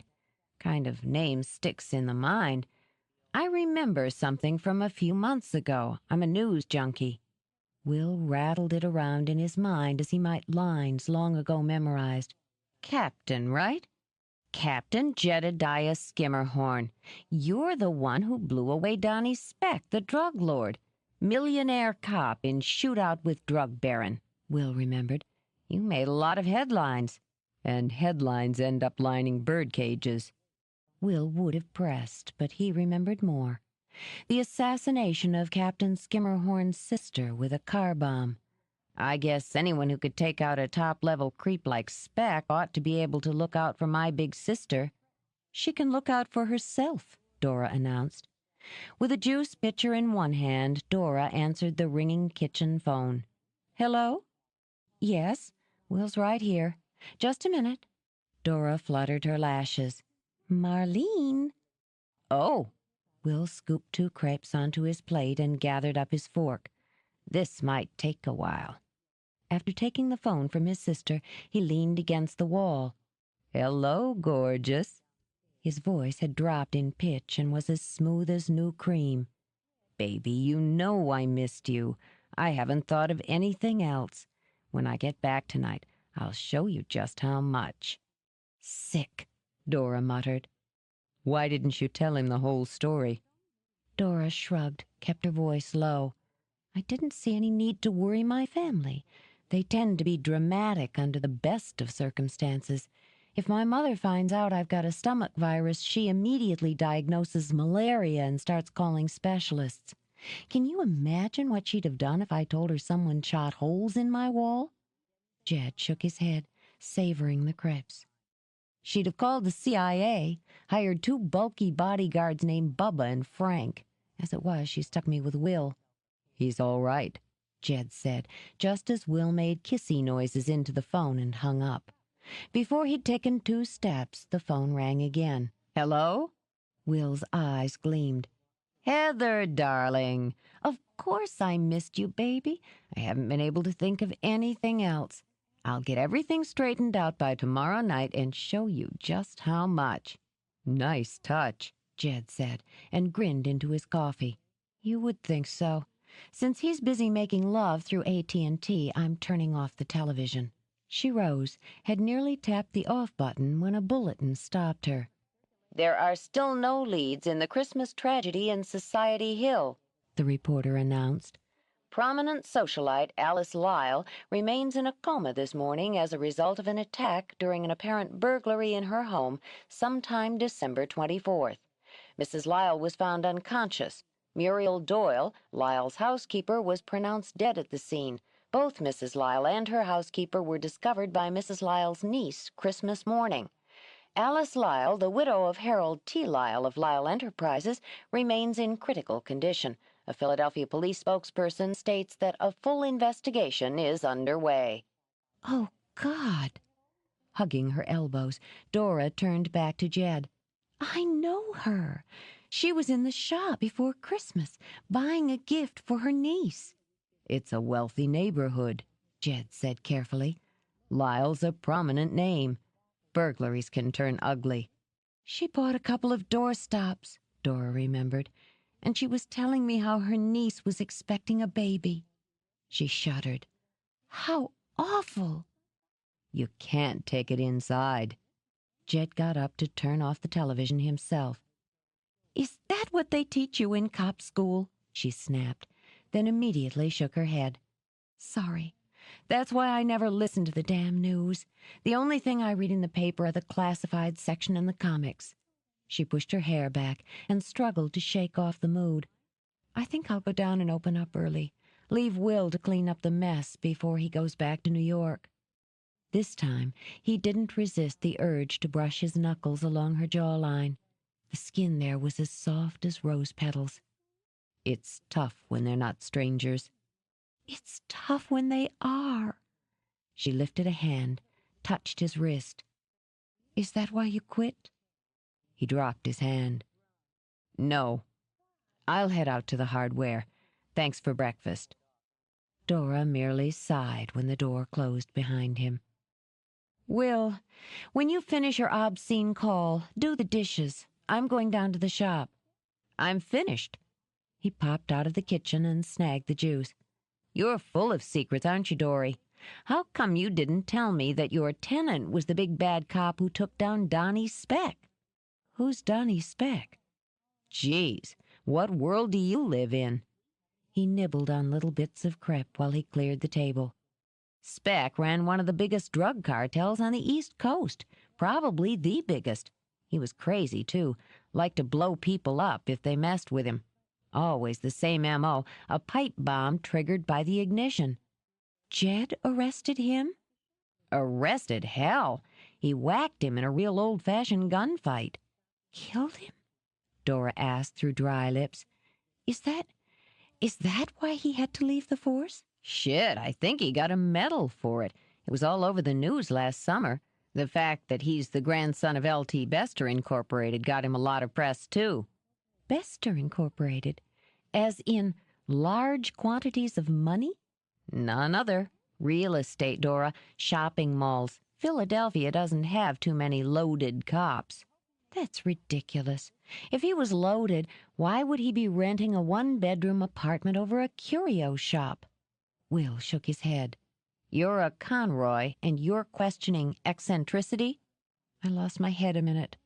Anyway, Will filled the sink with hot, soapy water. The way I see the script here, I figure our hero, the wealthy police captain, is taking some downtime. Last summer was pretty hairy. The Speck investigation kept him in the news for months.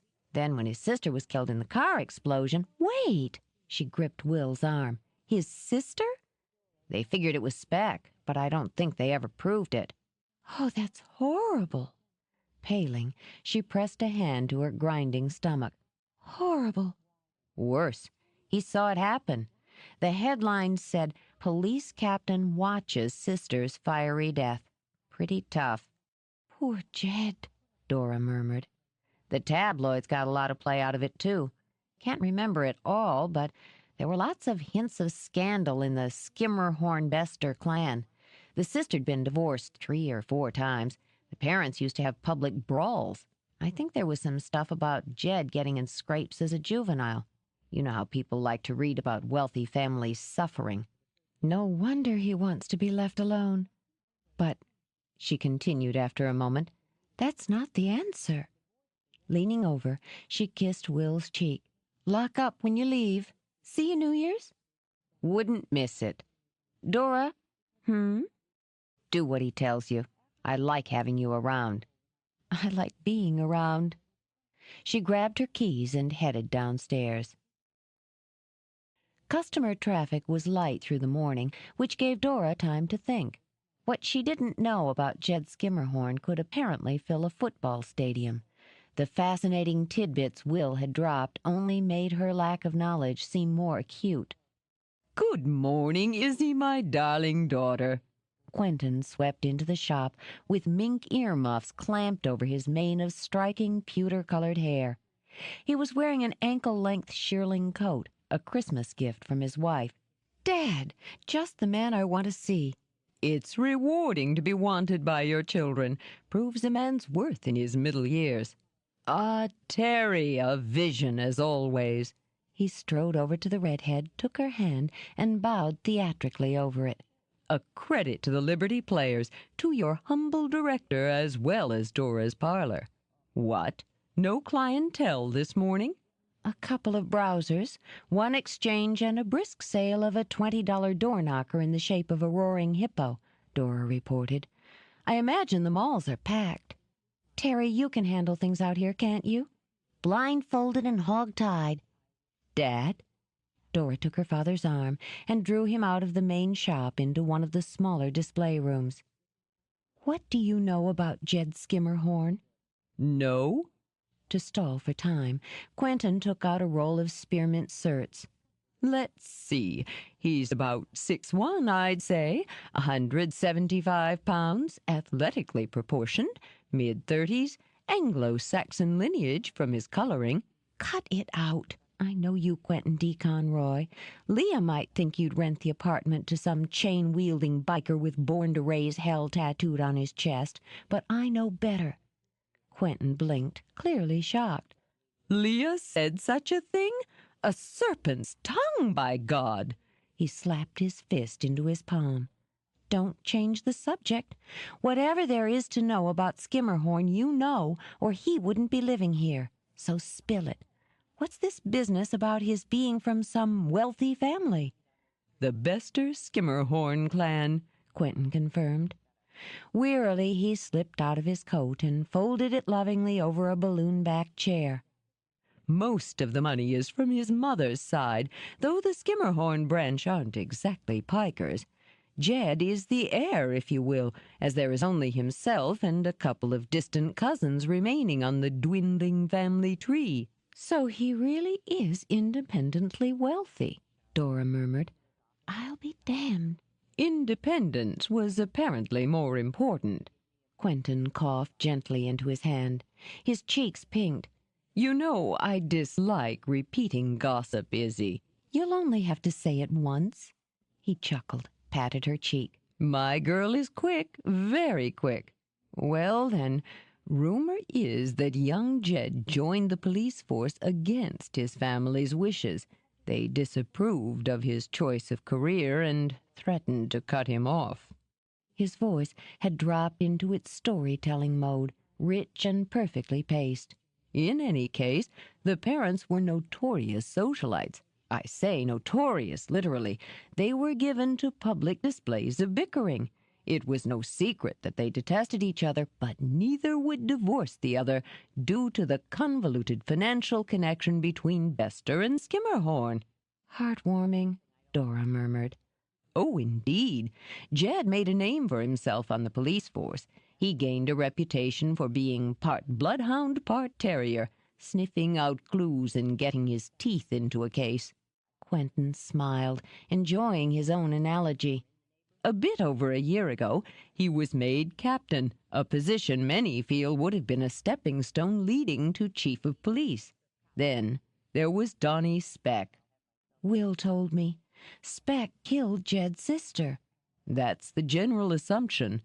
As to why Jed left his position, I can only speculate. I would suggest that you ask him yourself. You wouldn't tell me. Is your interest personal or professional? She thought it through, then accepted the mint her father thumbed out of the roll. I haven't decided. Thanks for the details. She kissed his cheek. Which I shouldn't have had to ask for in the first place. You're quite welcome. Jed's back in the storeroom. You can go bother him while he puts in the new lock. It would be a pleasure. He picked up his coat, draped it over his arm. You can leave that here. Here? Ah, no. Avoiding Dora's eye, he stroked the coat lovingly. I'll just take it along. I might get chilly. Might need the flask in the inside pocket, Dora corrected, and returned to work. Back in the storeroom, Jed was putting Brent's drill to use again. He had a nice thick deadbolt nearly installed when Quentin toddled in. And happy Boxing Day to you. It seems you're our man of the hour. May I extend my deepest and most sincere gratitude. Mr. Conroy. Quentin, please. After all, according to Will, you've protected my little girl at the risk of your own life and limb. Quentin settled into a ladder-back chair. Tell me, do we have any clues? Call headquarters and ask Lieutenant Brent Chapman. He's in charge. But, my dear boy, you were on the scene, weapon drawn. Where are the bullet holes? Will told me shots were exchanged. In the plaster by the stairway. Amused, Jed watched Quentin stride over to peer at the wall.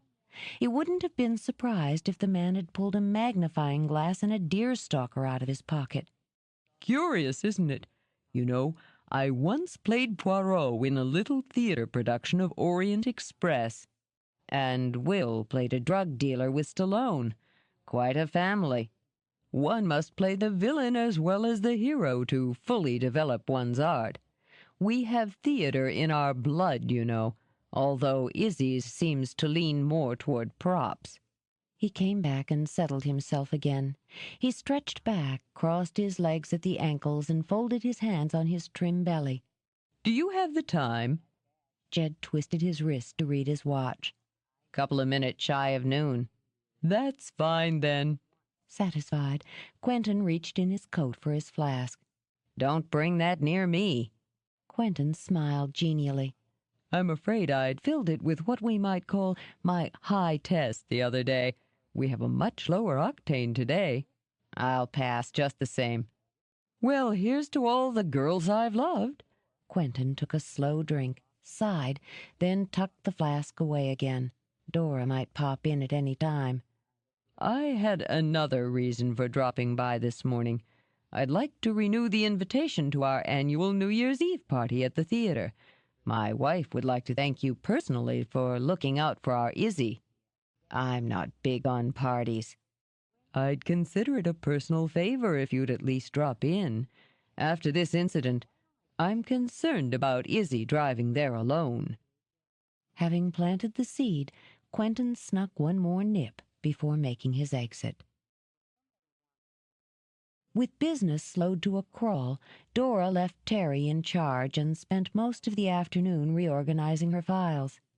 It was nearly dusk when Jed came downstairs and, without a word to her, began measuring the wall where she'd told him to put the shelves. Dora ignored him, too, for nearly 5 minutes. "This security system you've dumped on me is complicated enough for Fort Knox." Jed scribbled down figures on a pad. All you do is cue in a 6-digit code. "And if I forget the code, bells and buzzers go off, lights flash, and some guy with a bullhorn shouts for me to come out with my hands up." So, don't forget the code. "I'm not good with numbers. That's why I have an accountant." Had an accountant. He's clean, by the way. "Clean? Andrew? Of course he is. His mother checks every night to see if he's washed behind his ears." Jed's measuring tape rewound with a snap. Why the hell did you ever go out with him in the first place? "He was talking about paragraph 25 of the new tax law. I was terrified not to." Then she smiled, because at least they were having a conversation. "Actually, I felt kind of sorry for him. His mother really is a smothering old witch." On the night in question, Andrew was with the smothering old witch and about 24 other people at the Dodd and Goldstein Christmas party. He's alibied tight until 10:30. "I never thought it was him anyway." She spent another few moments separating receipts from invoices. "I called the hospital." What? "Mrs. Lyle, on the news this morning. I couldn't get it out of my mind." Dora refiled a Federal Express receipt. "She's still in a coma. I sent flowers. I guess that was stupid." Yeah. Christ, why was he letting her get to him this way? But people usually appreciate stupid gestures.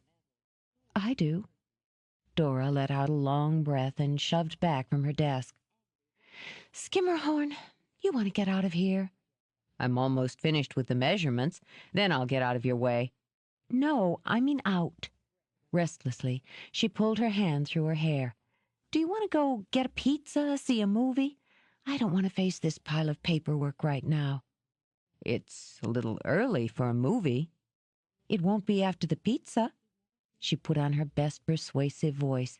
"Be a pal, Skimmerhorn. The only thing worse than going to the movies alone is going to a drive-in movie alone." He shouldn't, he knew. After what had nearly happened between them the night before, he should be avoiding her. What's your security code? "Why?" Because we'll have to lock up if we're going out. The tension cleared out of her eyes. It's 12/24/92. Christmas Eve, 92. She smiled and grabbed her coat. I figured it was a date that would stay with me. Good thinking. He shrugged into his jacket. After a brief hesitation, he took the hand she held out. We'll check the locks. 9. Mary Pat believed in the direct approach. The best way to satisfy her curiosity about Jed's landlord was to do a little shopping. She entered Dora's parlor as pleased with the ambience as she was to see her carpool partner. Leah, hi. Well, hello. Leah set down the blown glass cuspidor she'd been dusting. What brings you to this part of town? My mother's birthday. It hardly mattered that it wasn't for 3 months.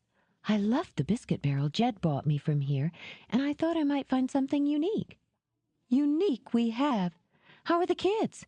Oh, driving us crazy. I'm counting the days until school starts up again. Who isn't? Leah's mind worked fast. Mary Pat would be the perfect source to pump about Jed. So, you and Jed are friends? For years. Mary Pat examined a collection of Goss china and looked for an opening to casually grill Leah about her sister. He and Brent were partners before Jed made captain. We're on the same squad for 6 years. Your sister has a charming place here. How long has she been in business? Since the 1st grade, Leah said dryly.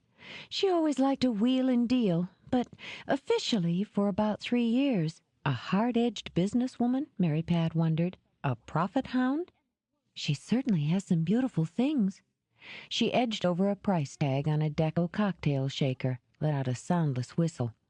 I hope she hasn't had any more trouble since the break-in. No, thank God. Leah walked over to the silver coffee service and poured 2 cups. Cream, right? No sugar? Thanks. We're awfully grateful Jed was here. It eases the mind knowing that Dora's got a policeman right across the hall. And one of the best, too. Brent thinks if Jed pulls out of this and comes back on the job, he could be chief in another 10 years. Really? Guiltily thinking of diets, Leah added a miserly half-teaspoon of sugar to her own cup. Mary Pat turned back the topic of conversation. I was surprised when he moved in here. Your sister's quite the entrepreneur. A shop owner, a landlord. Oh, Dora loves to run things. Pushy, Mary Pat decided. Arrogant. She was glad for Jed's sake that she'd come by to snoop. She turned when she heard voices drifting in through the doorway. I think I know where to find just what you're looking for, Mrs. Hendershot. Dora helped an elderly woman leaning heavily on a birchwood cane through the shop. You'll call me, she demanded in a voice that boomed shockingly from the frail body. My great-granddaughter's wedding is in 2 months. Young people always hurrying. Don't worry. Dora held the woman's arm as they came to the door, and despite the thin protection of her silk suit, walked her out to the classic DeSoto waiting at the curb. We're going to find her the perfect gift. Don't disappoint me. Mrs. Hendershot propped her cane on the passenger seat as she took the wheel. Get inside, girl. You'll catch your death. Yes, ma'am. Dora made it to the curb before Mrs. Hendershot roared off into traffic. Dora hurried back inside, rubbing her chilled hands. If she had the pole position at Indy, nobody would beat her. A woman that age shouldn't be driving, Leah stated, and poured her sister a cup of coffee. Why not? She handles that old tank like a pro. Good morning, she said to Mary Pat. Is Leah helping you? Mary Pat had had ample time to study her quarry. She approved, with a tinge of envy, the stylishness of Dora's floral jacket and the straight, snug skirt the color of apricots. As a woman who stood on her feet for hours on end, she marveled at Dora's choice of high-heeled pumps and wondered if the sapphire clusters at her ears were real or paste. I came in looking for a birthday gift. Leah and I are neighbors. This is Mary Pat Chapman, Leah told her. All of Mary Pat's preformed opinions shattered when Dora smiled and took her hand. There was instant warmth, quick friendliness. I'm so glad you came by. I was hoping I'd get a chance to meet you. Brent was terrific the other night, keeping me calm. By the way, did you like the biscuit barrel? Yes, I did. Mary Pat relaxed. In fact, I liked it so much I came by to look for a gift for my mother. She hesitated, then set her cup down. That's only part of the reason I came in. Mostly I'm here to check you out. Dora's eyes laughed over the rim of her cup. Who could blame you? Well, while you're checking me out, why don't we find Mom a present? Did you have anything in mind? Not a thing. Have you ever been married? Dora almost giggled at the unambiguous interrogation. Nope. I was almost engaged once. Remember Scott, Leah? Unfortunately. He moved to L.A., and our romance faded quietly away. How about something in a perfume bottle? We have several nice pieces in crystal, porcelain, blown glass. Maybe. She does have a vanity table. Oh, this one's lovely. She picked up a heart-shaped bottle with cut flowers decorating both front and back. You consider your shop successful, financially? Dora grinned. I'm not interested in a man's bank account, even one as nicely padded as Jed's. I'm much more interested in his body. That bottle runs $75, but if you like it, I'll give you 10% off. An introductory special. Sold. Mary Pat grinned back. He is easy on the eyes, isn't he? Very. Would you like this gift wrapped? Yeah. Mary Pat followed Dora to the counter. I'm not usually so pushy, but Jed's like family. I understand. If I hadn't, I'd have been pushy back. More than pleased with the results of her visit, Mary Pat laughed. Good. You know, Dora, all Jed needs is... She broke off when the man in question came through from the storeroom. Conroy, do you want these? He stopped, narrowed his eyes. MP? Hey! Her smile was quick and a little forced. Fancy meeting you here. He knew her well, too well. He hooked his thumbs in his pockets with forced casualness. What are you doing? I'm buying a present. She took out her credit card to prove it. For my mother. And I certainly hope she likes it. With her back to Jed, Dora sent Mary Pat a slow wink. She has 30 days to exchange it. She turned toward Jed. Did you want something? Annoyance tightened his mouth. Do you want these damn shelves fixed or adjustable? You can make them adjustable? Terrific. Jed's been such a help around here. Beaming, Dora turned to Mary Pat. I don't know what I did without him. There's nothing like having a handyman around, Mary Pat agreed. Jed helped Brent finish off the family room last year. You'll have to see it sometime. You're about as subtle as nuclear waste, Mary Pat. Jed scowled at both of them and slammed the storeroom door behind him. He's such a friendly, low-key sort of guy, Dora stated. That's why we love him. Mary Pat left a few minutes later, satisfied with her morning's work. The woman was asking for trouble, Jed thought grimly as he sent the power saw ripping through a board. She figured she could handle herself. It was tempting to prove her wrong. He would have done it, too, he decided, if she hadn't been so close to the truth on one single point. He wasn't scared of her. Damned if he was, but he set the saw aside and took out a cigarette. She sure as hell made him nervous. He liked listening to her laugh. He'd even gotten a strange sort of kick at the way she'd talked back to the movie screen the evening before in the darkened theater.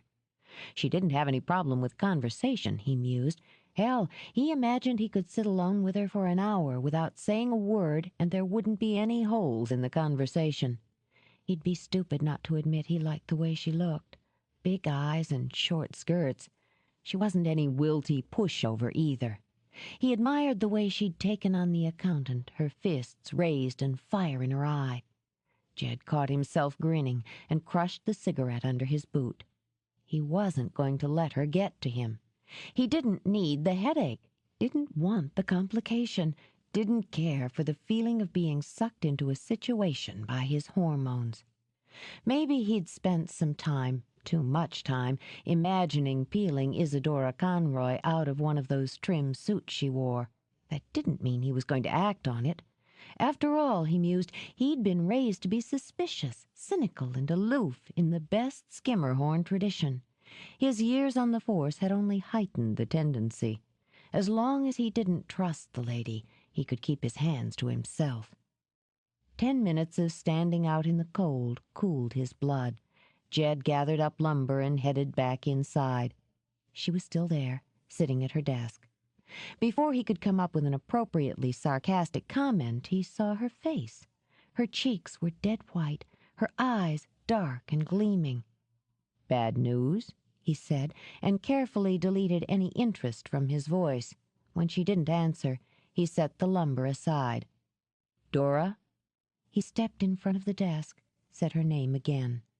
She lifted her face. One of the tears swimming in her eyes spilled over and slipped down her cheek. He'd seen hundreds of women cry, some with callous expertise, some with the abandon of wild grief. He couldn't remember any affecting him more than that single silent tear. She blinked, spilling another, and with a strangled sound pushed back from the desk. His intellect ordered him to let her go, but he caught up to her in 2 strides. Firmly he turned her around until she faced him. "What is it? Is it your father?" Battling fiercely for control, she shook her head. She wanted to lay her head on Jed's shoulder. Perhaps because he offered it, she refused. "Sit down." Though she held herself stiff, he guided her back to her seat. "Do you want me to get your sister?" "No." Dora pressed her lips together, took a deep breath. "Go away." He'd have been relieved to oblige her, but he already had enough guilt on his shoulders. He went into the tiny adjoining bath and poured a glass of tepid water into a Dixie cup. "Here, drink this. Then sit back, close your eyes, and take some deep breaths." "What's that? Skimmerhorn's all-purpose cure?" Uneasy with the urge to stroke and soothe, he jammed his hands into his pockets. "Something like that." Since her throat felt raw, she drank the water. With her eyes closed, Jed thought she looked fragile, not at all like the vital woman who'd tweaked his libido only moments before. He sat on the edge of her desk and waited. "Okay," she said after a moment. "It works." She sighed, opened her eyes again. "Thanks." "What set you off?" "The call," she sniffled, then reached in a desk drawer for a pack of tissues. "I met this other dealer on a buying trip right before Christmas. I just called down there to see if he had this piece my last customer wanted." She had to take another long breath. "He's dead. He was killed during a burglary last week." "I'm sorry." They were 2 words Jed hated because they always seemed useless. "I only met him once. I outbid him for a couple of lots. Leah and I went by his shop after the auction, and he made hot chocolate." Her voice broke, and she took a moment to strengthen it. "That was his son on the phone. He was killed the next night." "Did they catch the guy?" "No." She looked back at Jed. Both of them were relieved that her eyes were dry again. "I don't know any of the details. I didn't want to ask." "How do you handle it?" she demanded, gripping Jed's hand with an urgency that surprised them both. "How do you handle being close to the horrible day in and day out?" "You don't look at things the same way on the job as you do as a civilian. You can't." "Did you leave because you stopped looking at things like a cop?" "That's part of it." He pulled his hand away, distanced himself. "I don't think that's a good reason." "I did." Interesting choice of tense, Skimmerhorn. She rose, wishing her stomach wasn't still so shaky. "You should have said, 'I do,' unless you've changed your mind. We could go into that, but I'm not feeling up to a debate right now. I've got to talk to Leah." Greg and Renee Demosky arrived home to their Baltimore split level at 6 p.m. sharp. They were, as usual, bickering. They had sniped at each other all during the 20-minute drive from Greg's dental practice, where Renee was his dental hygienist, and continued the bout in the garage, where Greg parked their bronze BMW beside their spiffy Toyota Supra, and as they reached the door to the house. "We could have gone out to dinner," Renee said as she slammed open the front door. She was a statuesque blonde, just beginning to thicken in the middle. "Once in a while, I'd like to see people when they don't have their mouths wide open," she complained. "We're in a rut, Greg." "I like being in a rut," he muttered. "Come on, Renee, ease off. All I want is to relax in my own home. Is that too much to ask? And I want to have a nice night out, maybe down at the Inner Harbor." Renee yanked open the refrigerator and took out a tuna casserole. "But no, I come home after standing on my feet all day, flossing other people's teeth, and have to fix dinner." Greg headed straight for the scotch in the living room. "Don't you walk away from me when I'm talking to you." Renee shoved the casserole into the oven and hurried out on his heels. She stopped, as her husband already had, to stare at the destruction of their living room. What wasn't missing was broken or jumbled in the center of the room where the Persian rug had been. The entertainment corner across from the conversation pit was depressingly empty of their 25-inch stereo TV, VCR, and multiple CD player. "Oh, Greg!" Resentments were forgotten as Renee grabbed her husband. "We've been robbed!" "Don't cry, baby. I'll take care of everything. Go in the kitchen and call the police." "All our things! All our pretty things!" "Just things." He gathered her close and kissed the top of her head. "We can get more things. We've still got each other." "Oh!" Renee blinked tears out of her eyes as she looked up at him. "Do you mean that?" "Sure I do." He ran an unsteady hand over her hair. "And after the cops finish up and we figure out what the hell happened, we're going out. Just you and me." DiCarlo was whistling along with Tina Turner on his car stereo. He had the mermaid bookends, as well as $600 in cash the Damaskis had hidden in the freezer, a fine ruby and diamond ring Renee had left carelessly on her dresser, and the profit he'd made by fencing all the electronic equipment to an old connection of his in Columbia, Maryland. All in all, he considered it an excellent day.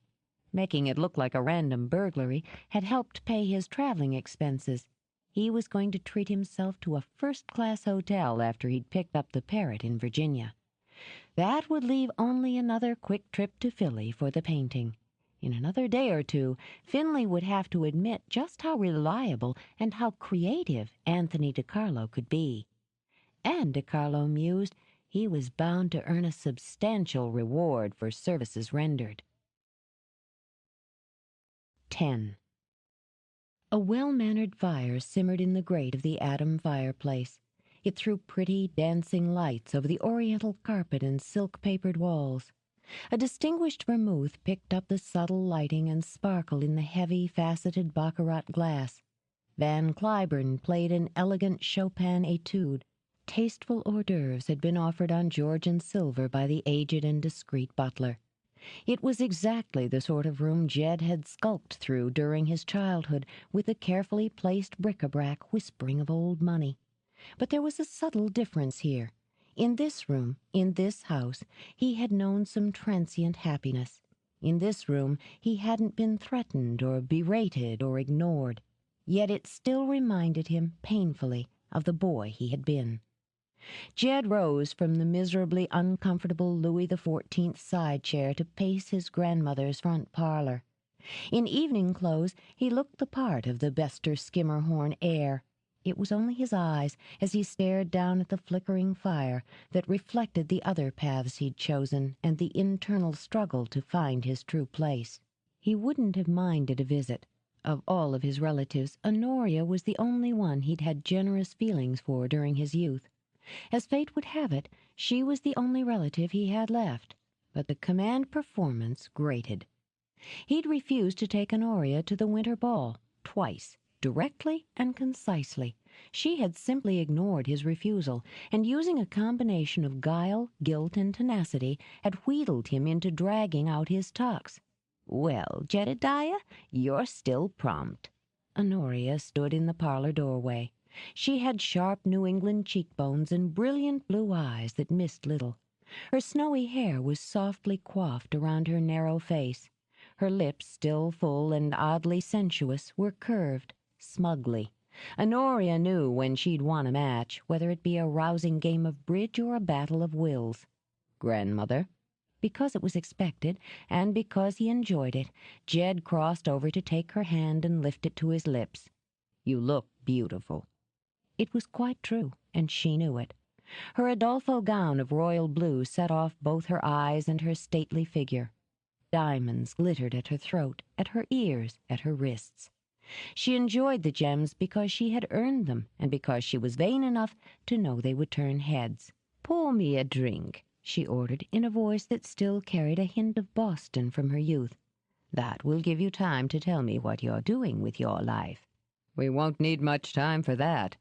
But he walked obediently to the liquor cabinet.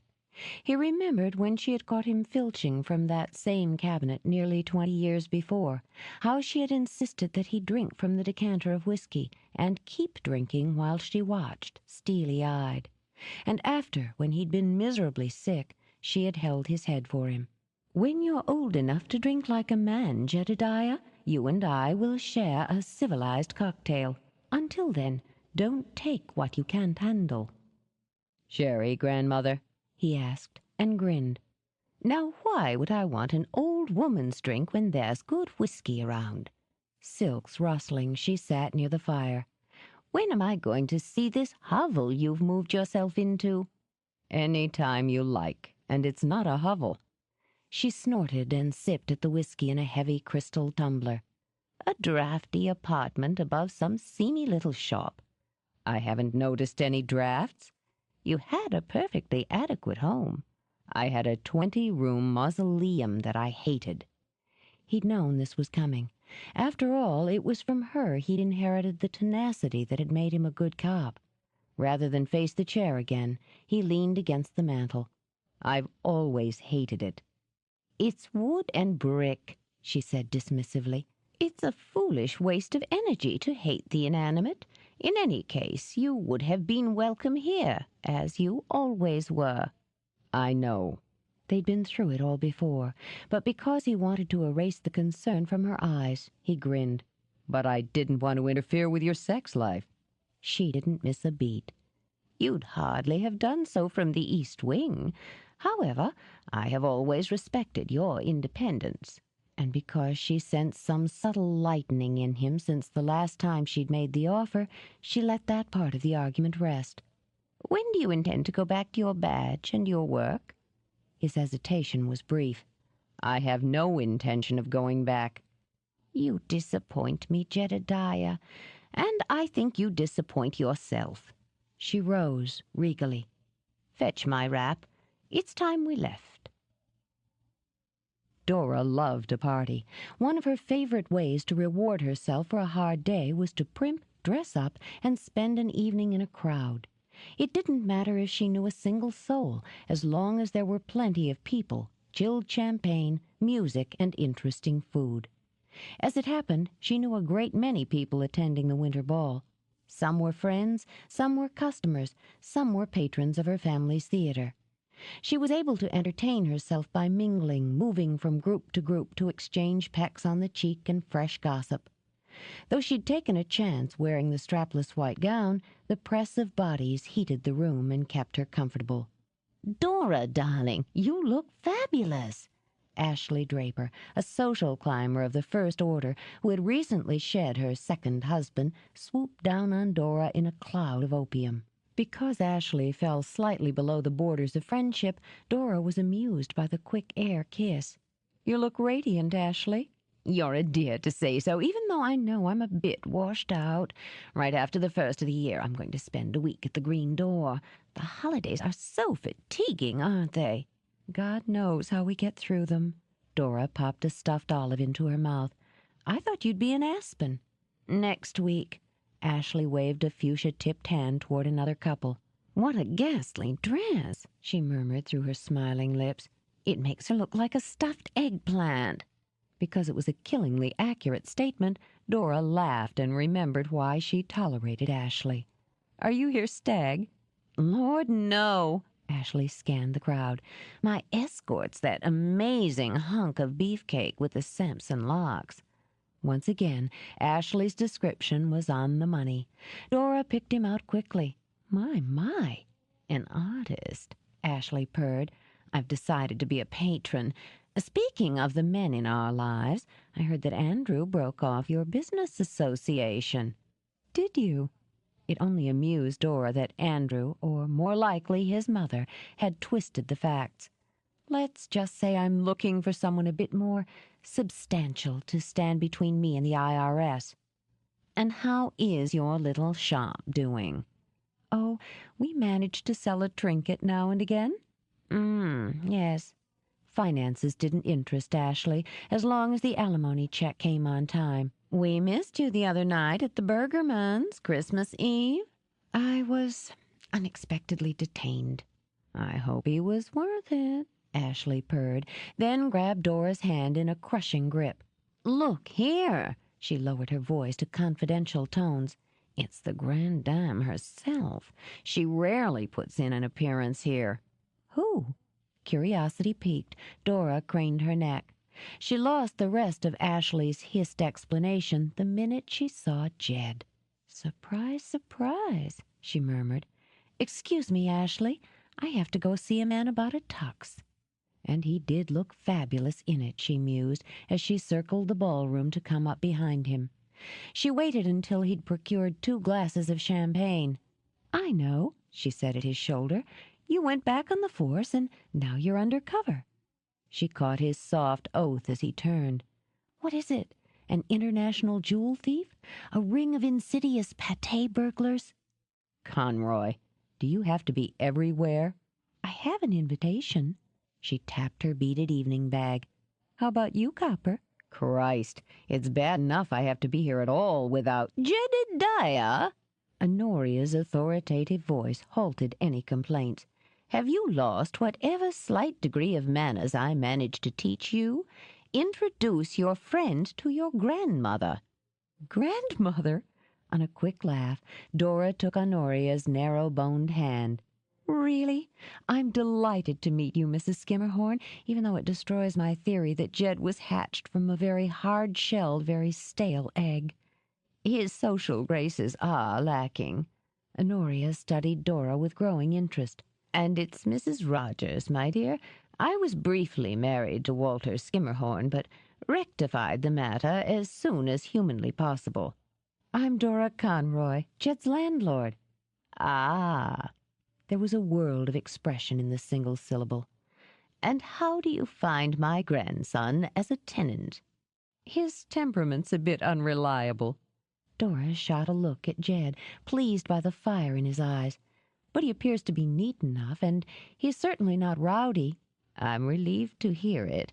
There were times, you know, during his youth that I feared his landlord would be a warden. Then you must be pleased he chose the right side of the law. I'm very proud of him. He's the first and only Skimmerhorn to amount to anything. Grandmother. Very deliberately, Jed took her arm. Let me get you some hors d'oeuvres. I'm capable of getting my own. Just as deliberately, she shook him off. And there are several people I must speak to. Dance with the girl, Jedediah. Yeah, Jedediah, Dora said as Honoria swept off. Dance with the girl. Go find somebody else to harass, he suggested, and turned toward the bar. He was going to need something stronger than champagne. Your grandmother's watching, pal. Dora tugged on his sleeve. 5 will get you 10. She'll lecture you if you don't escort me onto the dance floor and exude some charm. Setting the champagne aside, Jed took her arm. If his fingers dug in a bit hard, she was determined not to grimace. Don't you have a boyfriend around here? I don't see boys, Dora said, grateful when Jed had to shift his grip into dance position. If you mean do I have a date, then no. I don't usually like to bring a date to a party. Why? Then I'd have to worry if he was having a good time, and what I prefer doing is having one myself. The orchestra was playing a silky version of Twilight Time. You're a nice dancer, Skimmerhorn. Better than Andrew. Thanks a lot. Of course, it would be a nice touch if you looked at me instead of glaring at the other dancers. When his gaze lowered, she tilted her head and smiled. What about you? Are you having a good time?" I hate these things. It was a shame, a damn shame, he thought, that she felt so incredibly good in his arms. You probably love them. "Oh, I do. You'd like them more if you accepted them for what they are." Which is? "A chance to show off." She lifted a finger from his shoulder to tease his hair. "I'm terrific at showing off." I'd already figured that out. "Astonishing deductive powers. Comes from being a police captain." He slid a hand up her back and countered bare skin.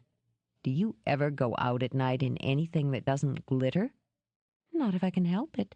Don't you like the dress?" What there is of it. The song ended and another began, but he'd forgotten he didn't want to dance with her. Honoria glided by in the arms of a distinguished-looking man with a silver mustache. You look okay, Conroy. "My!" She widened her eyes. "Feel my heart pound." If I feel your heart, I'll do it in private. "Are you exuding charm for your grandmother's sake?" He looked down at her again. Something in her smile encouraged one of his own. She liked you. "I'm a likable person." No, you're not. You're a pain in the ass. He stroked his hand up and down her bare back where the silk of the gown gave way to the silk of her flesh. A very sexy pain in the ass. "I'm getting to you, Jed." And her heart was pounding, just a little, as she trailed her fingers along his neck. Maybe. Testing them both, he dipped his head, brushed her mouth with his. "Absolutely," she corrected. She felt the quickening in her stomach spread to a fluttering. She ignored the curious heads turned their way and kept her mouth an inch away from his. "We could go home tonight and tear each other's clothes off, jump into bed, and relieve some of this tension." An interesting image, Conroy. But it sounds like there's an or coming. "Or," she said, and tried to smile, "we could get to be friends first." Who said I wanted to be your friend? "You won't be able to help yourself." She touched a hand to his cheek as much in compassion as arousal. "I can be a pretty good friend, and I figure you need one."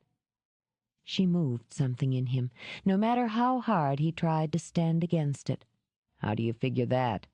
"Because everyone does.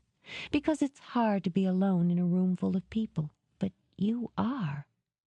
After a violent inner struggle, he rested his brow against hers. God damn it, Dora. I don't want to care about you. I don't want to care about "Anything," she finished for him. When she looked up into his eyes this time, her heart broke. "You're not dead," she murmured. Close enough. He pulled himself back. I want a drink. She went with him to the bar, ordered champagne while he chose scotch. "Tell you what," her voice was light again, "we'll try something new. I won't give you a hard time, and vice versa. I won't make suggestive comments or clever insults." He rattled the ice in his glass while he studied her. What's left? "We'll both be agreeable and have a good time." At his lifted brow she laughed, hooked her arm through his. "Okay, I'll have a good time, and you'll make the best of the situation. Hungry?" I could be. "Let's go check out the buffet. If you have a plate in your hand, none of the women who are ogling you will expect you to dance." Nobody's ogling me. But he went with her. "Sure they are. I'd ogle you myself if I didn't know you." She debated between the salmon mousse and the stuffed mushrooms, settled on both. "I don't believe I've seen you at the winter ball before, and I've attended the last 3 years." He'd always been able to use work as an excuse, Jed remembered. He plucked a cube of cheese from her plate and said nothing. "This conversation thing is tough for you, isn't it?" She kept a smile on her face as she heaped more food on her plate, then generously held it out to share. "I'll give you a hand. I say something, then, depending on the content, you laugh, look bemused, annoyed, intrigued, and say something back. Ready?" You've got an awfully smart mouth, Conroy. "Good. Good start." She sampled a thumb-sized spinach pastry.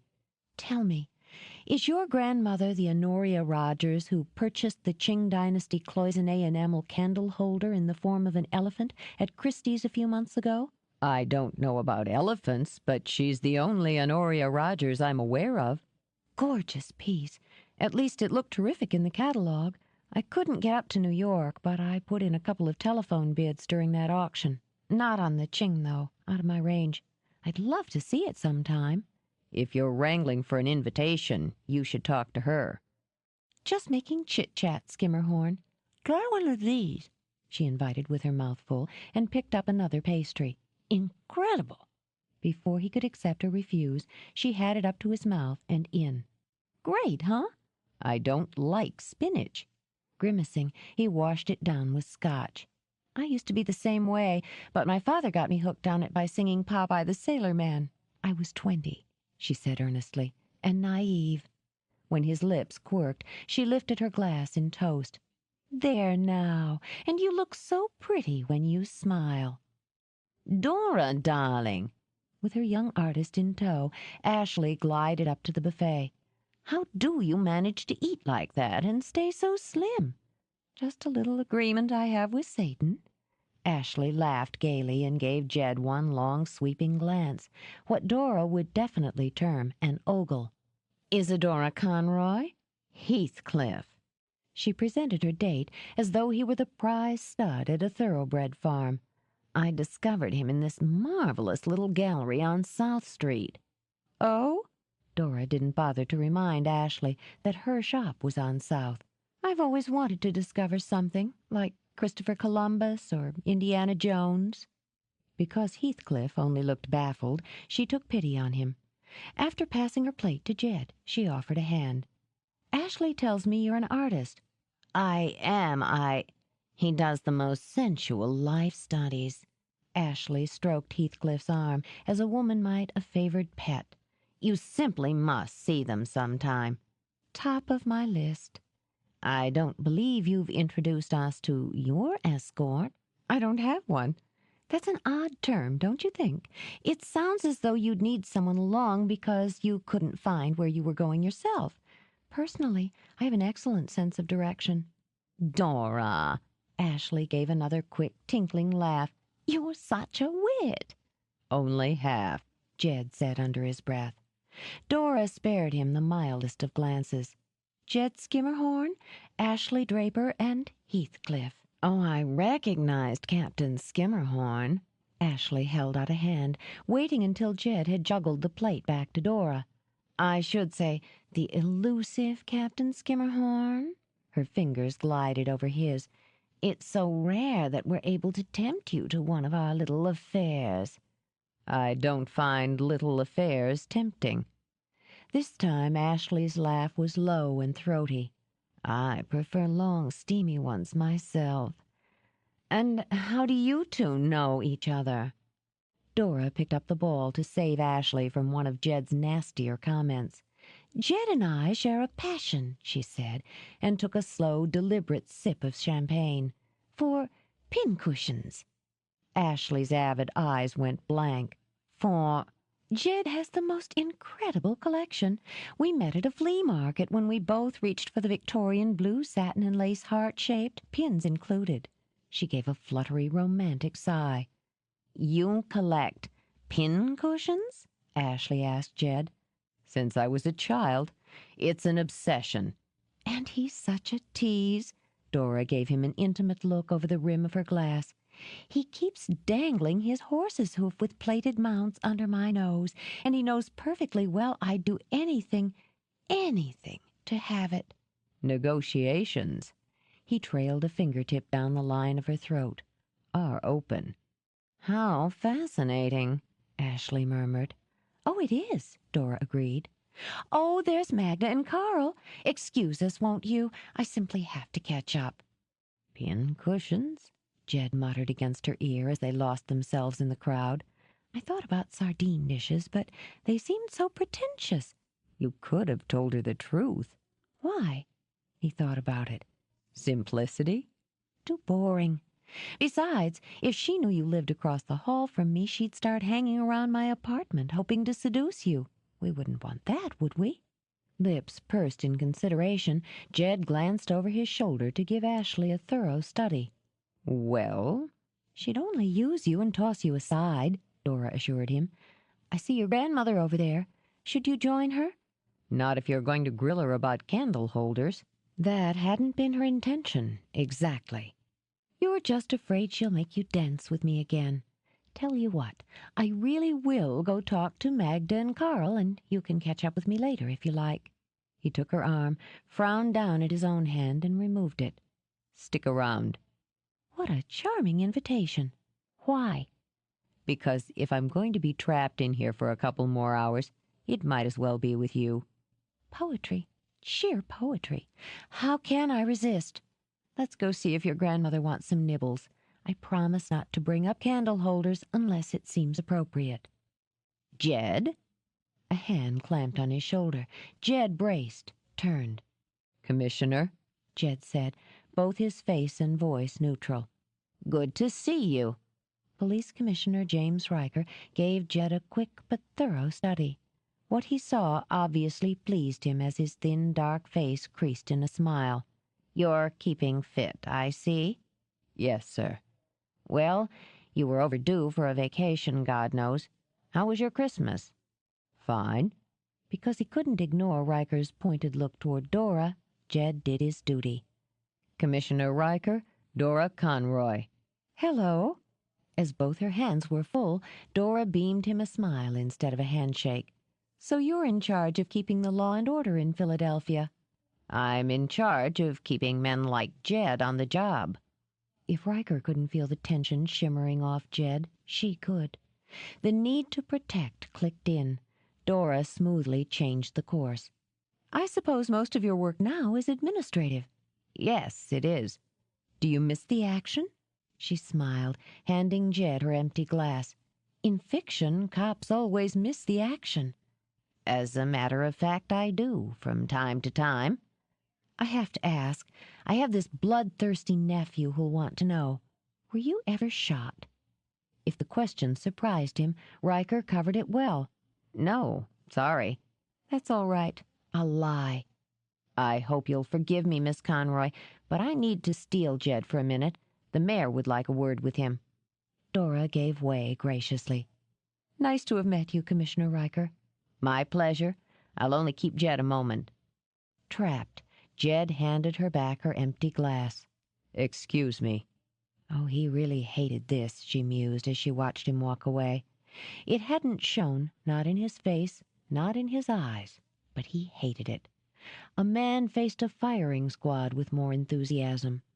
When he returned, he'd be simmering with fury or tight-lipped with guilt or simply miserable. Feeling for him, Dora wondered if she could find some way to distract him, to turn whatever emotions the commissioner and the mayor managed to stir up into a different channel. Joke him out of it, she mused as she wandered over to get a refill on her champagne. Irritated out of him would probably be easier. It wouldn't even take much effort. "I would think they would take more care as to who attends these affairs." The gravelly voice was instantly recognizable. Dora turned with a bright smile on her face. "Mrs. Dodd, Andrew, how interesting." Mrs. Dodd drew air fiercely through her nostrils. "Andrew, fetch my club soda." "Yes, Mother." Mrs. Dodd, with her bulky frame draped in black satin, leaned forward close enough that Dora saw the few gray hairs stabbing out of her chin that her tweezers had missed. "I knew what you were, Miss Conroy. I warned him, of course, but Andrew is as susceptible as any man to a woman's wiles." "I had all my wiles surgically removed. I could show you the scars." The woman ignored her. "But what would you expect, bred from a family of actors?" Dora took a careful breath, a careful sip. She would not, absolutely not, let this idiotic old woman make her lose her temper. "Those acting families," Dora said lightly. "The Fondas, the Redgraves, the Bridges. God knows how they can be permitted to taint society." "You think you're clever."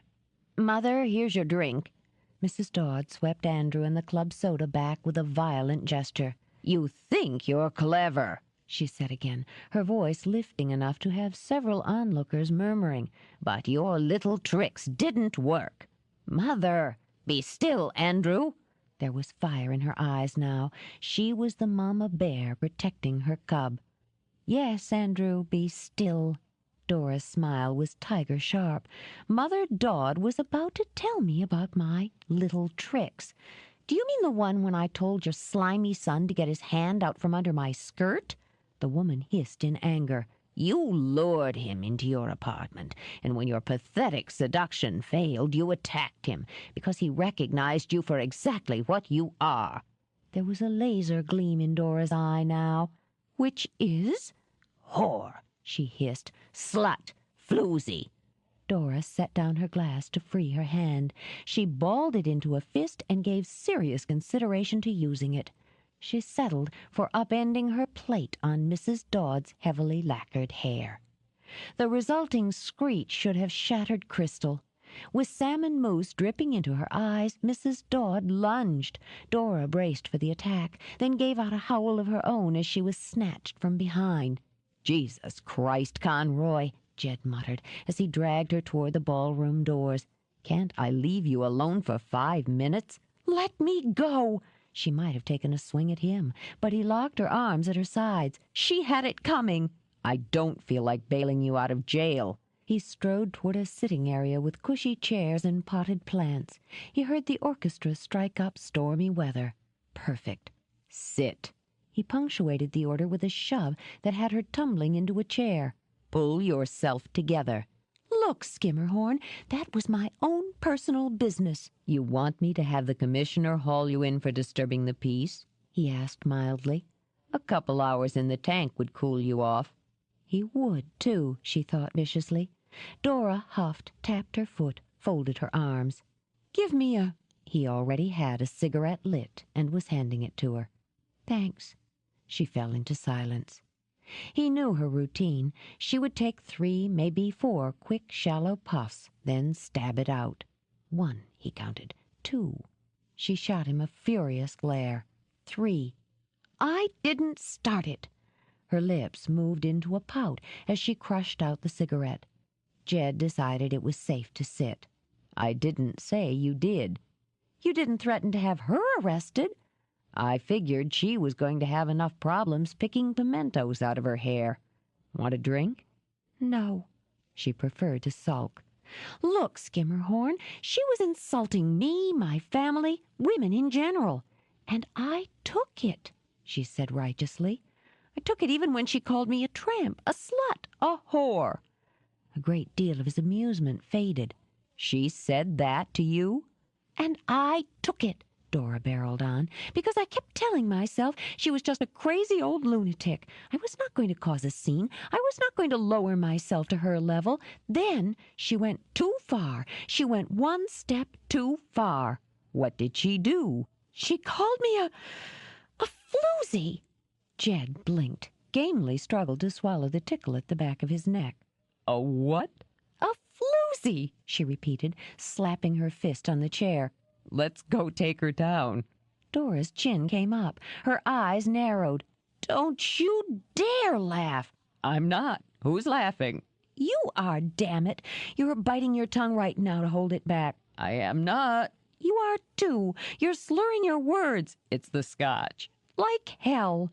She turned her head away, but he'd caught the quiver of her lips. When he brought her face back to his, they grinned foolishly at each other. "You made it an interesting evening, Conroy."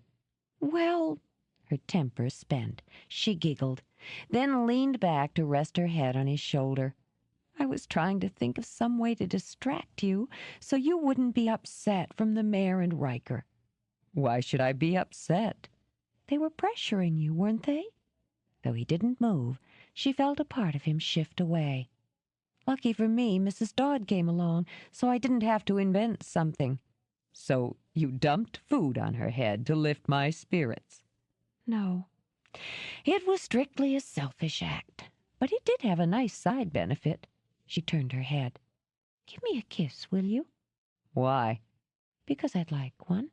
Just a friendly one." He put a finger under her chin to tip it up, touched his lips to hers. "Friendly enough?" "Yeah, thanks." She started to smile, but he shifted his hand, cupped it around her throat. With his eyes open, he lowered his mouth to hers again, teased her lips apart with his tongue, and tasted the arousal on her first shaky breath. It was like water, pure, sweet water after an agonizing thirst. He sipped easily. She felt the rush of need, the hard, sharp-edged wave of it that left her limp. He didn't bring her closer, nor did he deepen the kiss. Instead, it was slow, cool, devastatingly controlled. When he drew back, she kept her eyes closed, absorbing the flood of sensation. Her heart was still pounding in her ears when she opened her eyes. "God," was all she managed to say. Problem? "I think so." She pressed her lips together. She could have sworn they were vibrating. I think I'll go." Her knees wobbled when she stood. It was very difficult, she thought, to be in charge of a situation when your knees wobbled.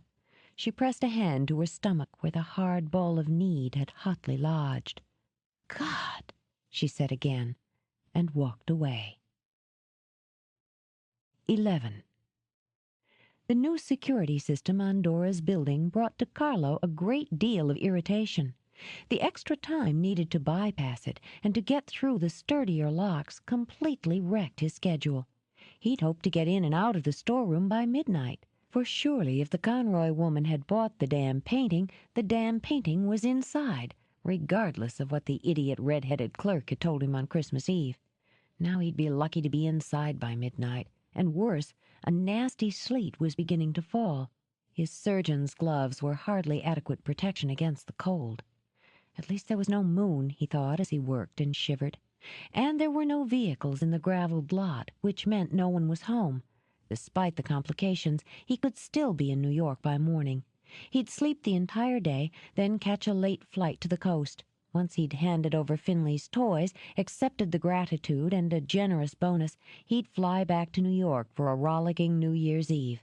DeCarlo shivered as the cold snuck under his collar like frigid little ants. When the final tumbler fell, he gave a little grunt of satisfaction. In less than 15 minutes, he was certain that the painting was not in the storeroom. Using self-control, he curbed the urge to wreck the place. If the painting was going to cause a problem, it would be best if no one knew there'd been a break-in. He did another thorough tour of the shop, automatically picking up a few small trinkets as he went, including the jade foo dog Terry had tried to sell him. Resigned, DeCarlo headed upstairs. He cursed, but without much heat, when he encountered the lock on the door at the top of the steps.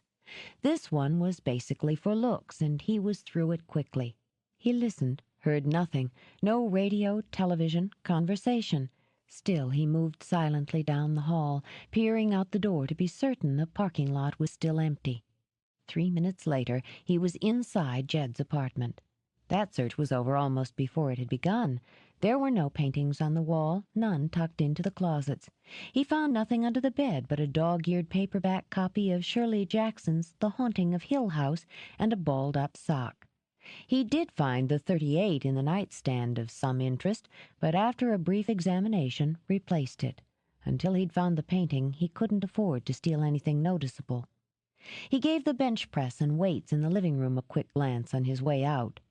He was in Dora's apartment in a matter of seconds. She hadn't bothered to lock it. The search here was a different matter. Where Jed's apartment had held a minimum of furniture, Dora's was packed. The clutter in Jed's came from carelessness.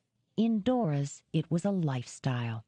There were several paintings, a watercolor still life, 2 oval portraits, one of a stern-faced man in starched color, one of an equally stern-faced woman.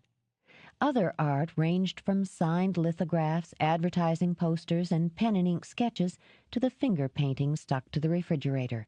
But the abstract wasn't on the wall. He moved into the bedroom to search the closet. Because he, too, had left the door unlocked, he barely had time to react when he heard it open. By the time it slammed, DeCarlo was deep in the closet, hidden behind a colorful assortment of outfits that smelled erotically of woman.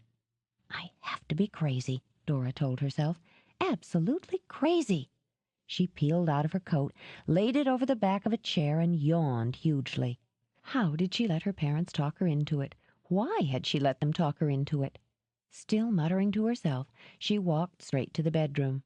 Her plans for the evening had been so simple, she thought.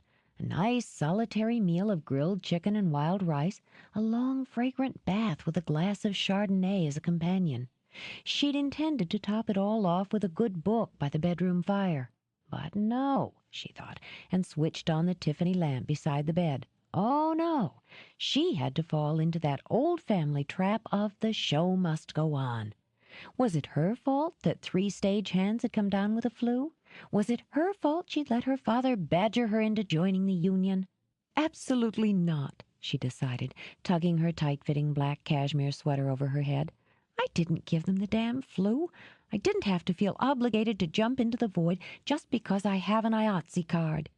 Sighing, she bent over to unlace her black chucks.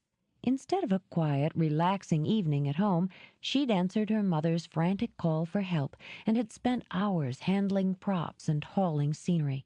She'd even reluctantly enjoyed it, standing backstage and listening to the voices echo, rushing out when the lights dimmed to make a scenery change, feeling a vicarious pride when the cast took their curtain calls.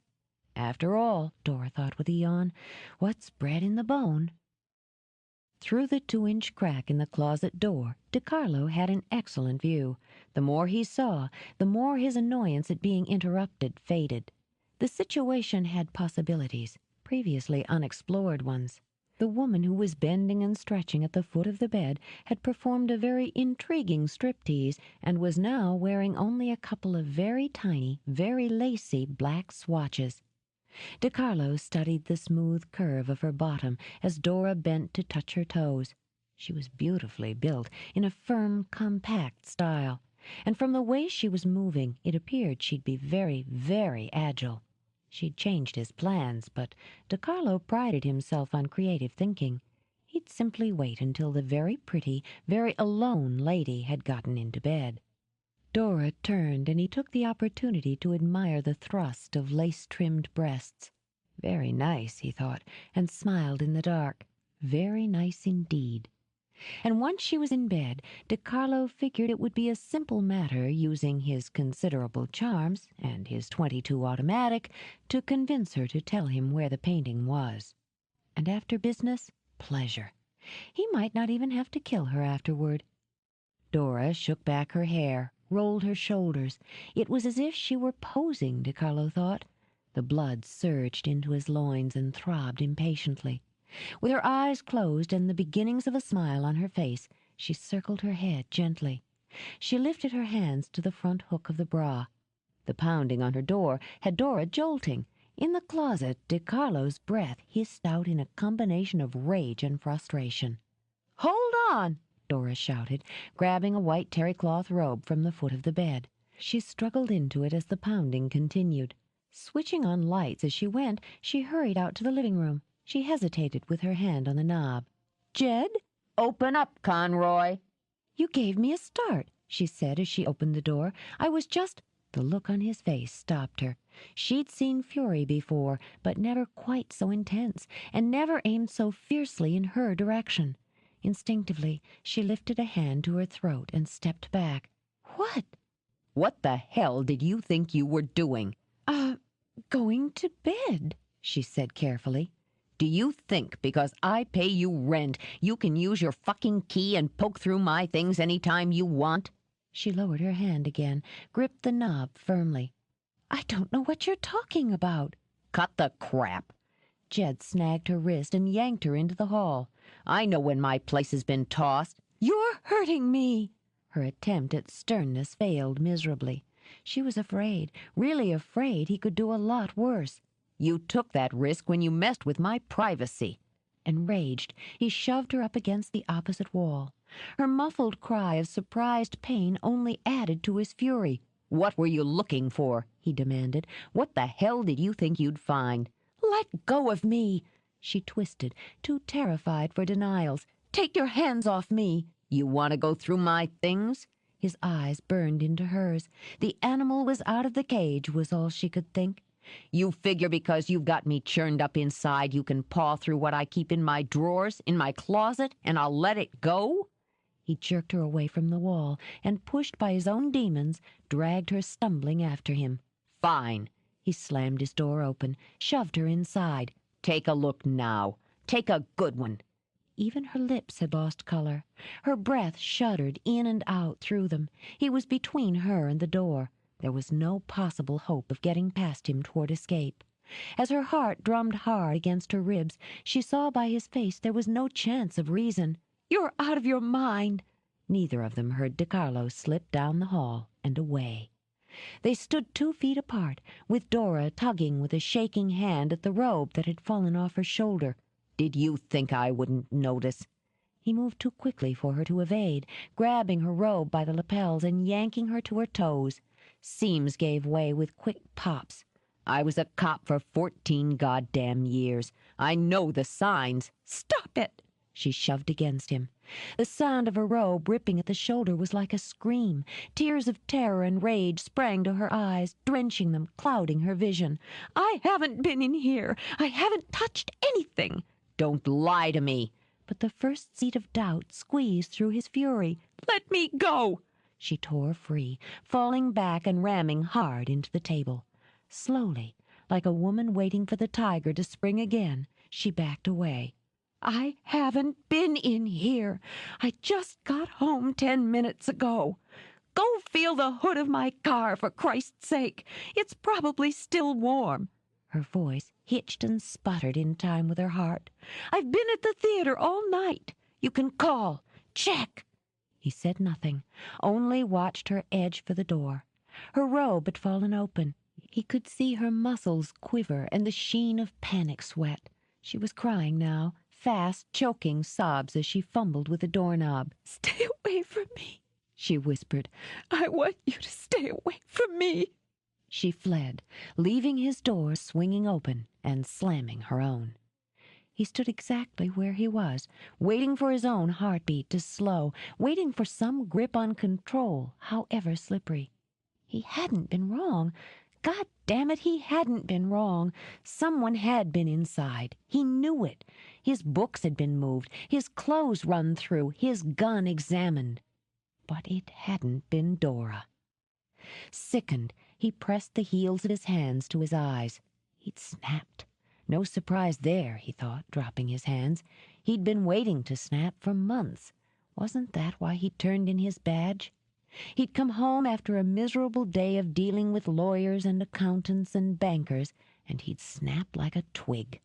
And if that wasn't bad enough, he'd terrorized a woman. Why had he picked on her? Because she'd gotten to him.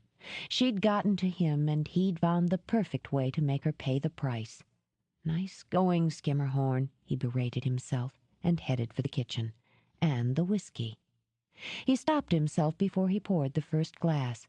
That was the easy way. He dragged a hand through his hair, took a long breath, and walked over to Dora's to take the hard way. At the knock, she stopped rocking on the arm of her chair. Her head jerked up. She scrambled to her feet. "Dora, I'm sorry." On the other side of the door, Jed shut his eyes. "Damn," he whispered, and knocked again. "Let me come in a minute, will you? I want to make sure you're all right."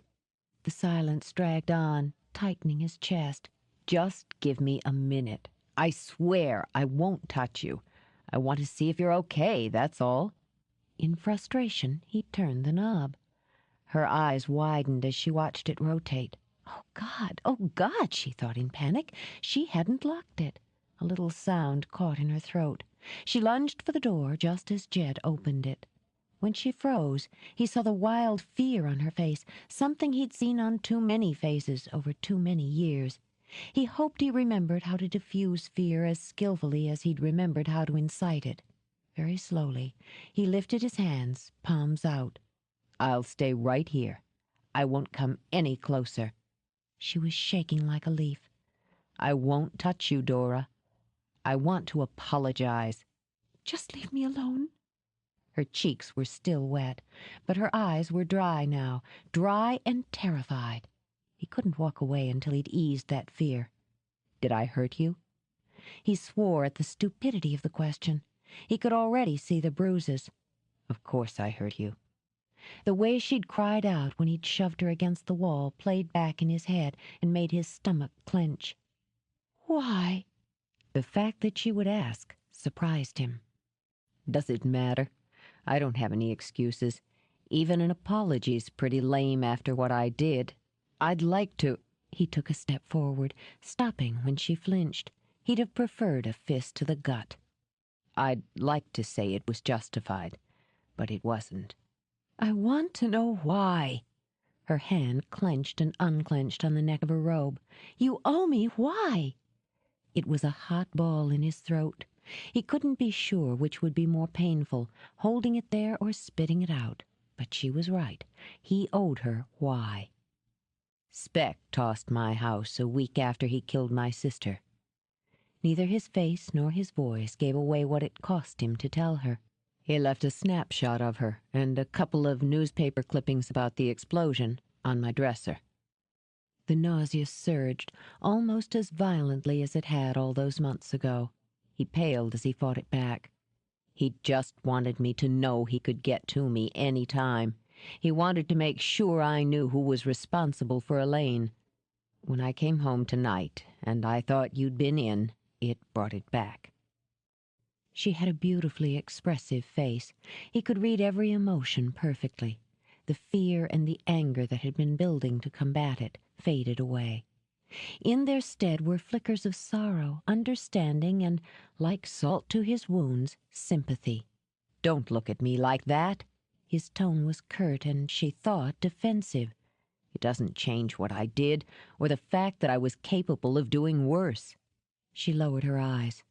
You're right, it doesn't. When you kissed me last night, I thought something was happening with us.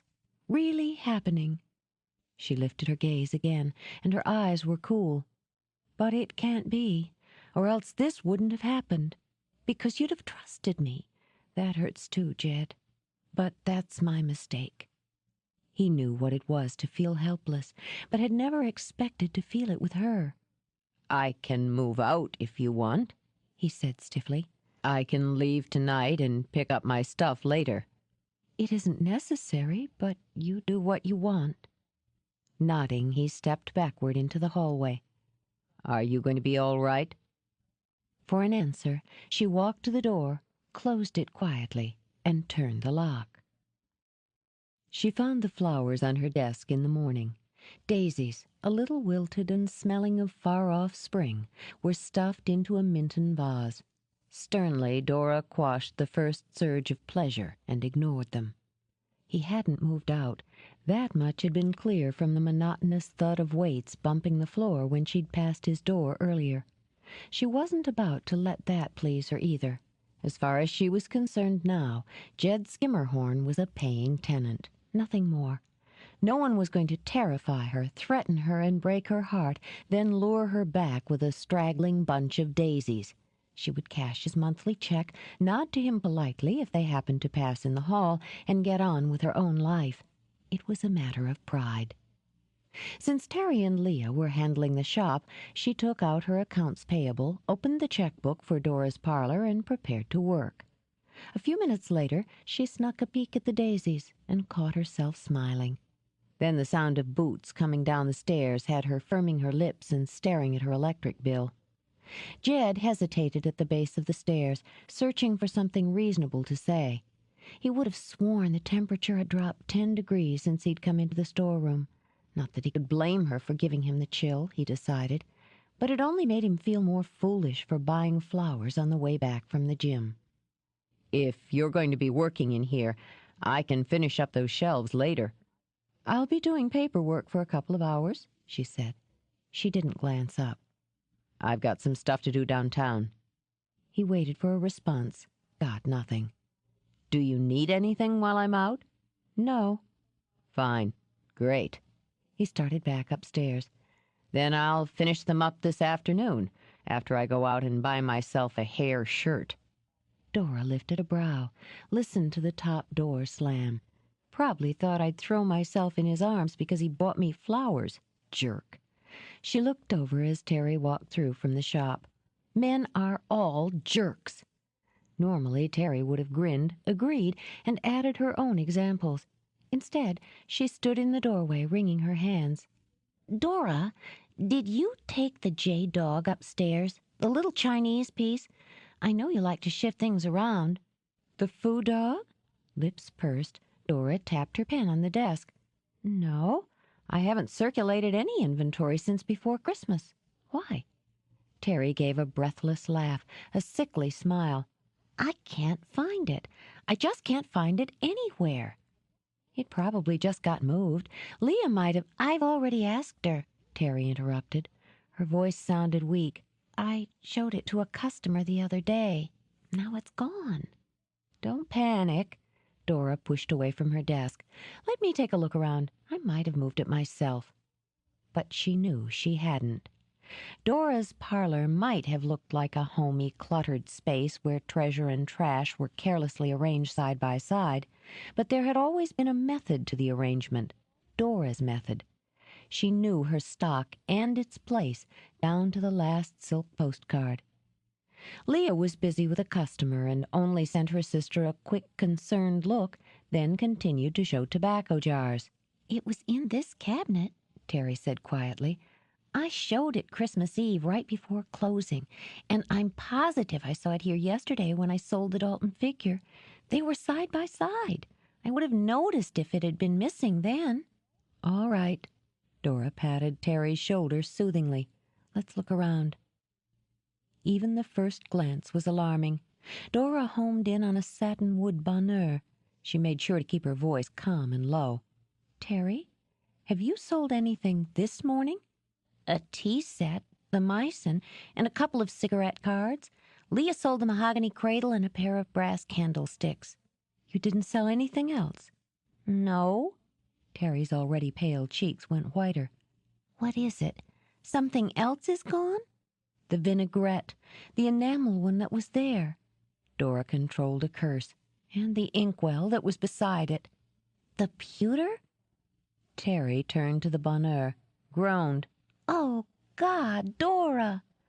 Dora shook her head to ward off any more comment and did a swift tour of the entire shop. The Chelton paperweight, she said a few moments later. The Baccarat perfume bottle. The Fabergé desk seal. That one, priced at $5,200, was tough to swallow. And the Bakelite cigarette case, which at roughly $3 infuriated her almost as much as the Fabergé. All small enough to fit into a purse or a pocket. We haven't had more than 8 or 9 people in all morning, Terry began. I don't see how— Oh, Dora, I should have watched more carefully. It's not your fault, but it's not. Though she felt sick with anger, she slipped an arm around Terry's waist. We can't treat everyone who walks through the door like a shoplifter. We'd end up putting in those damn security mirrors and shoving all our stock behind locked glass.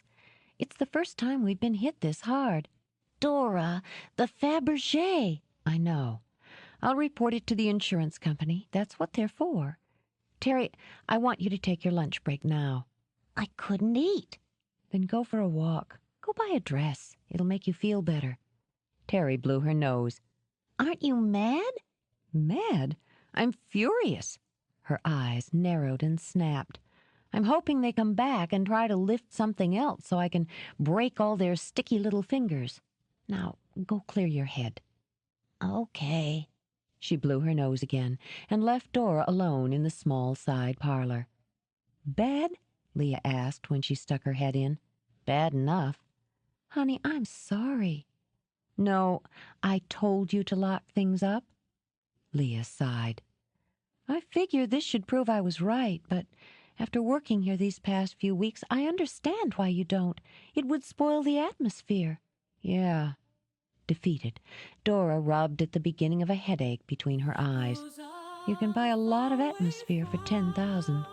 $10,000? Leah repeated. Her eyes widened.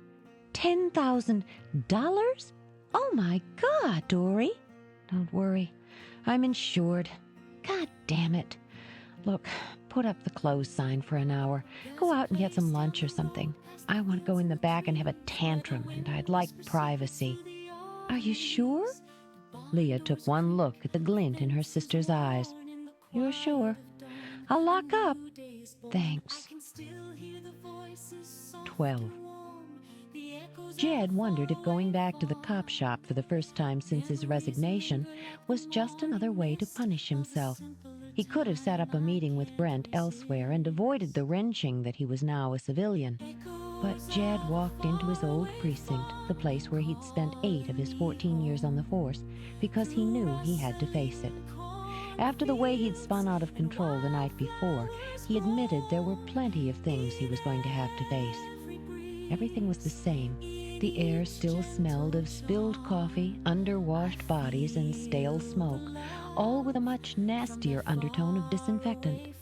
The walls had been painted recently, but the color was the same institutional beige. The sounds, all familiar, ringing phones, clattering keyboards, raised voices. The fact that he walked in this time without the weight of his weapon strapped to his side made him feel more than awkward. This time he felt naked. He nearly walked out again, but 2 uniforms turned toward the doors on their way to patrol. Recognition flickered on both of their faces. The one on the left, Snyder, Jed remembered, jerked to attention. "Captain, sir!" They were getting younger every year, Jed mused. This one was hardly old enough to shave. The only way through it was ahead. Jed nodded to both of them as he passed. "Officers?" He stopped at the desk, waited until the bull-shouldered sergeant turned. "Ryan?" The man might have had shoulders like a bull, but he had the face of a teddy bear. When he spotted Jed, that face creased into a smile so big his eyes seemed to disappear into the soft folds of ruddy Irish skin. "Captain, son of a bitch!" He reached over the desk to grasp Jed's hand like a vice-gripping steel. "Good to see you, really good. How's it going?" "Oh, you know, same old, same old." He leaned companionably on the counter that separated them. "Lorenzo got winged in a liquor store hit last week." "I heard about that. How's he doing?" "Milking it," Ryan said with a wink. "Time was a guy took a pop, he mopped up the blood and got back on the street." "After he chewed the bullet out with his teeth." "That's the way." Someone shouted for Ryan, and he shouted back that they should hold on. "We miss you around here, Captain," he said, leaning on the desk again. "Goldman's okay as an acting captain. I mean, he pushes paper with the best of 'em, but let's face it, the man's an asshole." "You'll break him in." "No, sir."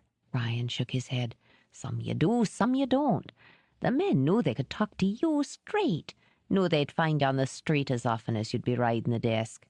With Goldman, you gotta climb up the chain of command and tippy-toe through regulations and procedure." His genial face wrinkled into a sneer. "You won't catch him going through the door, not unless there's a camera and 3 reporters on the other side." Whatever Jed felt about Ryan's easy flow of information, he kept to himself. "Good press doesn't hurt the department." "Is Lieutenant Chapman in? I need to talk to him." "Sure. I think he's in his office. You can track him down." Jed waited, then lifted his brow. "Give me a visitor's badge, Ryan." Ryan turned pink with embarrassed dismay. "Shit, Captain." "I need a visitor's badge, Sergeant." "Makes me sick," Ryan muttered as he pulled one out. "I gotta tell you, it makes me sick." "You told me." Jed clamped the badge onto his shirt. To get to Brent, he had to walk through the bullpen. He would have preferred a nice, slow waltz on hot coals. His stomach clenched each time his name was called, each time he was forced to stop and exchange a word, each time he forced himself to ignore the speculation, the unasked questions. By the time he reached Brent's door, the tension was wrapping at the base of his neck like a dull spike. He knocked once, then pushed the door open. Brent was sitting at his overburdened desk, the phone at his ear. "Tell me something I don't know." He glanced up. Instantly, the irritation in his eyes cleared. Yeah. And when you're ready to shoot straight, we'll deal. I'll get back to you." He hung up and leaned back in his chair. "I thought the noise level out there rose a few degrees. You were in the neighborhood? Thought you'd drop by, right?" "No." Jed sat down, took out a cigarette. "I know. You needed a fix of cop coffee." "When I get that bad, I'll have myself committed." Jed struck a match. He didn't want to ask, didn't want to get involved, but he had to. "Is Goldman being as big an asshole as Ryan claims?" Grimacing, Brent rose to pour 2 cups of coffee from the pot on his hot plate. Well, he's not exactly Mr. Popularity around here. I caught Thomas down in the locker room sticking pins in a Goldman doll. I recognized it because it had those little beady eyes and big teeth. Jed took the coffee. What did you do about the doll? I stuck a couple pins in it myself. So far, Goldman doesn't seem to be in any particular discomfort. Jed grinned. The first sip of coffee wiped that off his face. You know, I could put in your name with the chief. I figure he'd listen to my recommendation. Not interested. Brent took off his glasses to wipe ineffectively at the smudges. I'm lousy at delegating. Thomas might end up sticking pins in an incredibly handsome doll wearing horn rims. He leaned against the edge of his desk. Come back, Jed. Jed lowered his eyes to his coffee, slowly lifted them again. I can't. Christ, Brent, I'm a mess. Give me a badge right now and I don't know what I'd do or who'd pay for it. Last night, he had to stop. He took a deep drag on his cigarette. Somebody'd been in my place, in my things. You had another break-in over there? Jed shook his head. This was slick. A couple of things out of place, a drawer shut when I'd left it part way open, that kind of thing. I'd been out most of the day. Elaine's estate, the settlement on her house. Weary, he kneaded the back of his neck. After all that, I went and had a drink. I went to a movie. I came home, took one look around, and went after Dora. He picked up his coffee again. It was no more bitter than the taste already lodged in his throat. I mean, I went after her, Brent. Saw the crime, made the collar. In disgust, he crushed out his cigarette and rose. I pushed her around. Christ, Jed. Stunned, he watched Jed pace the office. You didn't hit her? No. How could he be offended by the question, Jed wondered. I scared the hell out of her, though. Scared myself after I pulled it in. I didn't think it through. I didn't keep it chilled. I just snapped. I'm not going to take the chance of doing something like that from behind a badge, Brent. He turned back. That badge used to mean something to me. I've known you almost 10 years. I never once saw you misuse it. And I don't intend to. Anyway, that's not why I'm here. Dora didn't go into my apartment. So who did? Might have been a return from whoever broke in the other night, looking for something to lift. I don't have a lot in there with me, but there was a couple $100 in cash in the drawer. My .38, a Sony Walkman. Dora's place across the hall's loaded. What about the security? I looked it over, couldn't find anything. This guy's good, Brent, a pro. It could be a connection to Speck, somebody who wants revenge. Speck wasn't the kind to inspire loyalty after death. But like Jed, Brent wasn't willing to dismiss the possibility. I'm going to do some checking. Why don't I put a couple of eyes on the building? Normally, Jed would have cringed at the thought of protection. Now he merely nodded. I'd appreciate it. If somebody wants me, I wouldn't like to have Dora caught in the middle. Consider it done. So, tell me, how are you handling things with Dora? I apologized. He snorted, turned to study Brent's poster of Eastwood's Dirty Harry. Big fucking deal. I offered to move out, but she didn't seem to care one way or the other. He muttered under his breath, but Brent's ears were keen. What was that? Did you say something about flowers? I bought her some damn flowers, Jed snapped. She won't even look at them. She sure as hell won't look at me, which would be just fine and dandy, except... Jed whirled back, a bleak expression on his face. God damn it, Brent. She's got me. I don't know how she did it, but she's got me. If I don't have her soon, I'm going to start drooling. Bad sign, Brent said with a slow nod. Drooling's a very bad sign. You getting a kick out of this? Well, yeah. Brent grinned and pushed up his glasses. A big one, actually. I mean, as I recall, you've always been smooth and on top of things, no pun intended, with women. Always figured it was all that high-class breeding. Now you're standing there with this hook in your mouth. It looks good on you. Jed just glared. So she's pissed, Brent continued. She'll make you sweat for a little while, beg a little. I'm not begging. Screw begging." He jammed his hands in his pockets. "I'd rather she be angry than frightened." No, he realized. He didn't think he could handle having her look at him with fear in her eyes again. "I thought I might pick up some more flowers on the way back." "Maybe you'd better think sparkles, pal. The kind you hang around your neck." "Jewelry?" "I'm not going to bribe her to forgive me." "What are the flowers for?" "Flowers aren't a bribe." Amazed that a married man could know so little, Jed headed for the door. "Flowers are sentimental. Jewelry's mercenary." "Yeah, and there's nobody more mercenary than an angry woman. Just ask my wife," Brent shouted when Jed kept going. "Hey, Skimmerhorn, I'll be in touch." Chuckling to himself, Brent went back to his desk. He called up the spec file on the computer.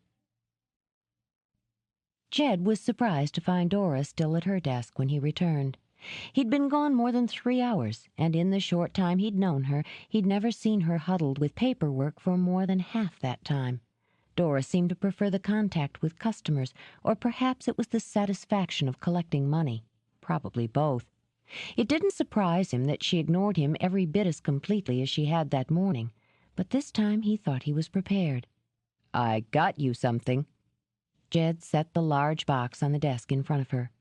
When she glanced at it, he had the small satisfaction of spotting the flicker of curiosity in her eyes. "It's, just a robe, to replace the one that got torn last night." "I see." He moved his shoulders restlessly. He wasn't getting much of a reaction from her, and he figured he'd paid big time.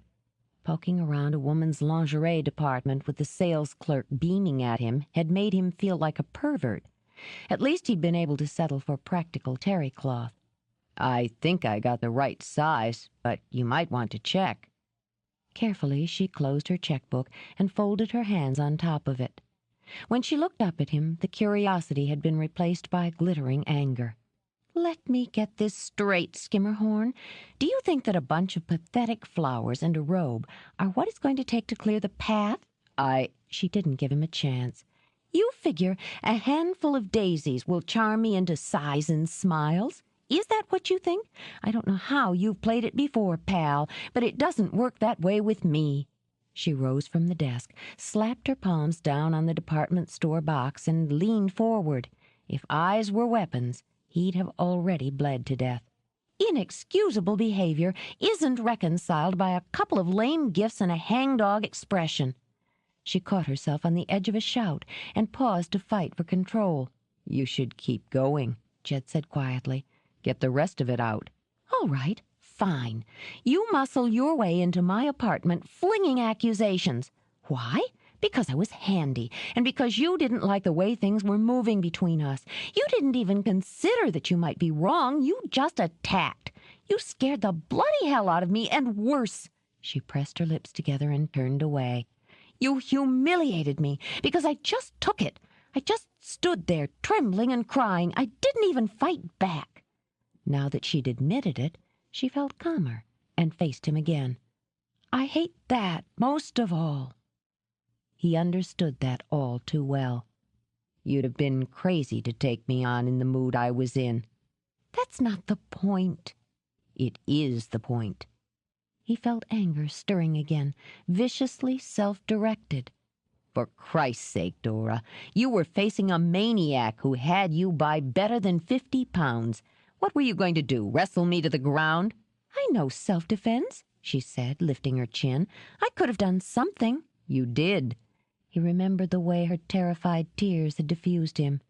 "You're crazy if you let yourself be embarrassed because you were afraid." "I don't think insulting me is going to smooth the waters, Skimmerhorn." She lifted a hand to push back her hair. It wasn't her usual casual gesture, Jed noted. It was a weary one. "Look, I've had a rough day." She broke off when he took her hand.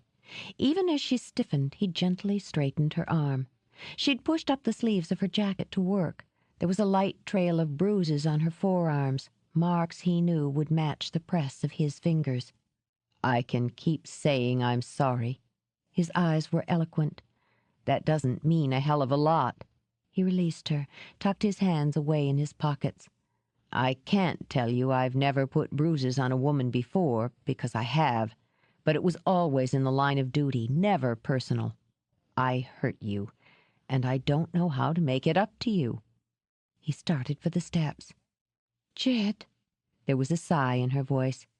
"Wait a minute." "Sucker," she admitted, and flipped open the top of the box. The robe was nearly identical to hers, but for the color.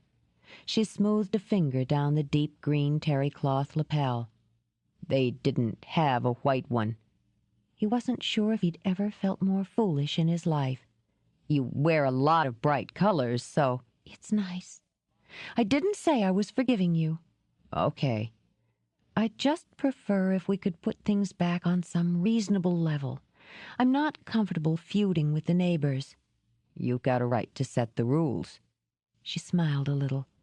"You must really be suffering to hand over that kind of power." "You've never been a man buying women's lingerie. You don't know about suffering." He wanted to touch her, but knew better. "I am sorry, Dora." "I know. Really, I do. I was nearly as mad at myself as I was at you this morning. Before I could cool off, we had some trouble in the shop, so when you came back, I was ready for blood." "What kind of trouble?" "Shoplifting." Her eyes hardened again. "This morning, not long after you left to buy a hair shirt." He didn't smile. "Are you sure it was all there last night when you closed up?" That stiffened her spine. "I know my stock, Skimmerhorn." "You said you got in a few minutes before I did last night." "Yes, what does—" "You were upset when I left you. You were still upset this morning. I don't suppose you'd have noticed." "Noticed what?" "If anything was missing from upstairs. Let's go take a look now." "What are you talking about?" "Somebody was in my place last night." She caught herself before she spoke, but he saw the doubt on her face. "I'm not saying that to excuse my behavior, but somebody was in my place," he said again, struggling to keep his voice calm. "Cops see things civilians don't. I had an idea that it might have been some of Speck's men dropping around to hassle me, but it could have been something else, somebody looking for some trinkets." "What about the alarm system? Those burglary-proof locks you put in?" "Nothing's burglary-proof." "Oh." She closed her eyes briefly as he took her hand and pulled her up the stairs. "Well, that certainly makes me feel better. A minute ago I was happy being furious at a shoplifter. Now you've got me worried that I had some cat burglar prowling around my apartment." "Let's just check it out. Got your keys?" "It's not locked." His look made her bristle. "Look, Ace, the outside door's locked and I was right downstairs. Besides," she shoved open the door, "nobody's been in here." "Mm-hmm." He bent down to examine the lock, saw no obvious signs of tampering. "Did you leave this unlocked when you went out last night?" "Maybe." She was beginning to sulk. "I don't remember." "Keep any cash in the house?" "Some." She crossed to the knee-hole desk and opened a drawer. "It's right where it's supposed to be, and so is everything else." "You haven't looked." "I know what's in here, Jed." He scanned the room himself, skimming, identifying knickknacks as skillfully as he would faces in a mug book. "What happened to the painting? The one over the couch?" "The abstract? My mother thought she liked it, so I took it over so she could live with it a while." She gestured to the two portraits that replaced it. "I thought I'd like having those two for company, but I was wrong. They're entirely too somber and disapproving, but I haven't had the chance to—" "Jewelry?" "Sure, I have jewelry." Okay. She rolled her eyes and headed back to the bedroom. She opened a camphor wooden ebony chest that sat on a lowboy. "It looks like it's all here. It's a little tougher to remember because I lend Leah pieces and she lends me."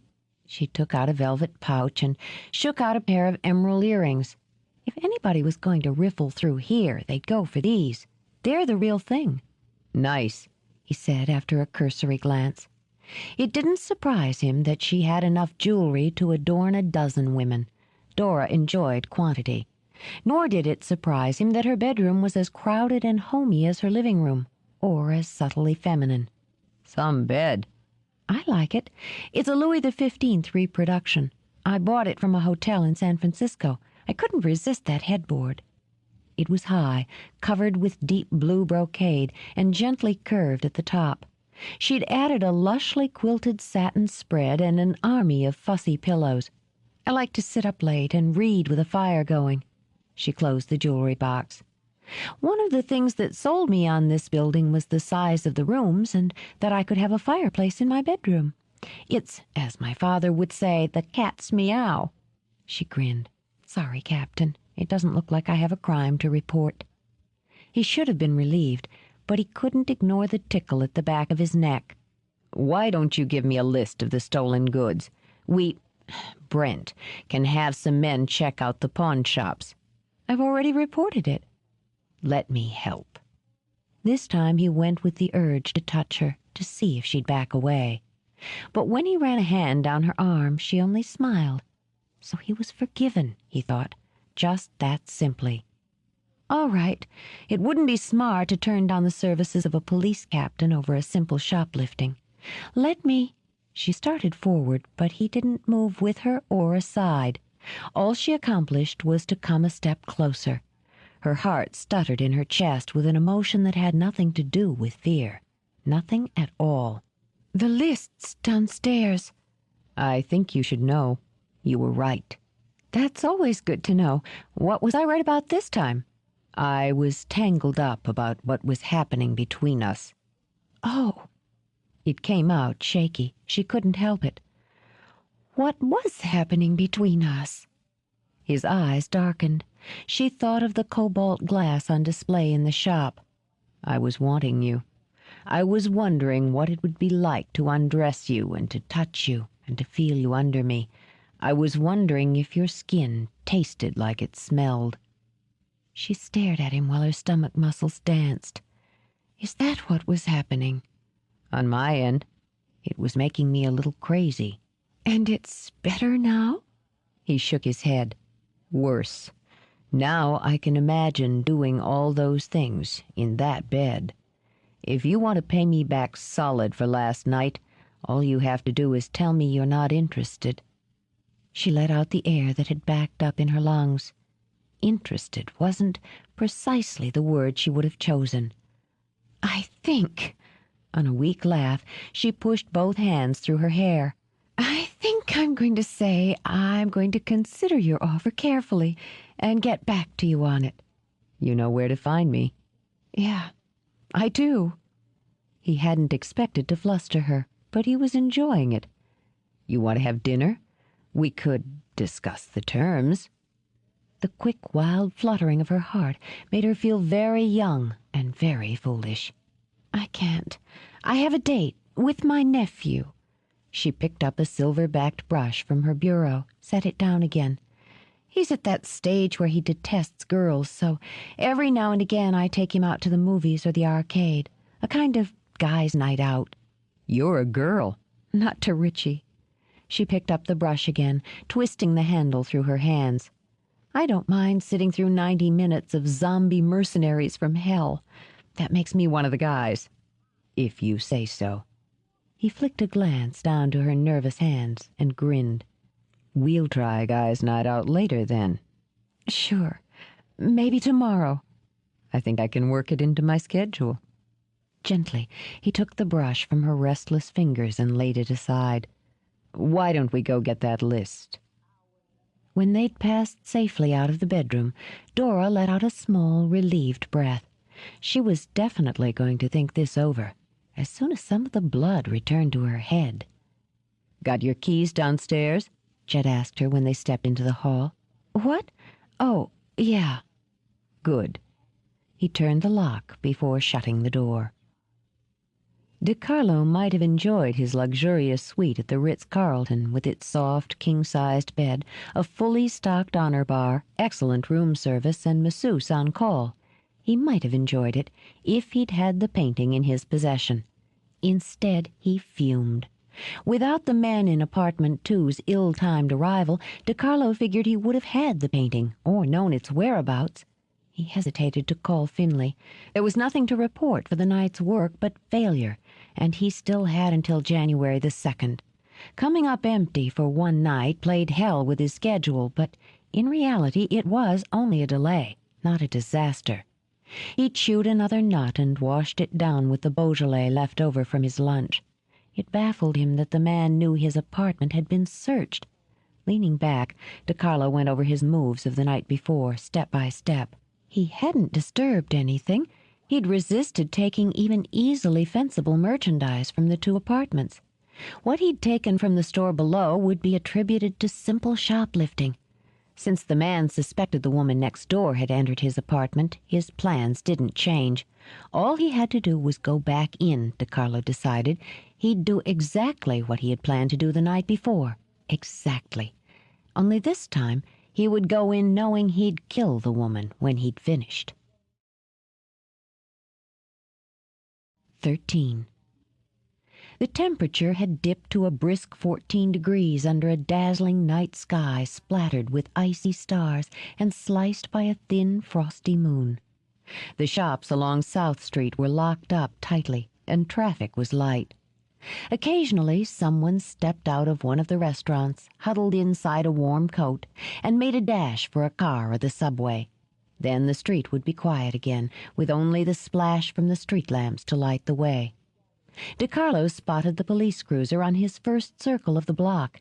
His hands tightened on the wheel as he turned the corner to ride along the river. He hadn't counted on outside interference. Cops were usually too busy to stake out a building because of a possible minor break-in and a little shoplifting. So maybe the lady was boffing the chief of police, DiCarlo mused, or maybe it was just bad luck. Either way, it was only one more detail, and one more reason to take the shapely Miss Conroy out when he was finished with her. To calm himself, he tooled around aimlessly for 10 minutes, switching the radio off and running through various scenarios in his head. By the time he circled around to South again, DiCarlo had his plan formulated. He pulled to the curb in front of the black and white. Taking his Philadelphia street map out of the glove box, he climbed out of the car. DiCarlo knew the cop would see only a well-dressed man in a rental car, obviously lost. "Got a problem there, buddy." The uniform rolled down his window. The air inside smelled of coffee and pastrami. "I sure do." Playing his part, DiCarlo grinned sheepishly. "I was glad to see you pulled over here, officer. I don't know where I made the wrong turn, but I feel like I've been driving around in circles. Thought I saw you drive by before. We'll see if we can set you straight. Where are you trying to get to?" 15th and Walnut." DiCarlo pushed the map inside the window. "I found it on here fine. Finding it in the car has been something else." "No problem. You just want to go down here to 5th and make a left. You'll run right into Walnut at Independence Square. Make another left." He reached for a pen. "Let me show you." "I appreciate it, officer." Smiling, DiCarlo pressed his silenced pistol against the uniform's breast. Their eyes met for less than a heartbeat. There were 2 muffled pops. The cop's body jerked, slumped. Meticulously, DiCarlo checked the pulse, and when he found none, quietly opened the driver's door with his gloved hands, straightened the body into a sitting position. He rolled up the window, locked the door, then strolled back to his own car. He was beginning to understand why his cousin Guido got such a kick out of murder. Dora was disappointed that Richie hadn't taken her up on her invitation to sleep over. It seemed he'd had a better offer, so she dropped him off at a friend's after the movies. She wished now that she'd swung back by Lee and John's and picked up the other kids for the night. A nice, noisy pajama party would have calmed her nerves. The simple fact was, she didn't want to be alone. No, she corrected, the complicated fact was, she didn't want to be alone and a few easy steps away from Jed Skimmerhorn. No matter how attractive and charming he'd been that afternoon, she couldn't let herself forget that he was a man capable of wild bursts of temper. She believed and accepted his apology absolutely.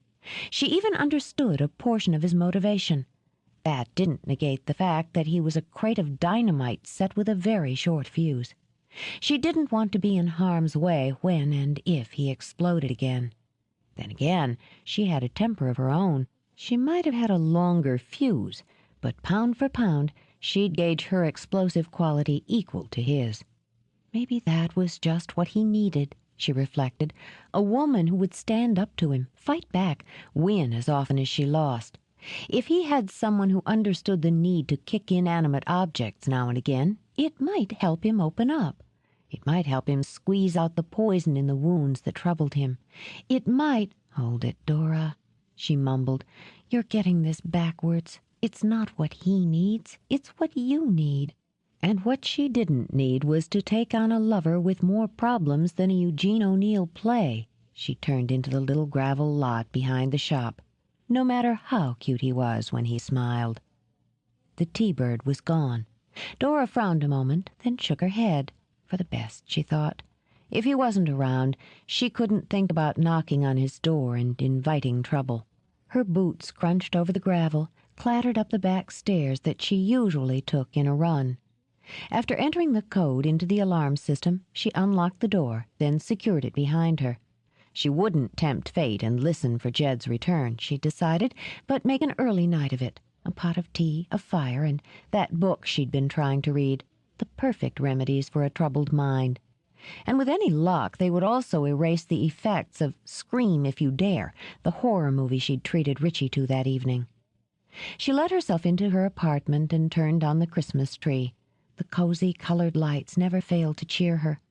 Once she had the stereo on low, she pried off her boots, peeled off her coat. Everything went neatly into her hall closet while she hummed along with Billie Holiday.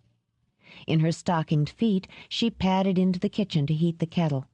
Her hand on the tap jerked as a board creaked in the other room. Her heart made a beeline for her throat, so that she stood frozen, water splashing into the sink, listening to the sound of her own racing heart. "Get a grip, Conroy," she whispered. Imagine letting a silly film give her the willies. There wasn't any 7-foot superhuman psychopath in her living room waiting with a butcher knife. The building was settling, that was all. Amused with herself, she put the kettle on to boil, adjusted the heat. She walked back into the living room and stopped dead. It was pitch dark, dark as a cave, with only the thin backwash of light from the kitchen illuminating the silhouettes of furniture, which of course made the dark worse. But she'd turned the tree on, hadn't she? Of course she had, she assured herself as her hand crept up to her throat to soothe a jittery pulse. A fuse? No, the stereo was still playing, and they were on the same plug. She reasoned it out slowly, waiting for her heart rate to settle. The tree lights had probably shorted. Shaking her head at her overactive imagination, she started across the room to fix it, and the kitchen light went out behind her. Her breath sucked in on a gasp that she forced back out with a slow shudder.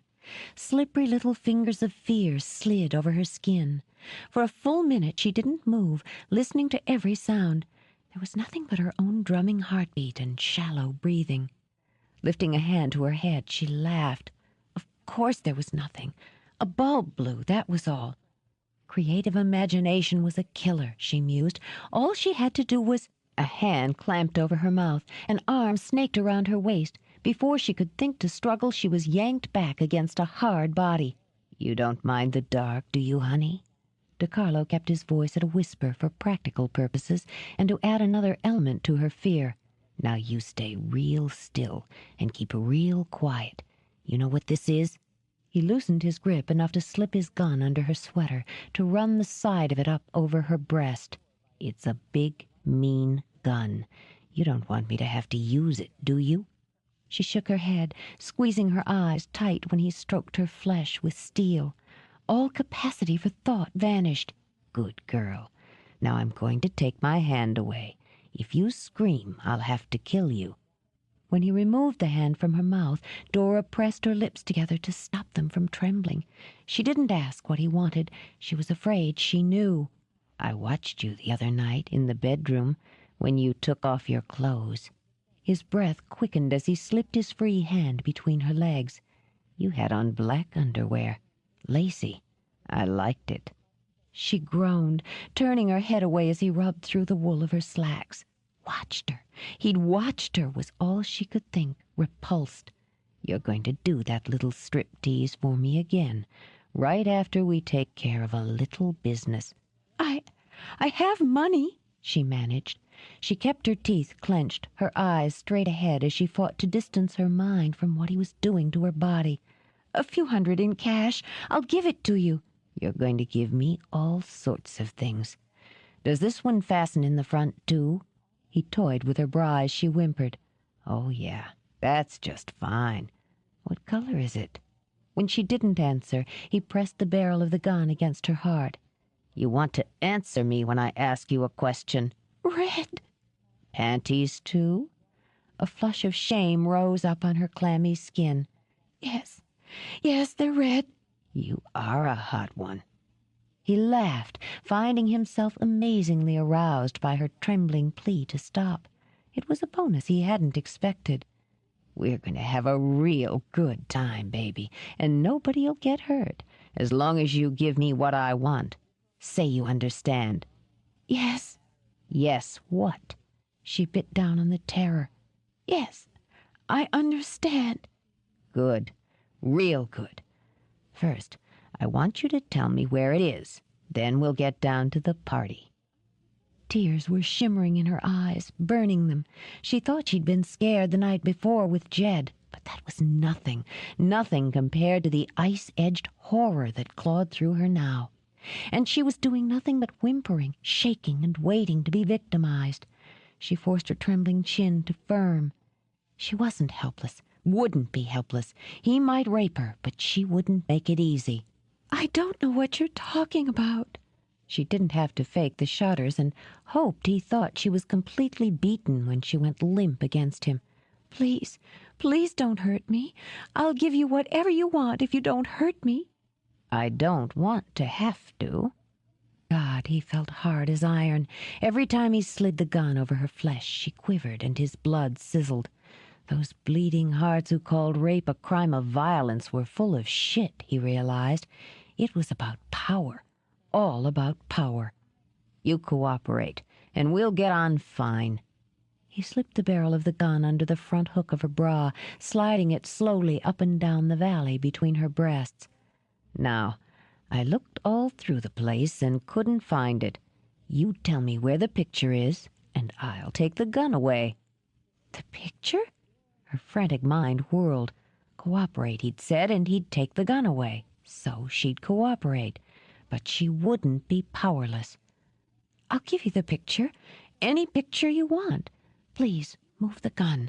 I can't think when I'm so scared." "Okay, baby." DeCarlo nipped at her earlobe and lowered the gun. "That feel better?" "Yes."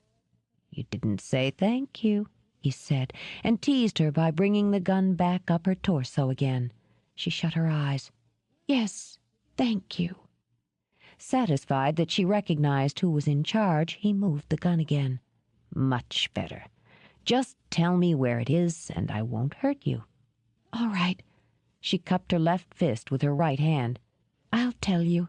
Using the force of both arms, she rammed her elbow into his stomach. He grunted with pain as he stumbled back. Dora heard a clatter behind her as she raced for the door, but her legs felt numb with fear. She fell into the hall, nearly lost her footing. She'd reached the rear door and was dragging at the locks when he caught her. She screamed then, and with survival her only thought, turned to claw at his face. Swearing, DeCarlo hooked an arm around her throat. "We're not going to be able to be so nice now, are we?" Deliberately, he cut off her air and began to pull her backward toward the dark apartment. They both heard footsteps pounding up the stairs. With one desperate swipe, DeCarlo smashed the fluted hall sconce and waited in the shadows. Jed came in low, weapon drawn. "Toss it down," DeCarlo hissed, jerking on his arm to make Dora choke. "I've got a gun at her back. Make the wrong move and the lady won't have a spine left." Jed couldn't see a weapon, but he could see the pale outline of Dora's face and hear her desperate struggle for air. "Ease off." With his eyes fixed on DeCarlo, he crouched, set his gun on the floor. "She won't be much of a shield if you strangle her. Stand up, hands behind your head. Kick the gun over here." Jed straightened, linked his fingers behind his head. He knew Dora's eyes were on him, but he didn't look at her. "How far do you think you'll get?" "Far enough. Kick the gun over here."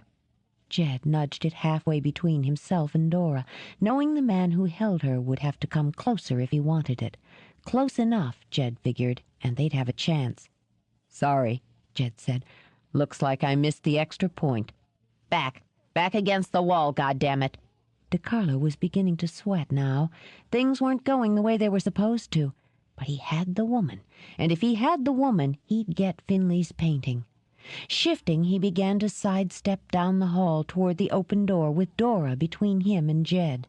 When he reached for Jed's gun, he pulled her down with him as he crouched to retrieve it. The movement loosened his hold around her throat.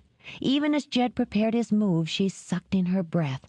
"He doesn't have a gun!" she gasped out, and threw her body back. Her foot hit the .38, sent it skidding out the door. Jed dragged her aside and braced for DiCarlo's attack. But rather than attack, DiCarlo ran. Jed tackled him at the door. They went through together in a violent tangle of limbs and curses. With a report like a bullet, the banister cracked in two jagged pieces under the weight. By the time they'd hit the ground, Dora was scrambling through the door and down the steps in search of the gun.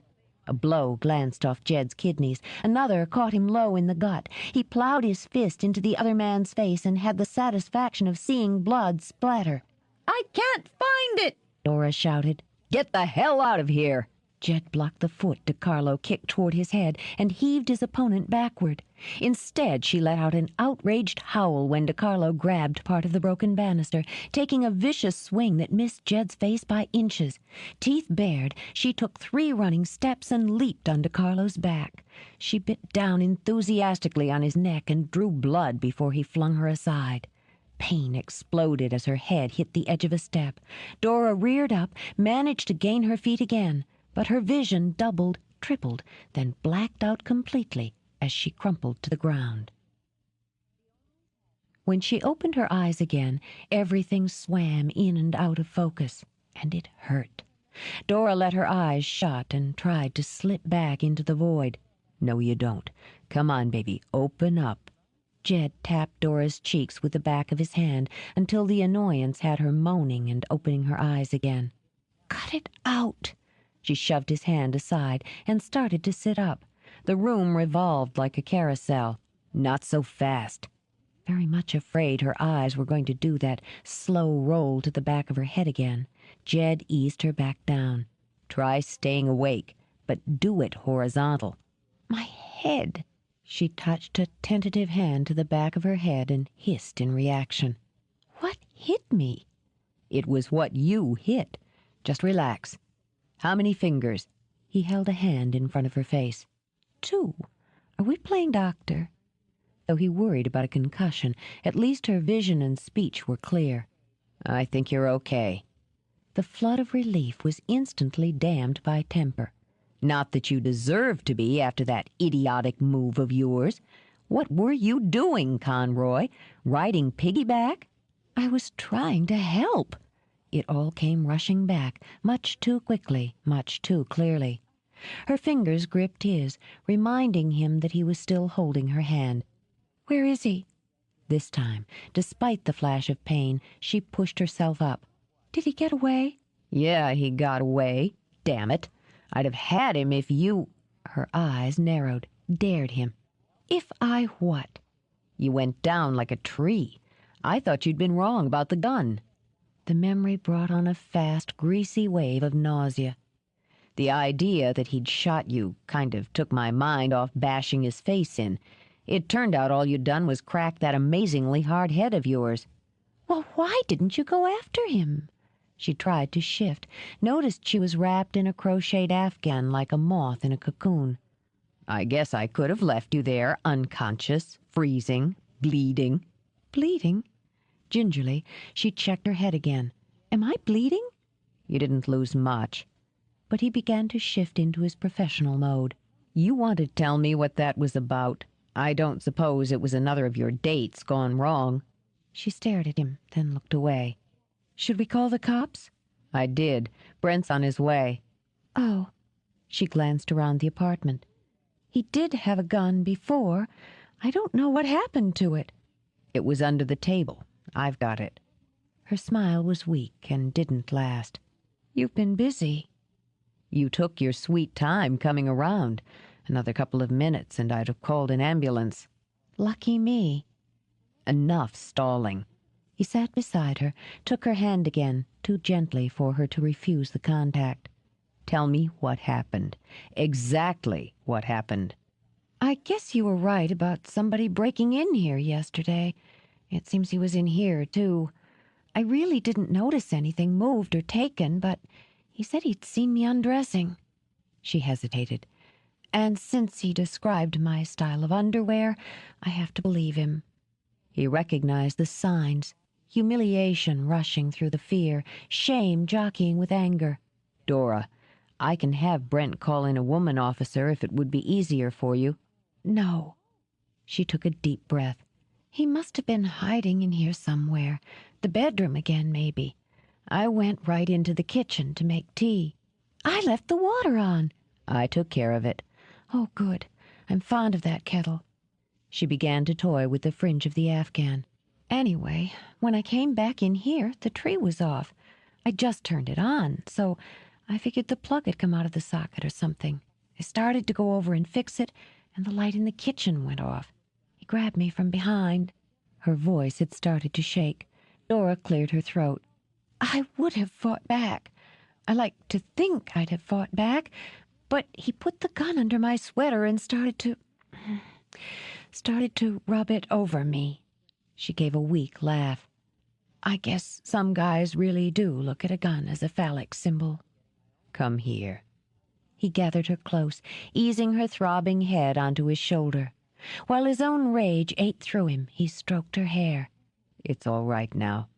I knew he was going to rape me. She closed her eyes and burrowed in. A bunch of us took this self-defense course last year, but I couldn't remember a thing. It was like this sheet of ice slipped over my brain, and I couldn't get through it. He kept saying what a good time we were going to have, and I got so angry. He was slobbering on my neck and telling me I just had to be good. I just had to cooperate. I got so mad because he thought I wasn't going to do anything to protect myself. I guess you could say I broke through the ice because I rammed my elbow into his stomach and I ran. That's where you came in. Okay. He didn't want to think of what might have happened if he hadn't come in. Did you know him? I don't think so. I didn't recognize his voice. It was too dark in here to see, and he was behind me. I think I got a pretty good look at him outside, but he didn't seem familiar. She let out a cleansing breath. Your brand new banister's busted. I guess I'll have to fix it again. Got some aspirin. Bathroom medicine chest. She smiled when she felt his lips brush against her temple. That helped, too. Bring me a couple dozen, will you? Calmer, she leaned back when he stood up. The crumpled towel on the coffee table caught her eye. It was her satin-edged, hand-embroidered fingertip towel, and it was dotted with blood. Damn, Skimmerhorn! Did you have to use the good linen? Disgusted, she leaned forward to pluck it up. And it's wet, too. Do you know what wet cloth does when it's left on wood? I wasn't thinking about the furniture. He rattled around in the medicine chest. I can't find any aspirin. Let me. She'd been rather pleased to be able to stand and walk on her own until she caught a glimpse of her reflection in the mirrored cabinet above the bathroom sink. Oh, my God! Dizzy?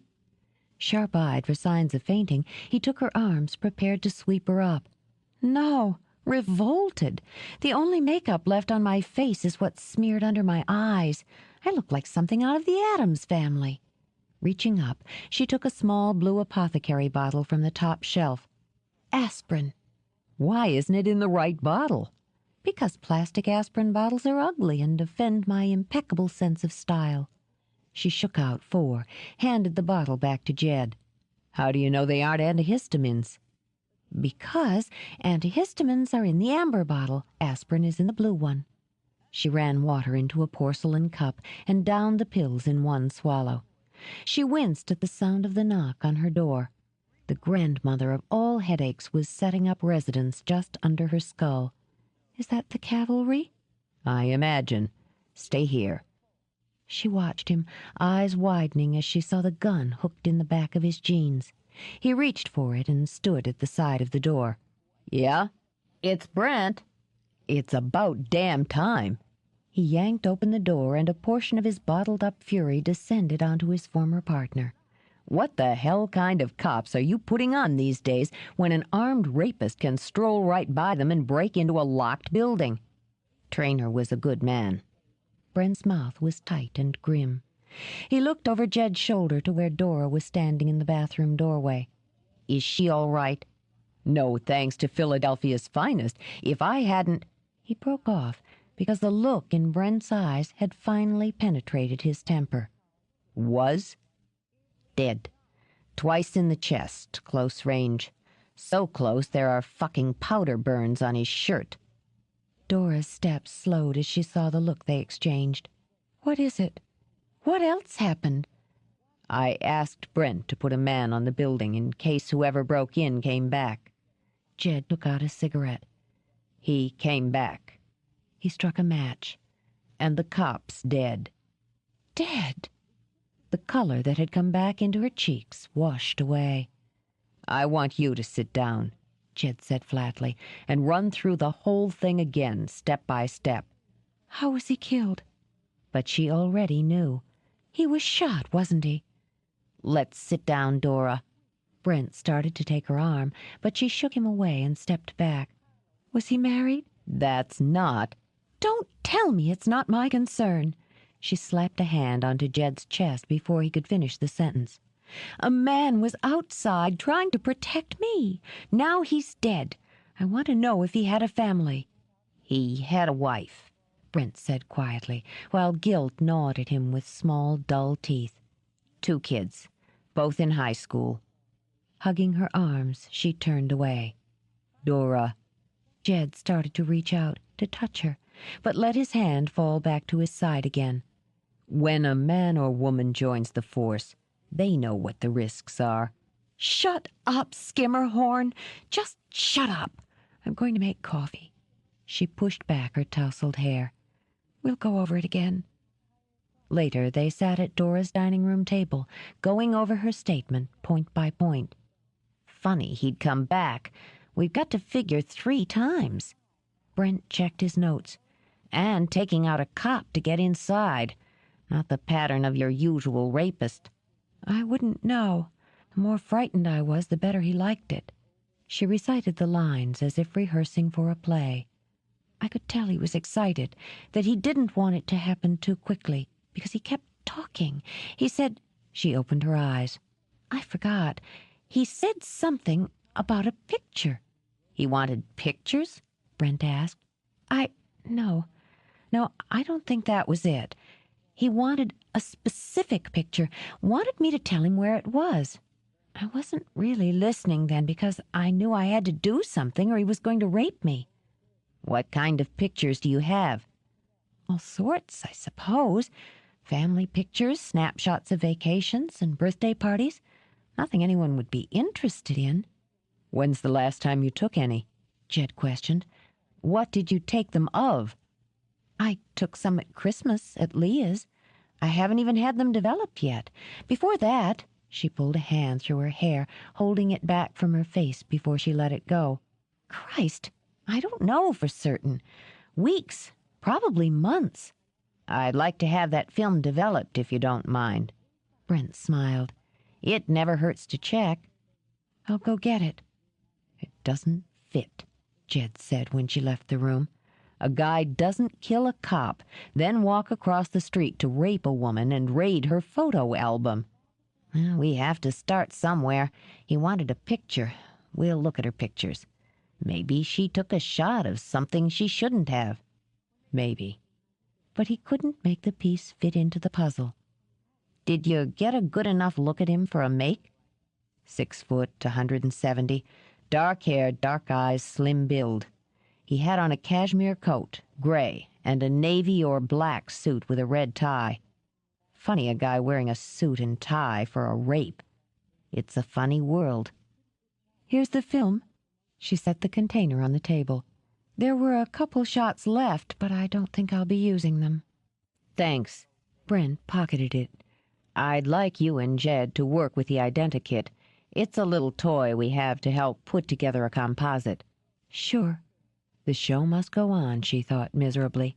I'll get my coat. Not tonight.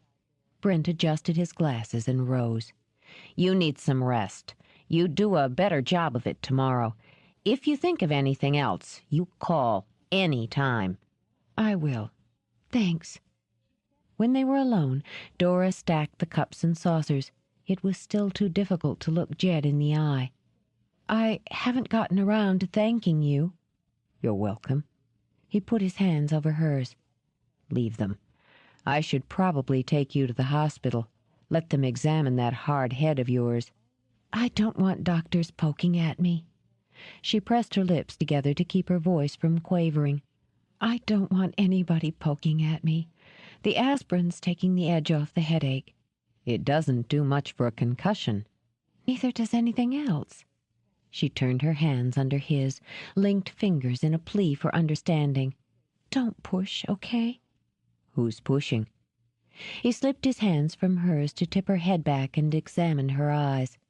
What he saw was simple exhaustion. Go to bed. I'm not tired. All this coffee will probably keep me awake for... I nearly brought Richie back here with me tonight. That thought churned in her stomach. If he... That was one train of thought she couldn't afford to indulge. It should have been safe here. It will be. Gently, he laid his hands on her shoulders and kneaded the tight muscles. Next time I go out for cigarettes and milk, I'll take you with me. Is that where you were? Because she wanted to lean back against him a little too much, she picked up the cups and carried them into the kitchen. I didn't see any bag. I left it in the car when I heard you scream. The cups rattled when she set them down on the counter. Good thinking. Do you always take a gun to the market? They really hose you for milk in those convenience stores. He touched her hair when she managed a choked laugh. Don't worry. I'm not falling apart. I'm not worried. But he left his hand on her hair lightly. Do you want me to call your sister, your father, or your mother? No. Dora plugged the sink, flipped on the water. I guess I'll have to tell them something tomorrow, and that'll be bad enough. She wasn't fooling with dishes out of a sense of neatness, he knew, but because she was postponing that moment of being alone again. At least that was something he could take care of. Tell you what, why don't I bunk out on the couch for tonight? I promise not to leave shaving gunk in the bathroom sink. With one indulgent sigh, she shut off the tap and turned to bury her face against his chest. Thanks. He hesitated, then slipped his arms around her. Don't thank me yet. I might snore. I'll risk it. She rubbed her cheek against his. I'd tell you that you could share the bed, but... Bad timing, he finished. Yeah, the worst. She eased away. I'll get you a pillow. 14. She looked good, really good. Jed hadn't spent much time observing sleeping women, and certainly not unless they'd shared the bed with him. But none had looked better than Dora in the morning. She slept sprawled on her stomach. Her hair, tousled from the night, was swept back from her cheek, leaving her face unframed but for the fringe of bangs. She looked enormously appealing. He'd thought it was because of those big dark eyes and the way they dominated her expressive face. But the eyes were closed now, the face at rest, and she still looked damn good. Maybe it was her skin. Dora's skin was like silk, smooth white silk faintly blushed with rose. He shook himself, both embarrassed and appalled by his train of thought. When a man started thinking up metaphors about a woman's skin, he was in deep. Jed walked over, set his mug on the nightstand, then sat on the edge of the bed. He could smell her, that carelessly sexy scent that always made his mouth go dry. Another problem, he decided, when a man fell into the obvious perfume trap. Isadora? He touched her shoulder over the thick quilt, shook lightly as he had every 2 hours through the night to be certain she was lucid. She made a sound that was caught somewhere between pouty and annoyed and turned over. The movement slithered the quilt down past her shoulders. Thoughtfully, Jed studied the flannel gown she'd chosen. It looked thick as a suit of armor and was an eye-popping blue. He made out 2 little pink appliques that looked like pig's ears. Curious, he lifted the quilt. Sure enough, a fat pink pig face grinned back at him. He imagined she'd selected it because she thought it would be warm and completely sexless. She'd been half right, he decided, and dropped the quilt. Isadora. He shook her shoulder again, then took hold of it to prevent her from turning aside. Izzy, he whispered close to her ear. Wake up. Go away, Dad. Grinning, he leaned closer and caught the lobe of her ear between his teeth. That had her eyes springing open. It also kindled a ball of heat in the direct center of her body. She blinked, focused, but before she could orient herself, found her mouth thoroughly captured. Dazed, she lifted a hand to his shoulder, fingers digging in as the ball of heat erupted. You awake now? Jed murmured, and pleased himself by nipping lightly at her lower lip. Oh, yeah, wide. She cleared her throat, but her voice remained sleepily husky. Who am I? Kevin Costner. She smiled and stretched her shoulders. Just a little harmless fantasy of mine, Skimmerhorn. Isn't he married? Not in my fantasies. Only a little miffed, Jed leaned back. How many fingers? 3. I thought we established I was all right last night. We're re-establishing it this morning. Her eyes were heavy, sexily so, he noted, but the pupils were normal. How's the head? She lay still a minute, taking inventory. Besides the tingling going on, there were aches, entirely too many of them. It hurts. My shoulder's sore, too. Try these. Dora looked down at the aspirin in his hand. 2? Skimmerhorn, I take 2 when I break a nail. Don't be such a wimp. He knew that would do it. She scowled, took the pills, then the mug of coffee he offered. Irritation turned to surprise at the first sip. Pretty good coffee. Almost tastes like mine. It is yours. Your beans, anyway. I watched you do it once. Quick study. Wanting to enjoy the moment, she plumped a pillow at her back and snuggled into it. Did you sleep okay on the couch? No, but I slept. I used the shower. Don't you have any soap that isn't shaped like little flowers or swans? I had some seahorses, but I used them up. She leaned forward, sniffed at him as she toyed with the dark blonde hair curled damply over his collar. Gardenia. He covered her face with his hand and gently shoved her back. Tell you what, she offered, the next time I'm out shopping, I'll see if I can find some shaped like a little weight lifter, with that appealing masculine aroma of sweaty gym socks. With the mug cupped in both hands, she sipped again, sighed. I can't remember the last time anyone brought me coffee in bed. Smiling, she tilted her head and studied him.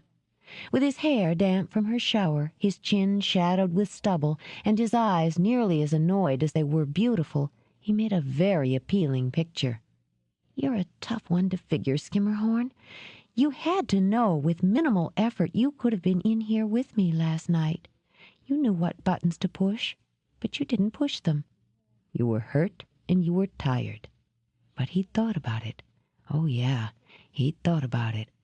I'm not an animal. Oh, yes, you are. You're this big, restless, ill-tempered animal, and that's part of the allure.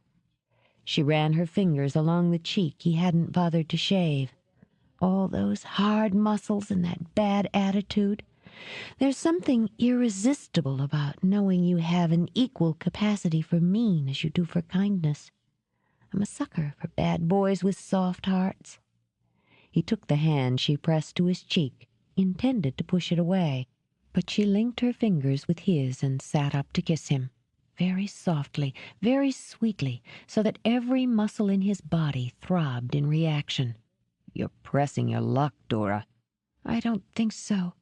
He could have proven her wrong, would have if he hadn't been able to see the headache so clearly in her eyes. He could have pushed her back on the bed, purging that feral need she'd built inside him. But he didn't, because there was no way to take what he wanted without hurting her. "Listen to me." He spoke carefully, keeping his eyes on hers.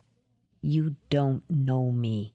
You don't know what I'm capable of or what I'm not capable of.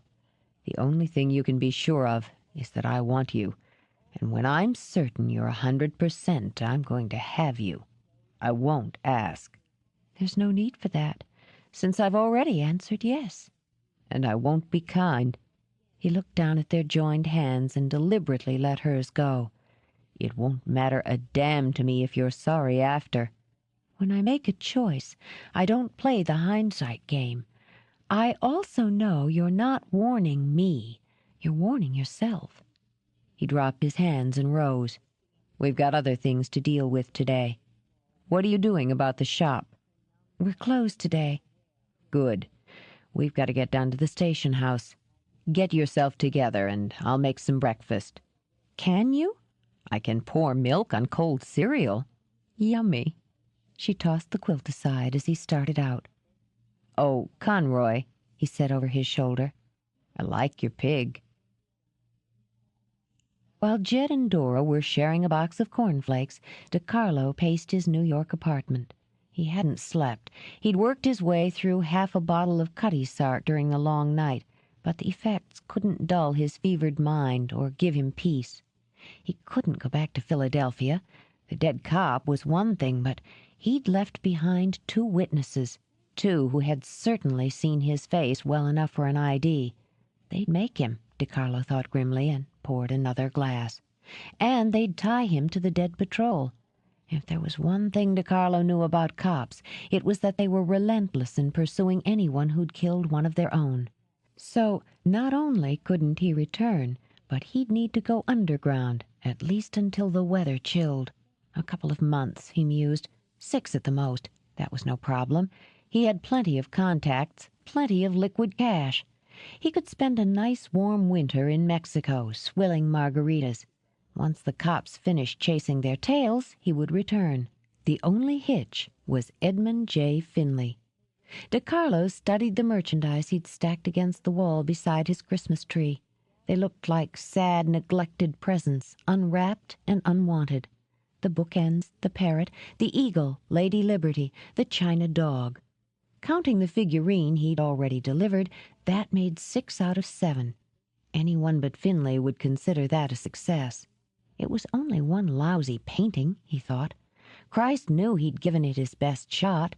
He had a black eye, a split lip, and sore kidneys. His cashmere coat was ruined. He'd done more than his share to correct a mistake that hadn't been his in the first place. As soon as he had time, he was going to pay back Opal Johnson for that, in spades. In the meantime, he just had to figure out the best way to approach Finley. After all, Finley was a businessman and knew one had to take losses along with profit. So he would approach Finley just that way, businessman to businessman. It wouldn't hurt to put Finley in a cheery mood by personally presenting him with the 5 newly recovered items first, then elicit sympathy and admiration by detailing the specifics. He'd explain about the cop, too. Surely a man like Finley would understand the great personal risk taken by icing a badge. Not enough, DeCarlo admitted, and picked up his ice pack to press it against his bruised cheekbone. He crossed to his foyer mirror to examine himself. It was just as well he was too busy to celebrate New Year's Eve. He could hardly go out in a crowd of people since his face looked as though it had gone through a meat grinder. He was going to have to get back to the Conroy woman and the man across the hall as well. It would take some time. DeCarlo prodded gently beside his swollen eye, winced. He could be patient. 6 months, a year. They'd have forgotten about him by then. But he wouldn't forget. There would be no plans to kill her humanely this time. No, indeed. This was one vendetta that would be executed slowly and with great pleasure. The idea made him smile, then swear, as the movement opened his split lip. DeCarlo staunched the blood with the back of his hand, turned away from the mirror. She would pay, there was no question. But his first order of business was Finley. He knew he could run from the cops, but he wasn't certain he could escape his employer. He would use reason, practicality, and flattery. And DeCarlo pressed the ice bag against his mouth and smiled with his eyes only. Good faith. He would offer to put another man on the job at his own expense. Surely that was an offer that would appeal to Finley's business sense and his greed. Satisfied, DeCarlo went to the phone. The sooner he was finished in California, the sooner he could hit the beaches in Mexico. I want to book a flight, first class, New York to L.A., first available. Not until 6:15? He drummed his fingers on his desk, calculating. Yes, that will be fine. No, one way. I'll want to book another flight from L.A. to Cancun on the 1st of January. He opened a desk drawer, took out his passport. Yes, I'm sure the weather will be an improvement. I think his face was a little longer. Dora watched the computer-generated image change on the monitor to the quick rattle of the operator's fingers on the keyboard. Yeah, that's it. And thinner, too. Unsure, Dora shook her head and looked over at Jed. Did he have more eyebrows? I think I'm making him look like Al Pacino. You're doing fine.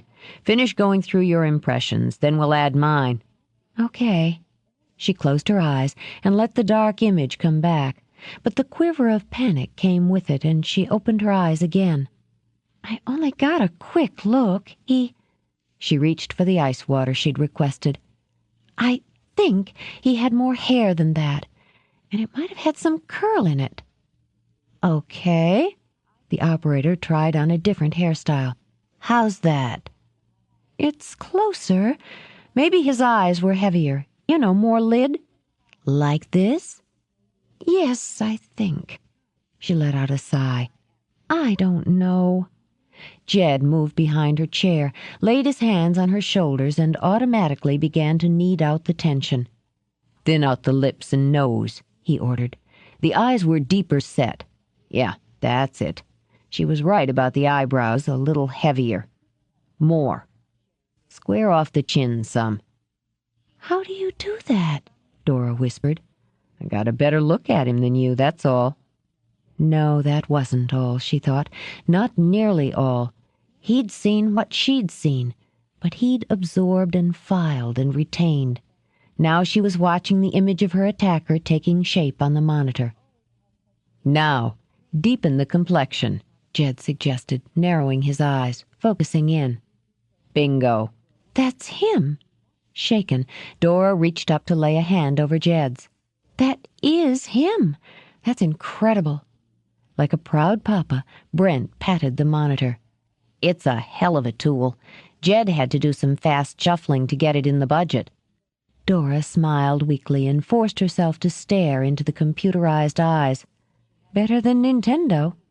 Give us a printout, Brent told the operator. We'll see if we can come up with a match. I'd like a copy. Relieved to have it behind her, Dora got to her feet. I want to make sure Leah and Terry see it, in case they notice him hanging around near the shop. We'll get you one. Brent nodded to the operator. Why don't you come back to my office for a few minutes? He took her arm, guiding her out of the conference room and down the hall. She glanced at a door, read Captain J.T. Skimmerhorn on the glass. It looked as though the department was keeping a light in the window. She looked up at Jed. T for testosterone? You're a laugh a minute, Conroy. Oh, I forgot to mention it last night. Brent opened his office door and ushered Dora inside. I got a call from your mother the other day. My mother? Dora lifted a brow and chose a chair.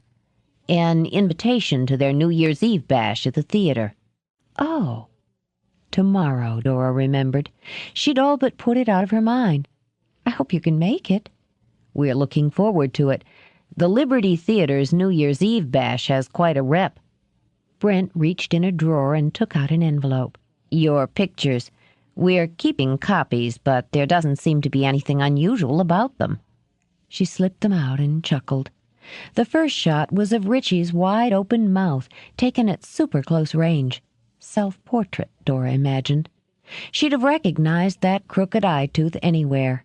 Obviously the little brat had gotten hold of her camera. Disgusting, but not unusual. She put the envelope inside her purse. "So, where do we go from here?" "You don't," Jed snapped. "The police do." "Oh, are you back in command, Captain?" She only smiled at the killing look he aimed at her. "Who exactly is in charge?" she asked Brent. He cleared his throat, pushed up his glasses. "Well, it's my case." "Well, then?" Dora folded her hands in her lap and waited. "Until we run this guy down," Brent began, watching from the corner of his eye as Jed paced. "We'll put a couple of guards on your building." She thought of the cop, of the wife, of the children. "I don't want anyone else put at risk." "Dora, there isn't a man in this precinct who wouldn't volunteer for the duty, not after Trainer. This guy's a cop killer." He glanced over at Jed. "Which is why it was easy for me to put a rush on ballistics. The bullet they took out of Trainer matched the ones we dug out of the wall in your building." "Surprise, surprise," Jed muttered. "I've got a case to build." Brent took off his glasses to polish them on his wrinkled shirt. "If we bring this bastard in alive, I want stacks of evidence. I'm sending out the ballistic report to other precincts throughout the city and the state. Something might match." It was a good move. Jed only wished he didn't feel so bitter at not being able to instigate it. "Where's Goldman?" "In Vale," Brent said under his breath. "Skiing. He took a week's vacation." If Jed hadn't been so angry, he'd have been stupefied. Son of a bitch! He's got a dead cop at his feet, one of his own men. He's got no business taking vacation during the holidays when his men are working double shifts. He had the time coming. Brent snatched up his shrilling phone. "Call back," he barked into it, and slammed it down again. "Look, I hope he breaks his candy ass. Maybe then you'll get off yours and come back where you belong. We got a dead cop, and the morale level around here is about butt high on a dwarf because we've got a commanding officer who's more worried about having his pretty teeth bonded than seeing to his men." He stabbed a finger at Jed. "What the hell are you going to do about it?" Jed drew slowly on his cigarette, exhaled, drew again. He didn't speak, didn't dare. Instead, he turned on his heel and walked out. "Screw it." Brent looked at Dora, grimaced. "Sorry." "Don't worry about it." Actually, she'd found the entire incident illuminating. "Do you think it did any good?" "No." It embarrassed him to lose his temper in public. It always did. A dull flush was already working up his neck. Once Jed's made up his mind, you couldn't change it with mortar fire. He dropped down into his chair. "Made me feel better, though." "Well, that's something. I'd better go after him." "I wouldn't." She only smiled and picked up her coat. "See you tomorrow night." She caught up with him half a block away. Dora didn't bother to shout his name and ask him to wait. She was quite sure it would have been a waste of breath. Instead, she trotted up beside him, matched her stride to his. "Nice day," she said conversationally. "The temperature's up a bit, I think." "You'd be smart to stay away from me right now." "Yeah, I know." She tucked her hand through his arm. "I like walking in the cold. Gets the blood moving. If we turn this way, we'll end up in Chinatown. Some great little shops." Jed deliberately turned the other way. Perverse," Dora commented. "You're not really mad at him, you know." "Don't tell me what I am." He tried to shake her off, but she hung on like a silk-covered burr. "Will you get lost, Conroy?" "Impossible. I know my way around this neighborhood too well." She studied his profile, but resisted the urge to stroke the tension out of his jaw. "You can yell at me if you think it'll make you feel better. It usually works when I'm mad at myself." "Do I have to have you arrested for harassment?" She batted her lashes. Do you think it would work? A little thing like me molesting a big, tough guy like you?" He shot her one brief, nasty look. "At least you could shut up." "I'd rather annoy you. You know, if you keep your jaw clenched like that, you're going to break a tooth. Leah used to grind her teeth at night, and now she has to wear this plastic thing in her mouth whenever she goes to bed. It's stress. Leah's always been a worrier. Not me. When I sleep, I tune everything out. I mean, that's the point of sleep, isn't it?" Before they could round the next corner, Jed stopped, turned toward her. "You're not going to quit, are you?" "Nope. I can keep this up indefinitely." Reaching down, she tugged up the zipper of his jacket, smoothed the collar. "He's frustrated because he cares about you. It's tough being cared about because it loads all this responsibility on. You've had a pot full of responsibility, I imagine. It must be a relief to toss it out for a while." It was tough to hold on to temper with someone who understood so perfectly. But if he let go of temper, despair might creep in. "I had reasons for resigning. They still hold." "Why don't you tell me what they were?" "They're my reasons." "Okay. Want to hear my reasons for leaving the stage?" "No." "Good, I'll tell you." She began to walk again, leading him back around the block to where he'd parked his car. "I liked acting. That's hardly surprising with all those hammy genes swimming around in my blood. I was good, too. Once I graduated from the kid parts, I took on stuff like Our Town and The Glass Menagerie. The reviews were terrific, but—" She glanced up under her lashes. "Piqued your interest yet?" "No." "But," she continued, undaunted, "it wasn't really what I wanted to do. Then about 5 years ago, I got an inheritance from my godmother, Anna Logan. Maybe you've heard of her. She made a big splash in B movies back in the 30s and 40s, then went into agenting." "I never heard of her." "Well, she was loaded." A car zoomed by, too fast, and sent up a breeze that fluttered Dora's hair. It was still flying when she turned her head to smile up at Jed.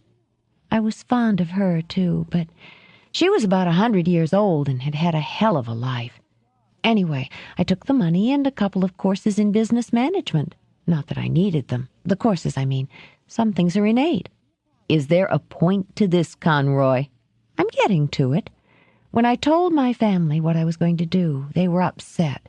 It really hurt them that I wasn't going to use what they considered my gifts and carry on in the Conroy tradition. They loved me, but they wanted me to be something I couldn't. I wouldn't have been happy in the theater. I wanted my own shop, my own business. So even though it disappointed them, I went ahead and did what was right for me. It took a long time before I adjusted to the responsibility of being cared for, worried over, and loved." For a moment he said nothing. It surprised him that he wasn't angry any longer. Sometime during her monologue, his temper had dissipated, broken up like a nasty storm, and blown away on the wind of Dora's persistence. "So the moral of your incredibly long, convoluted story is that since I don't want to be a cop, I shouldn't get pissed because a friend wants to guilt me back onto the force." With a sigh, Dora stepped in front of him, put her hands lightly on his shoulders. "No, Skimmerhorn, you missed it entirely." Her eyes held his now, very sober and sympathetic. "I wasn't cut out to be an actor, so I made a choice that my family didn't agree with, but that I knew inside was right for me. You're a cop right down to the bone. You just need to wait until you're ready to admit you made the right choice in the first place." He snagged her arm before she could walk again. "Do you know why I left?" His eyes weren't angry now, but dark and blank and, to Dora, frightening because of the emptiness of emotion. "I didn't have to kill Speck. There were other ways to bring him down, but I ignored them. I pushed the situation to the point where I knew one of us would die. It turned out to be him. I got a fucking commendation for it, even though I could have brought him in without firing a shot. If I had to do it over again, I'd do it exactly the same way." "You made a choice," she said carefully. "I imagine most people would consider it the right one.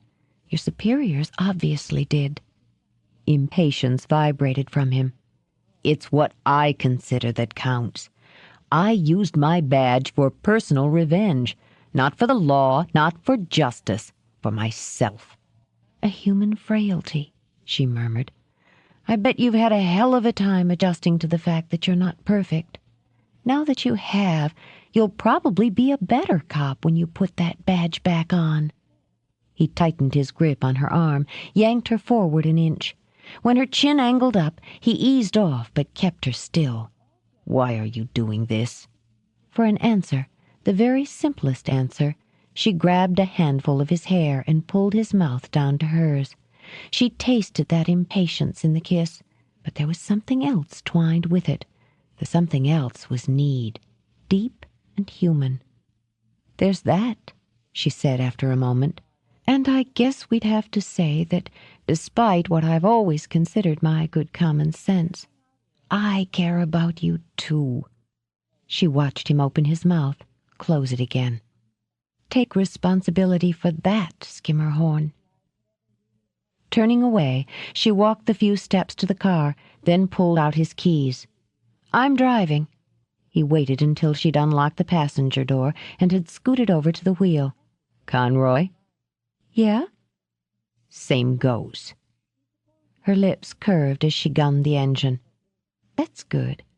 What do you say, Skimmerhorn? Let's go for a ride." 15. Finley's home was a museum to his ambitions, small and large. Originally built by a director of action films whose love of elaborate construction had soon outreached both his means and his skills, it was tucked high in the hills over Los Angeles.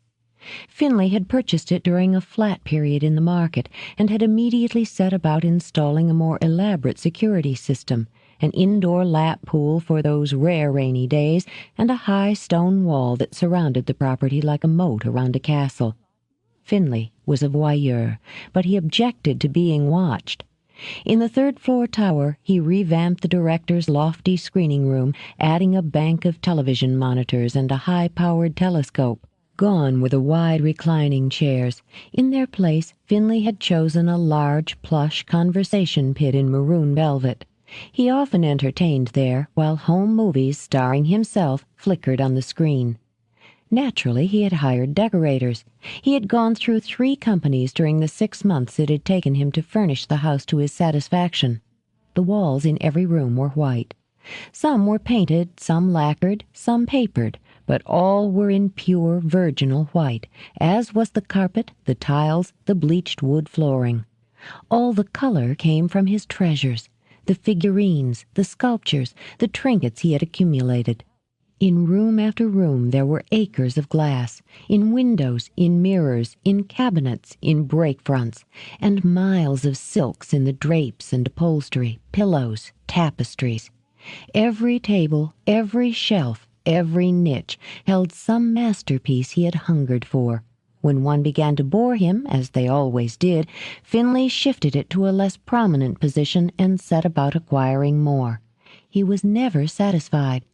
In his closet, rows of suits were 3 deep, wool and silk, linen and gabardine, all conservatively tailored, all in deep colors, navy, black, grays, and a few more frivolous medium blues. There were no casual clothes, no sport jackets, no natty shirts with little polo players on the breast. 50 pairs of black leather shoes, all highly glossed, waited on glass shelves to be chosen. There was a single pair of white Nikes to go along with his exercise clothes. It was one of his butler's responsibilities to dispose of these every 2 weeks and replace them with another spotless white pair. His ties were arranged meticulously according to shade, the blacks giving way to the grays to the blues. His formal attire was kept in a stunning rococo armoire. In his bureau were neatly folded stacks of crisp white shirts, monogrammed at the cuffs, black argyle socks, white silk boxer shorts, and Irish linen handkerchiefs. All were lightly scented with the lavender sachet his housekeeper replaced weekly. The master suite included the dressing room, 2 walls mirrored from floor to ceiling. There was a small wet bar in case the gentleman grew thirsty while preparing for an evening out. There was a balloon-backed chair and a gilded console table with a Tiffany butterfly lamp in the event he needed to sit and contemplate his choice of attire.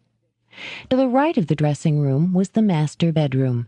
Paintings by Pissarro, Morisot, and Manet graced the white silk walls, each with its own complementary lighting. The furnishings here were lushly ornate, from the Louis XVI Boule bureau to the cabriole nightstands to the gilded settee flanked by Venetian blackamoor torchères.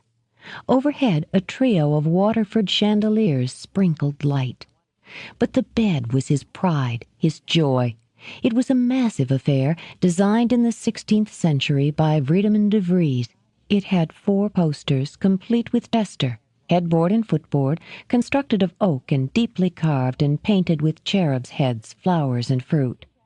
His vanity had tempted him to install a mirror in the tester, but the devaluation that would have caused brought him to his senses.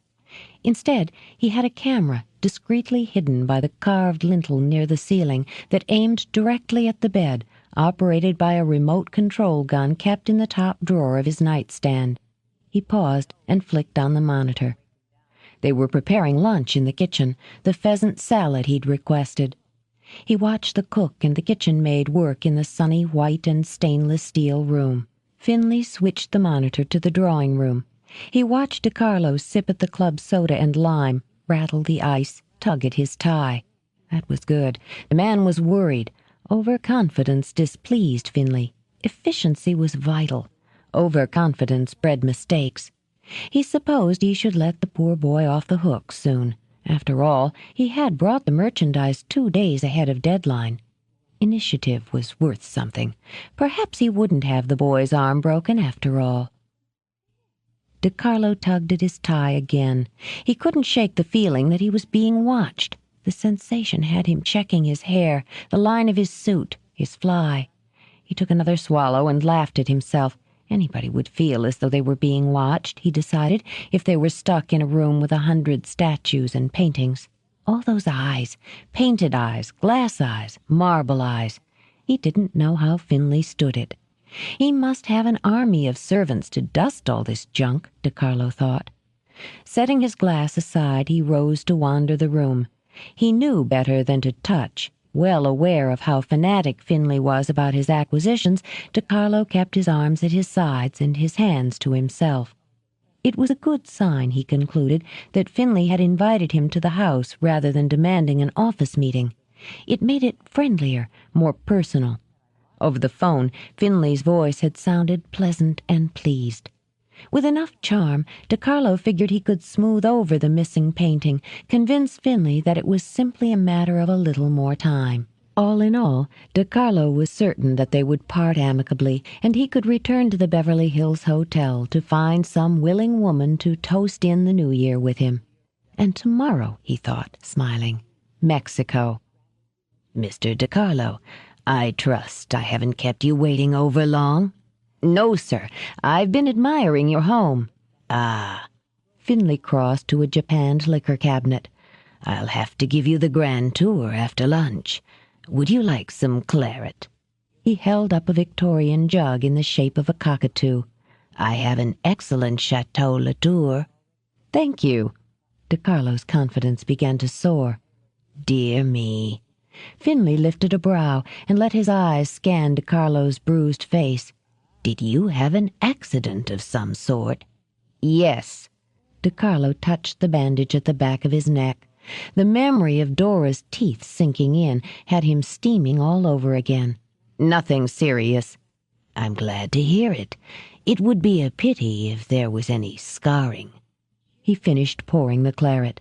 "I hope your plans for the holiday haven't been upset by this trip. I didn't expect you for another day or two." "I wanted to bring you the results as soon as possible." "I like a man with a sense of responsibility. Cheers."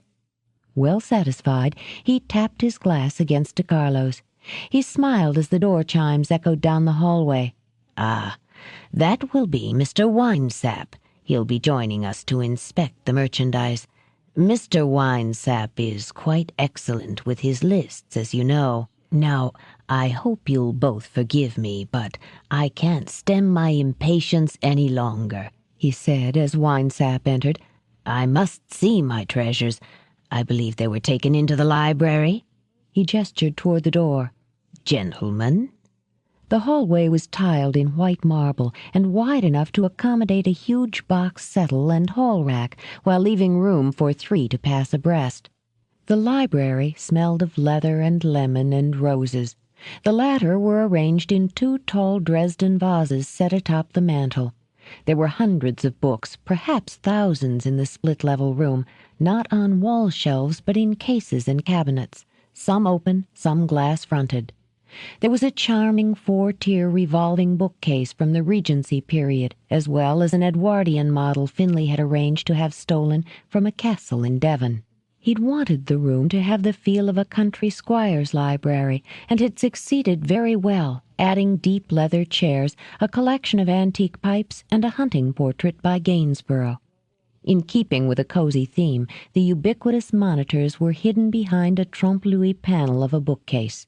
"And here we are." With a spring in his step, Finley walked to the library table and picked up a mermaid bookend. As instructed, the butler had left a small hammer, a knife, and a large wastebasket. Finley picked up the hammer and neatly decapitated a blue-eyed mermaid. "Mustn't move too swiftly on these," he said softly, and continued to chip away, delicately, at the cheap plaster. "This was made in Taiwan," he told his guests, "at a busy little plant I have an interest in. We ship merchandise primarily to North and South America and make a tidy if uninteresting profit. These, however, are what we might call one of a kind. Some are excellent reproductions of valuable pieces, excellent enough to fool even an expert." He took out a small square of bubbled plastic, tossing the rest of the bookend aside, then using the knife to slit the packing material open. Inside the plastic was a chamois cloth, and in that a small, very old netski. He examined it minutely, delighted. A woman crouched on hands and knees with a round-bellied man behind her, his hand clasped possessively over her breast. Her ivory head was turned slightly toward her left shoulder and up, so that it appeared she was trying to see his face as he prepared to enter her from the rear. "Excellent, excellent." After setting it aside, he carefully destroyed the second bookend.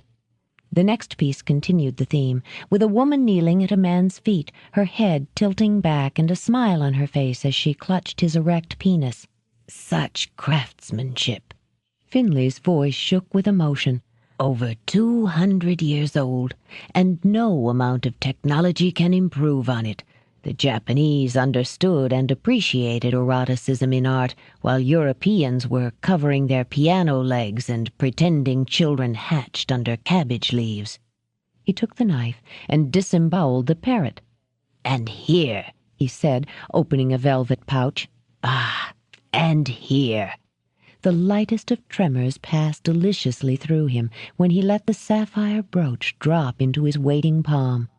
It was set in an intricate gold filigree encrusted with diamonds, a stone of more than 8 carats, in a deep cornflower blue, square cut and majestic. "Worn by Mary, Queen of Scots." Finley stroked the stone, the setting, turned it over to admire the back, while she was plotting intrigue and her clandestine love affairs. It was part of the booty good Queen Bess took after she'd had her pretty cousin executed. He could all but smell the blood and betrayal on the stones, and it pleased him. "Oh, the trouble and expense it's taken me to acquire this bauble. It shall have a place of honor," he said, and set it gently aside. Like a spoiled child on Christmas morning, he wanted more. The engraved Gallet vase in the bowels of the Statue of Liberty thrilled him. Momentarily he forgot his guests as he cooed over it, stroking its long sides, admiring the lithe female forms decorating the Art Nouveau glass. His eyes had taken on a glassy sheen that had Winesap averting his in faint embarrassment. From within the hollowed base of the bronze eagle, Finley released a padded box. Saliva pooled in his mouth as he tore the padding aside. The box itself was a smooth rosewood, lovingly oiled and polished.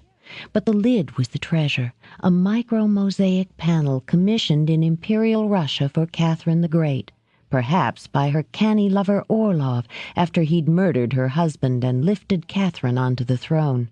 More blood, Finley mused, more betrayal. Signed by the artist, it was a wonderfully delicate reproduction of the Imperial Palace fused onto glass. Have you ever seen anything more exquisite? The pride of czars and emperors and kings. Once this sat behind glass in a museum where unwashed tourists could come and gawk. Now it's mine, mine alone. It's a beauty, all right. DeCarlo hated to interrupt, but it was nearly time to make his pitch. You know the value of art, Mr. Finley. What's the point in having something priceless if any jerk can walk in off the street and see it? Exactly. Exactly. True art must be possessed. It must be hoarded. Museums buy for posterity. The soulless rich for investment. Both processes are abhorrent to me. His eyes were very green now, very bright and a little mad. To own, Mr. DeCarlo, is everything. I get your point there, and I'm happy to have played a part in bringing you your merchandise. Of course, there was some difficulty. I'm sure. Finley waved him off before the mood was spoiled. But we must finish here before we discuss your trials and tribulations. He used the hammer on the dog, bursting its belly open. The hound gave birth to a gold cat. It's quite solid, Finley explained as he unwound the heavy wrapping. A beautiful piece, of course, but all the more because of its background. It's said to have been a gift from Caesar to Cleopatra. Impossible to prove the validity of that, though it has been dated correctly. Still, the myth is enough, he said softly, lovingly. Quite enough. His hand shook with excitement as he set it down. And now, the painting. It seemed a good time to stand. There was a little trouble with the painting, Mr. Finley. Trouble? Finley's smile remained fixed. He scanned the room, saw no sign of his final possession. I don't believe you mentioned any trouble, Mr. DeCarlo. I wanted to get you this merchandise without any more delay. These pieces represent a great deal of time and money on your part, and I knew you'd want them in your hands at the earliest possible moment. We are speaking now of the painting. And now the painting was all that mattered to Finley. Cleopatra, Catherine, and Mary of Scotland were all forgotten. I don't see it here. Perhaps it's eye strain, an optical illusion. The sarcasm brought a dull flush to DeCarlo's cheeks. I wasn't able to bring it on this trip, Mr. Finley. As I started to tell you, there was a problem. A problem? He continued to smile, pleasantly, though the acids in his stomach had begun to churn. Of what nature? Encouraged, DeCarlo resumed his seat. He explained briefly about the 3 break-ins, reminding Finley that the first had resulted in the recovery of the China hound. He made sure he highlighted his search for the painting at great personal risk.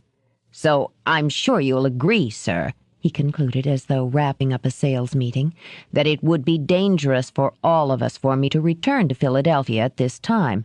I do have a contact who I can put on the matter, at my own expense, of course. Since you've recovered 6 of the 7 pieces, I'm sure you'll be patient. I see no reason why the painting can't be in your hands within, say, 6 weeks. 6 weeks? Finley nodded, tapped his forefinger to his lip. You say you shot a police officer? It was necessary. He was watching the building. And why do you suppose he was doing that? I can't be sure. Sincerity in every pore, DeCarlo leaned forward. I left absolutely no sign of forced entry. I did overhear an argument between the Conroy woman and her tenant. He was violent. It might be that she asked for police protection. Interesting that she simply didn't have him evicted, Finley commented, very, very pleasantly. You did say the tenant was the one who battered your face. DeCarlo stiffened with wounded pride. It was probably a lover's quarrel.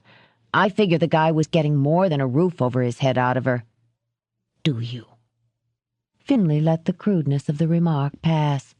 We will have to discuss this further, Mr. DeCarlo. After lunch, perhaps. Sure. Relieved, DeCarlo settled back. I'll run through all the details with you. That will be fine. Well, shall we dine, gentlemen?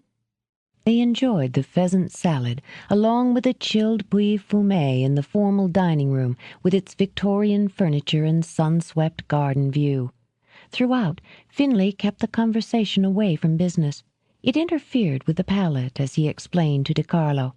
He spent an hour playing jovial host, generously refilling DeCarlo's glass himself. When the last drop of wine and the final morsel of trifle had been consumed, Finley pushed back from the table. I hope you'll forgive us, Abel, but as much as I regret it, Mr. DeCarlo and I should conclude our business. Perhaps a walk around the grounds, through the garden, he said to DeCarlo. Pleasantly buzzed on wine, rich food, and success, DeCarlo patted his stomach. I could use a walk after that meal. Good. Good. I'm a bit of a fanatic about exercise. I'd enjoy the company. We won't be long, Abel. Finley led DeCarlo out into a solarium, complete with potted palms and a musical fountain, through the atrium doors and into the garden.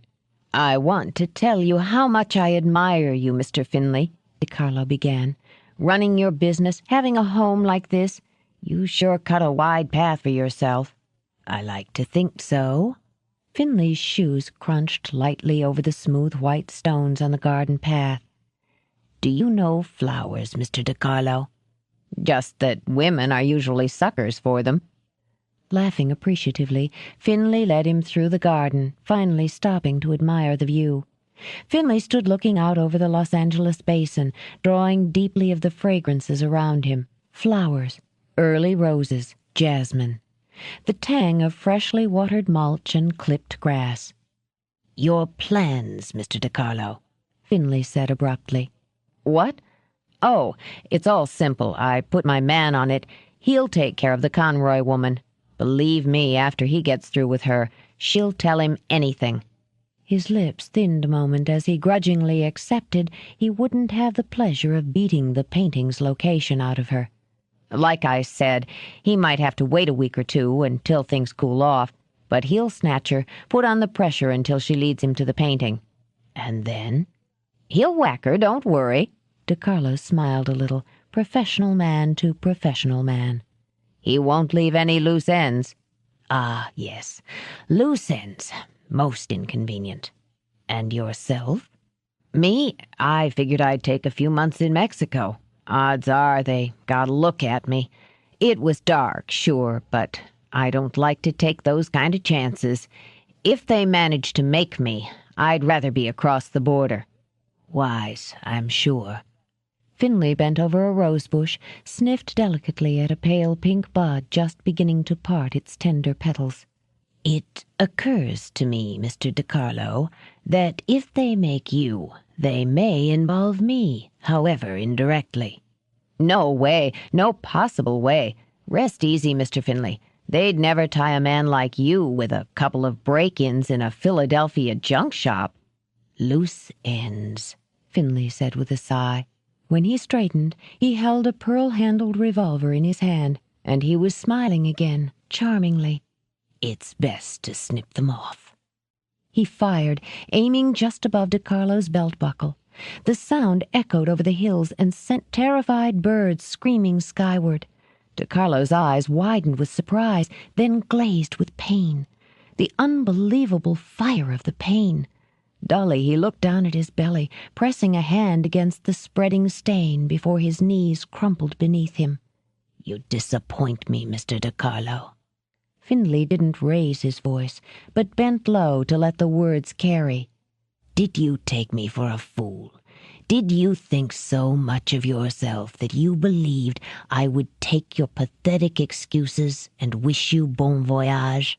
He straightened, and while DiCarlo writhed in pain from the gunshot, kicked him viciously in the ribs. "You failed!" he shouted, and kicked again, screaming over DiCarlo's groaning pleas for mercy. "I want my painting! I want what's mine! It's your fault! Your fault I don't have it!" Spittle ran from Finley's mouth as he shot DiCarlo's left kneecap, then his right. DiCarlo's thin scream of pain faded away into animal whimpers. "I would have killed you quickly if you hadn't insulted my intelligence. Now it may take you hours of agony, and it's not enough." He had to force himself to replace the revolver in his pocket. He took out a handkerchief and gently dabbed the perspiration from his brow. "Not enough," he repeated. He bent down close again, pressing his face into DiCarlo's. "You had your orders. Did you forget who was in charge?" "Please," DiCarlo moaned, too deep in shock to realize his pleas were useless and that he was already dead. "Help me, please." In a fussy gesture, Finley replaced the handkerchief in his breast pocket. "I gave you plenty of time, more than enough to redeem yourself. I'd even considered giving you absolution. I can be a generous man, but you failed me. Failure, Mr. DiCarlo, is unforgivable." Still shaking with rage, he straightened again. He knew he would need an hour of meditation at the very least before he would manage to compose himself for the formal affair he was attending that night. Ineptitude, he fumed, inefficiency in employees. He brushed dust from his sleeve as he walked back toward the solarium. Intolerable. "Winesap," he snapped. "Sir?" Winesap tiptoed in, folded his nervous hands. He'd heard the shots and was very much afraid of what was coming next. "Dispose of Mr. DiCarlo." Winesap's shoulders slumped. "Of course, Mr. Finley. Right away." "Not now." Finley took out a genuine tortoise-shell comb to straighten his wind-blown hair. "Let him bleed to death first." Winesap glanced through the glass wall to where DiCarlo was lying on his back, babbling piteously at the sky. "Should I wait in here?" "Of course. How else will you know when he's dead?" Finley sighed, replaced his comb. "I realize that tomorrow's a holiday, Abel, and I wouldn't dream of interfering with whatever plans you might have. So I'll ask that you focus your attention the following day on gathering all the information you can on this Isadora Conroy in Philadelphia." He sniffed his hand, wrinkled his nose at the scent of gunpowder. "I'm afraid I'm going to have to take care of this matter myself." 16. "Happy New Year!" Jed was greeted at the lobby doors of the Liberty Theater by a bald beanpole of a man dressed in a red leather jumpsuit studded with silver stars. Caught by surprise, Jed found himself bear-hugged and back-patted. His new friend smelled strongly of wine and Giorgio for men. "I'm Indigo." Since the man's skin approximated the color, Jed nodded. "I can see that. Marvelous party." Indigo took out a slim black cigarette, tucked the end into a gold cigarette holder, and posed with one hand on his narrow hip. "The band's hot, the champagne's cold, and the women—" He jiggled his brows up and down. "All plentiful." "Thanks for the update." Cautious, Jed started to ease by, but Indigo was the friendly sort and draped an arm over Jed's shoulders. "Do you need some introductions? I know everyone." "You don't know me." "But I'm dying to." He steered Jed through the lobby crowd toward the concession stand, where drinks were being poured by two quick-handed bartenders. "Let me guess." He stepped back half an inch, cocked his head, drew once on the European cigarette. "You're a dancer." "No." "No?" Indigo's mobile face creased in thought. "Well, with that body, you should be. Gene Kelly had the most marvelous athletic build, you know. Champagne, here." He waved his cigarette toward a bartender. "And one for my friend." "Scotch," Jed corrected. "Rocks." "Scotch rocks." Indigo's almond-shaped eyes danced. Of course, I should have seen it instantly. An actor. Dramatic, naturally. Down from New York. Jed took his drink and dug out a buck for the tip jar. Sometimes he decided it was best simply to cooperate. Yeah, I'm between parts, he said, and escaped with his drink. The lobby of the Liberty Theater was fashioned in Gothic style, with yards of ornate plasterwork, pounds of curlicues, and gremlins decorating the gilded molding.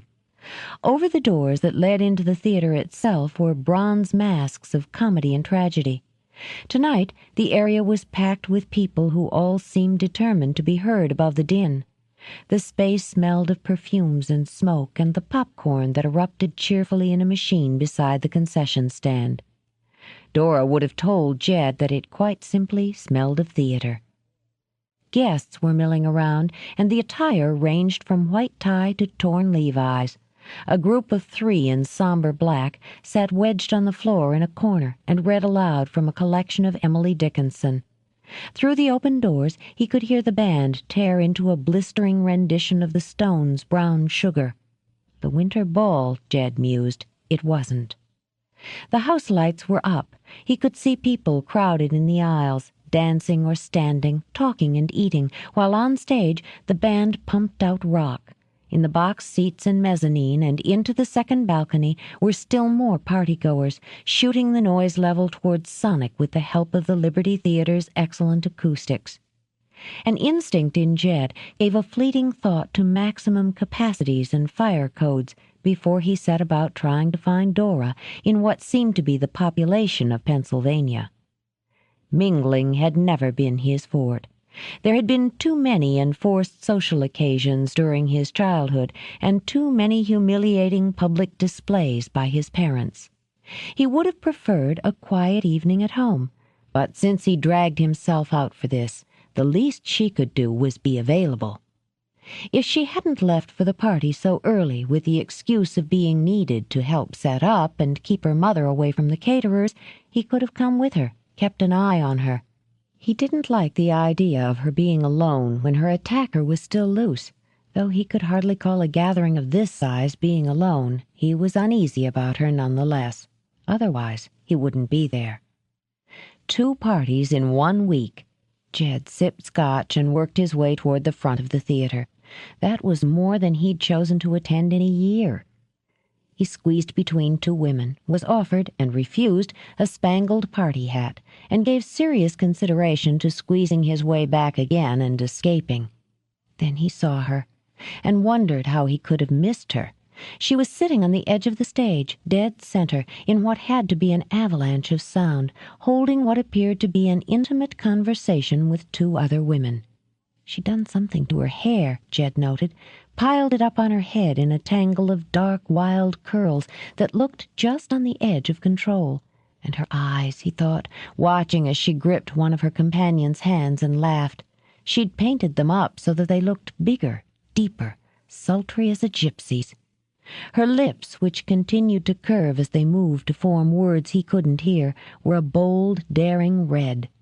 She'd worn a black and silver jumpsuit with a high neck, long sleeves, and sleek legs that fit like a second skin and should have been illegal.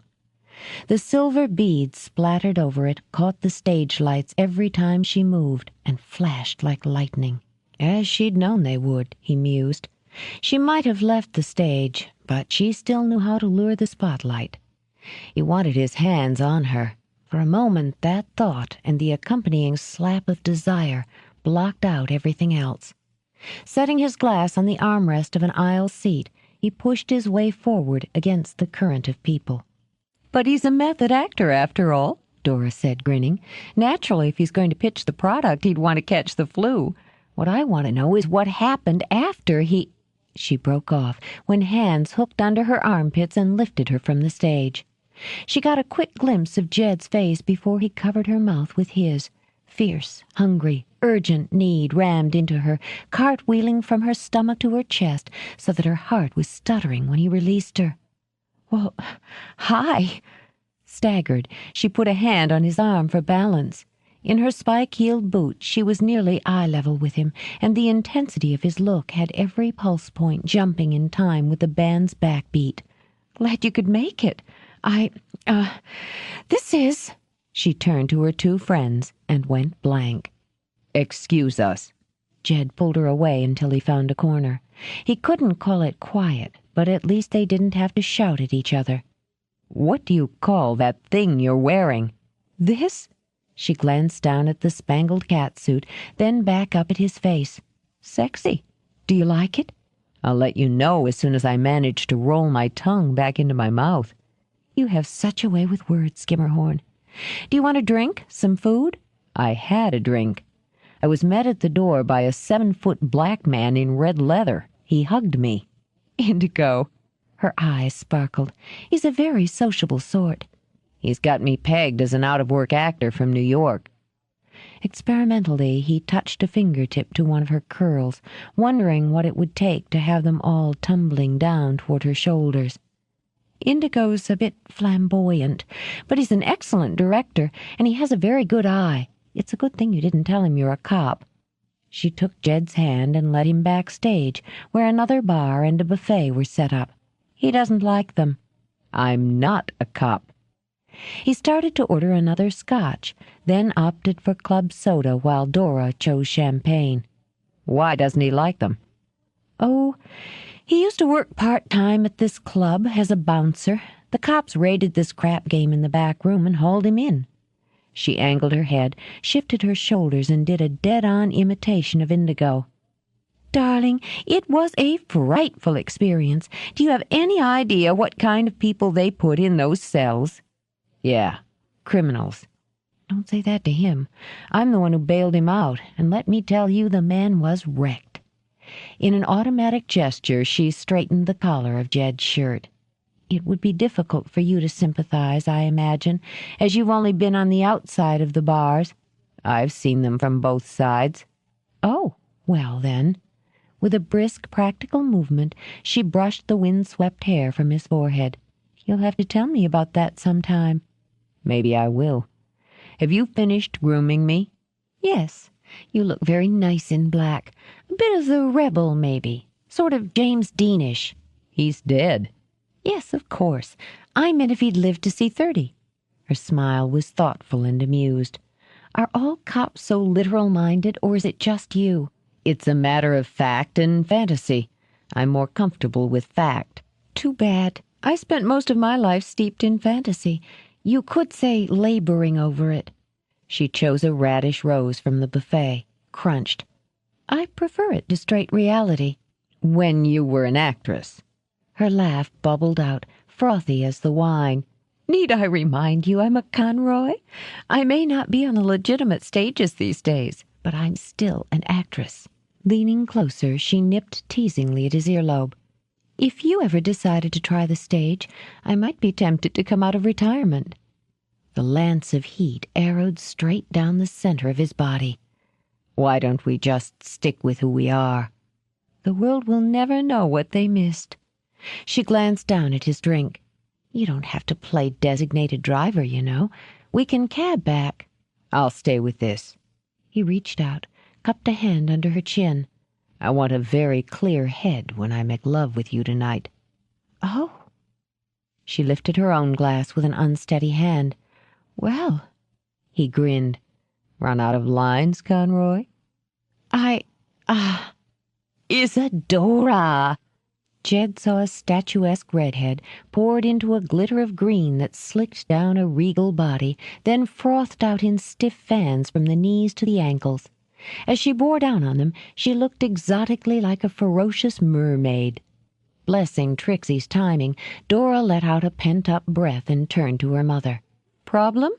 That caterer is a beast. God knows why I continue to hire him." She aimed a look over her shoulder that could have melted steel. "He refused, absolutely refused to listen to a word I said about the anchovy paste." Since it had been Will's shift to keep their mother separated from the caterer, Dora took a quick glimpse around. Her little brother was, she decided, a dead man. "Where's Will?" "Oh, off with that pretty girl he brought with him from New York." Trixie tossed up her hands. The movement sent the colored beads that dripped from her ears dancing.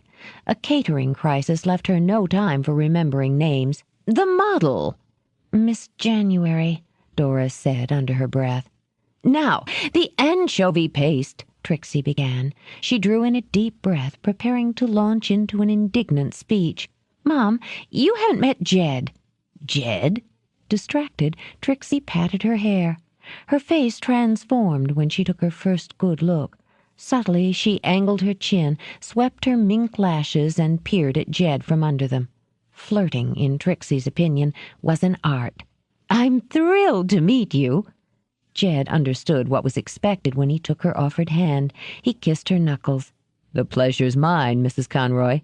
Oh, Trixie, please. She nearly crooned it. Otherwise, I'll feel old and staid. I'm sure that would be impossible. I saw you perform Hello, Dolly last year. You were magnificent. Trixie's smooth cheeks pinked with pleasure. Oh, how very kind of you to say so.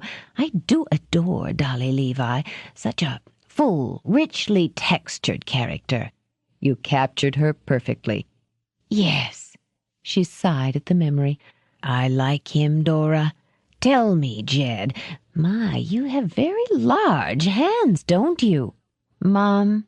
Since he'd behaved so nicely, Dora took pity on him.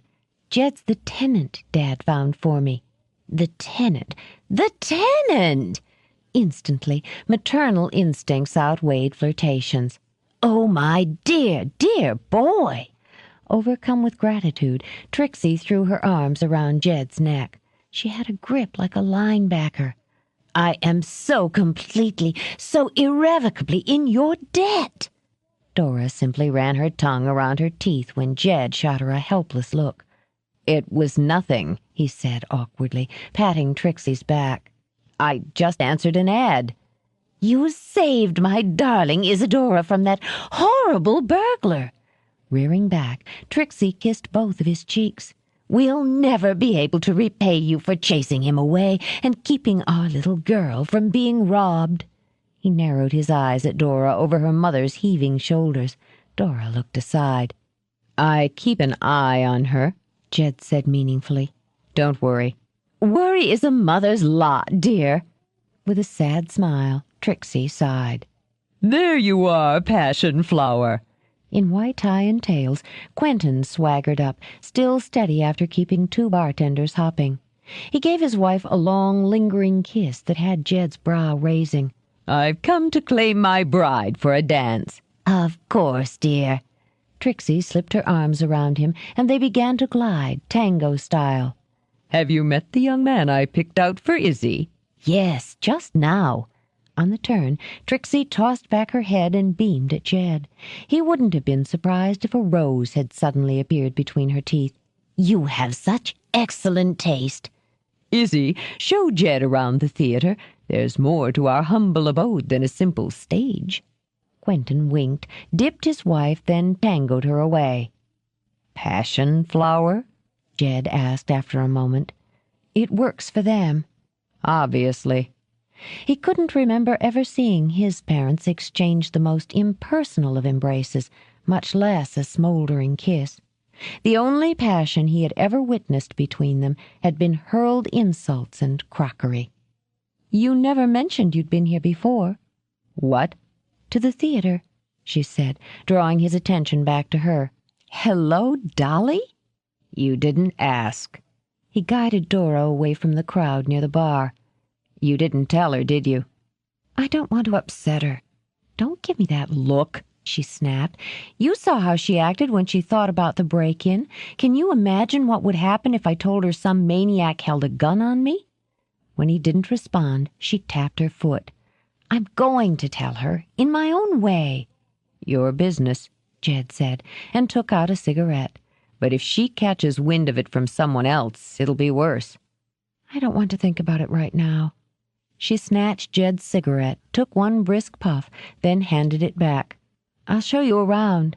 The building's mid-19th century. It used to be a popular music hall. She headed away from the stage down one of the narrow corridors.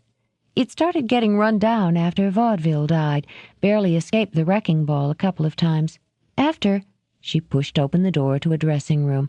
Putting her hands on her hips, she watched Will untangle himself from a torrid embrace. "Desertion," she said, "is a hanging offense." Will grinned and slipped his arm around a curvy woman in a tiny red dress. "Lorraine was helping me run lines. I'm up for a mouthwash commercial." "You were on duty, Will. I've had my shift, and Leah doesn't come on until after midnight." Okay. With his date in tow, Will squeezed through the door. "Catch you later." Jed didn't bother to disguise his admiration of Lorraine's pendulum-swinging hips. "Pop your eyes back in your head, Skimmerhorn," Dora advised. "Someone might step on them." "In a minute." He turned back to Dora when Lorraine had swiveled out of view. "His shift for what?" Jed asked. "For keeping Mom out of the caterer's hair. Come on, I'll take you up to the fly floor. There's a wicked view of the stage from there."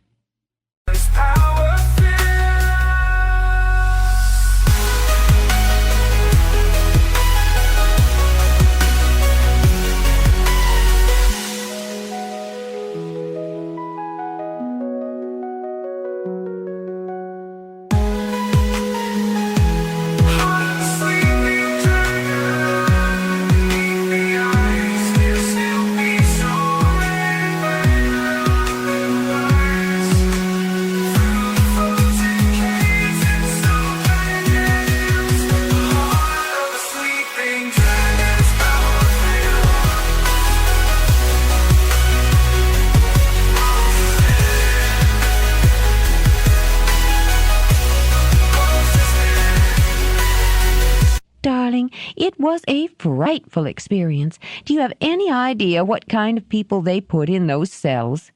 Yeah, criminals. Don't say that to him. I'm the one who bailed him out, and let me tell you, the man was wrecked. In an automatic gesture, she straightened the collar of Jed's shirt.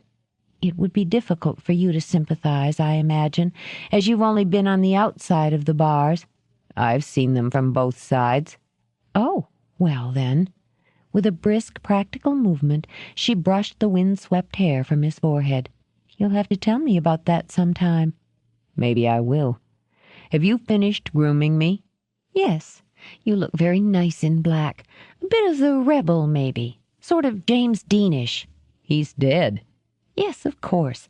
I meant if he'd lived to see 30. Her smile was thoughtful and amused. "Are all cops so literal-minded, or is it just you?" "It's a matter of fact and fantasy. I'm more comfortable with fact." "Too bad. I spent most of my life steeped in fantasy. You could say laboring over it." She chose a radish rose from the buffet, crunched. "I prefer it to straight reality." "When you were an actress." Her laugh bubbled out, frothy as the wine. "Need I remind you I'm a Conroy? I may not be on the legitimate stages these days, but I'm still an actress." Leaning closer, she nipped teasingly at his earlobe. "If you ever decided to try the stage, I might be tempted to come out of retirement." The lance of heat arrowed straight down the center of his body. "Why don't we just stick with who we are?" "The world will never know what they missed." She glanced down at his drink. "You don't have to play designated driver, you know. We can cab back." "I'll stay with this." He reached out, cupped a hand under her chin. "I want a very clear head when I make love with you tonight." "Oh." She lifted her own glass with an unsteady hand. "Well." He grinned. "Run out of lines, Conroy?" Isadora!" Jed saw a statuesque redhead poured into a glitter of green that slicked down a regal body, then frothed out in stiff fans from the knees to the ankles. As she bore down on them, she looked exotically like a ferocious mermaid. Blessing Trixie's timing, Dora let out a pent-up breath and turned to her mother. "Problem?" "That caterer is a beast. God knows why I continue to hire him." She aimed a look over her shoulder that could have melted steel. "He refused, absolutely refused to listen to a word I said about the anchovy paste." Since it had been Will's shift to keep their mother separated from the caterer, Dora took a quick glimpse around. Her little brother was, she decided, a dead man. "Where's Will?" "Oh, off with that pretty girl he brought with him from New York." Trixie tossed up her hands. The movement sent the colored beads that dripped from her ears dancing. A catering crisis left her no time for remembering names. "The model." "Miss January," Dora said under her breath. "Now, the anchovy paste," Trixie began. She drew in a deep breath, preparing to launch into an indignant speech. "Mom, you haven't met Jed." "Jed?" Distracted, Trixie patted her hair. Her face transformed when she took her first good look. Subtly, she angled her chin, swept her mink lashes, and peered at Jed from under them. Flirting, in Trixie's opinion, was an art. "I'm thrilled to meet you." Jed understood what was expected when he took her offered hand. He kissed her knuckles. "The pleasure's mine, Mrs. Conroy." "Oh, Trixie, please." She nearly crooned it. "Otherwise, I'll feel old and staid." "I'm sure that would be impossible. I saw you perform Hello, Dolly last year. You were magnificent." Trixie's smooth cheeks pinked with pleasure. "Oh, how very kind of you to say so. I do adore Dolly Levi. Such a full, richly textured character." "You captured her perfectly." "Yes." She sighed at the memory. "I like him, Dora. Tell me, Jed. My, you have very large hands, don't you?" "Mom." Since he'd behaved so nicely, Dora took pity on him. "Jed's the tenant Dad found for me." "The tenant! The tenant!" Instantly, maternal instincts outweighed flirtations. "Oh, my dear, dear boy!" Overcome with gratitude, Trixie threw her arms around Jed's neck. She had a grip like a linebacker. "I am so completely, so irrevocably in your debt." Dora simply ran her tongue around her teeth when Jed shot her a helpless look. "It was nothing," he said awkwardly, patting Trixie's back. "I just answered an ad." "You saved my darling Isadora from that horrible burglar." Rearing back, Trixie kissed both of his cheeks. "We'll never be able to repay you for chasing him away and keeping our little girl from being robbed." He narrowed his eyes at Dora over her mother's heaving shoulders. Dora looked aside. "I keep an eye on her," Jed said meaningfully. "Don't worry." "Worry is a mother's lot, dear."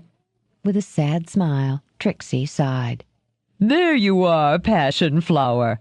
In white tie and tails, Quentin swaggered up, still steady after keeping two bartenders hopping. He gave his wife a long, lingering kiss that had Jed's brow raising. "I've come to claim my bride for a dance." "Of course, dear." Trixie slipped her arms around him, and they began to glide, tango style. "Have you met the young man I picked out for Izzy?" "Yes, just now." On the turn, Trixie tossed back her head and beamed at Jed. He wouldn't have been surprised if a rose had suddenly appeared between her teeth. "You have such excellent taste." "Izzy, show Jed around the theater. There's more to our humble abode than a simple stage." Quentin winked, dipped his wife, then tangoed her away. "Passion flower?" Jed asked after a moment. "It works for them." "Obviously." He couldn't remember ever seeing his parents exchange the most impersonal of embraces, much less a smoldering kiss. The only passion he had ever witnessed between them had been hurled insults and crockery. "You never mentioned you'd been here before." "What?" "To the theater," she said, drawing his attention back to her. "Hello, Dolly?" "You didn't ask." He guided Dora away from the crowd near the bar. "You didn't tell her, did you?" "I don't want to upset her." "Don't give me that look," she snapped. "You saw how she acted when she thought about the break-in. Can you imagine what would happen if I told her some maniac held a gun on me?" When he didn't respond, she tapped her foot. "I'm going to tell her, in my own way." "Your business," Jed said, and took out a cigarette. "But if she catches wind of it from someone else, it'll be worse." "I don't want to think about it right now." She snatched Jed's cigarette, took one brisk puff, then handed it back. I'll show you around. The building's mid-19th century. It used to be a popular music hall." She headed away from the stage down one of the narrow corridors. "It started getting run down after vaudeville died, barely escaped the wrecking ball a couple of times. After—" She pushed open the door to a dressing room. Putting her hands on her hips, she watched Will untangle himself from a torrid embrace. "Desertion," she said, "is a hanging offense." Will grinned and slipped his arm around a curvy woman in a tiny red dress. "Lorraine was helping me run lines. I'm up for a mouthwash commercial." "You were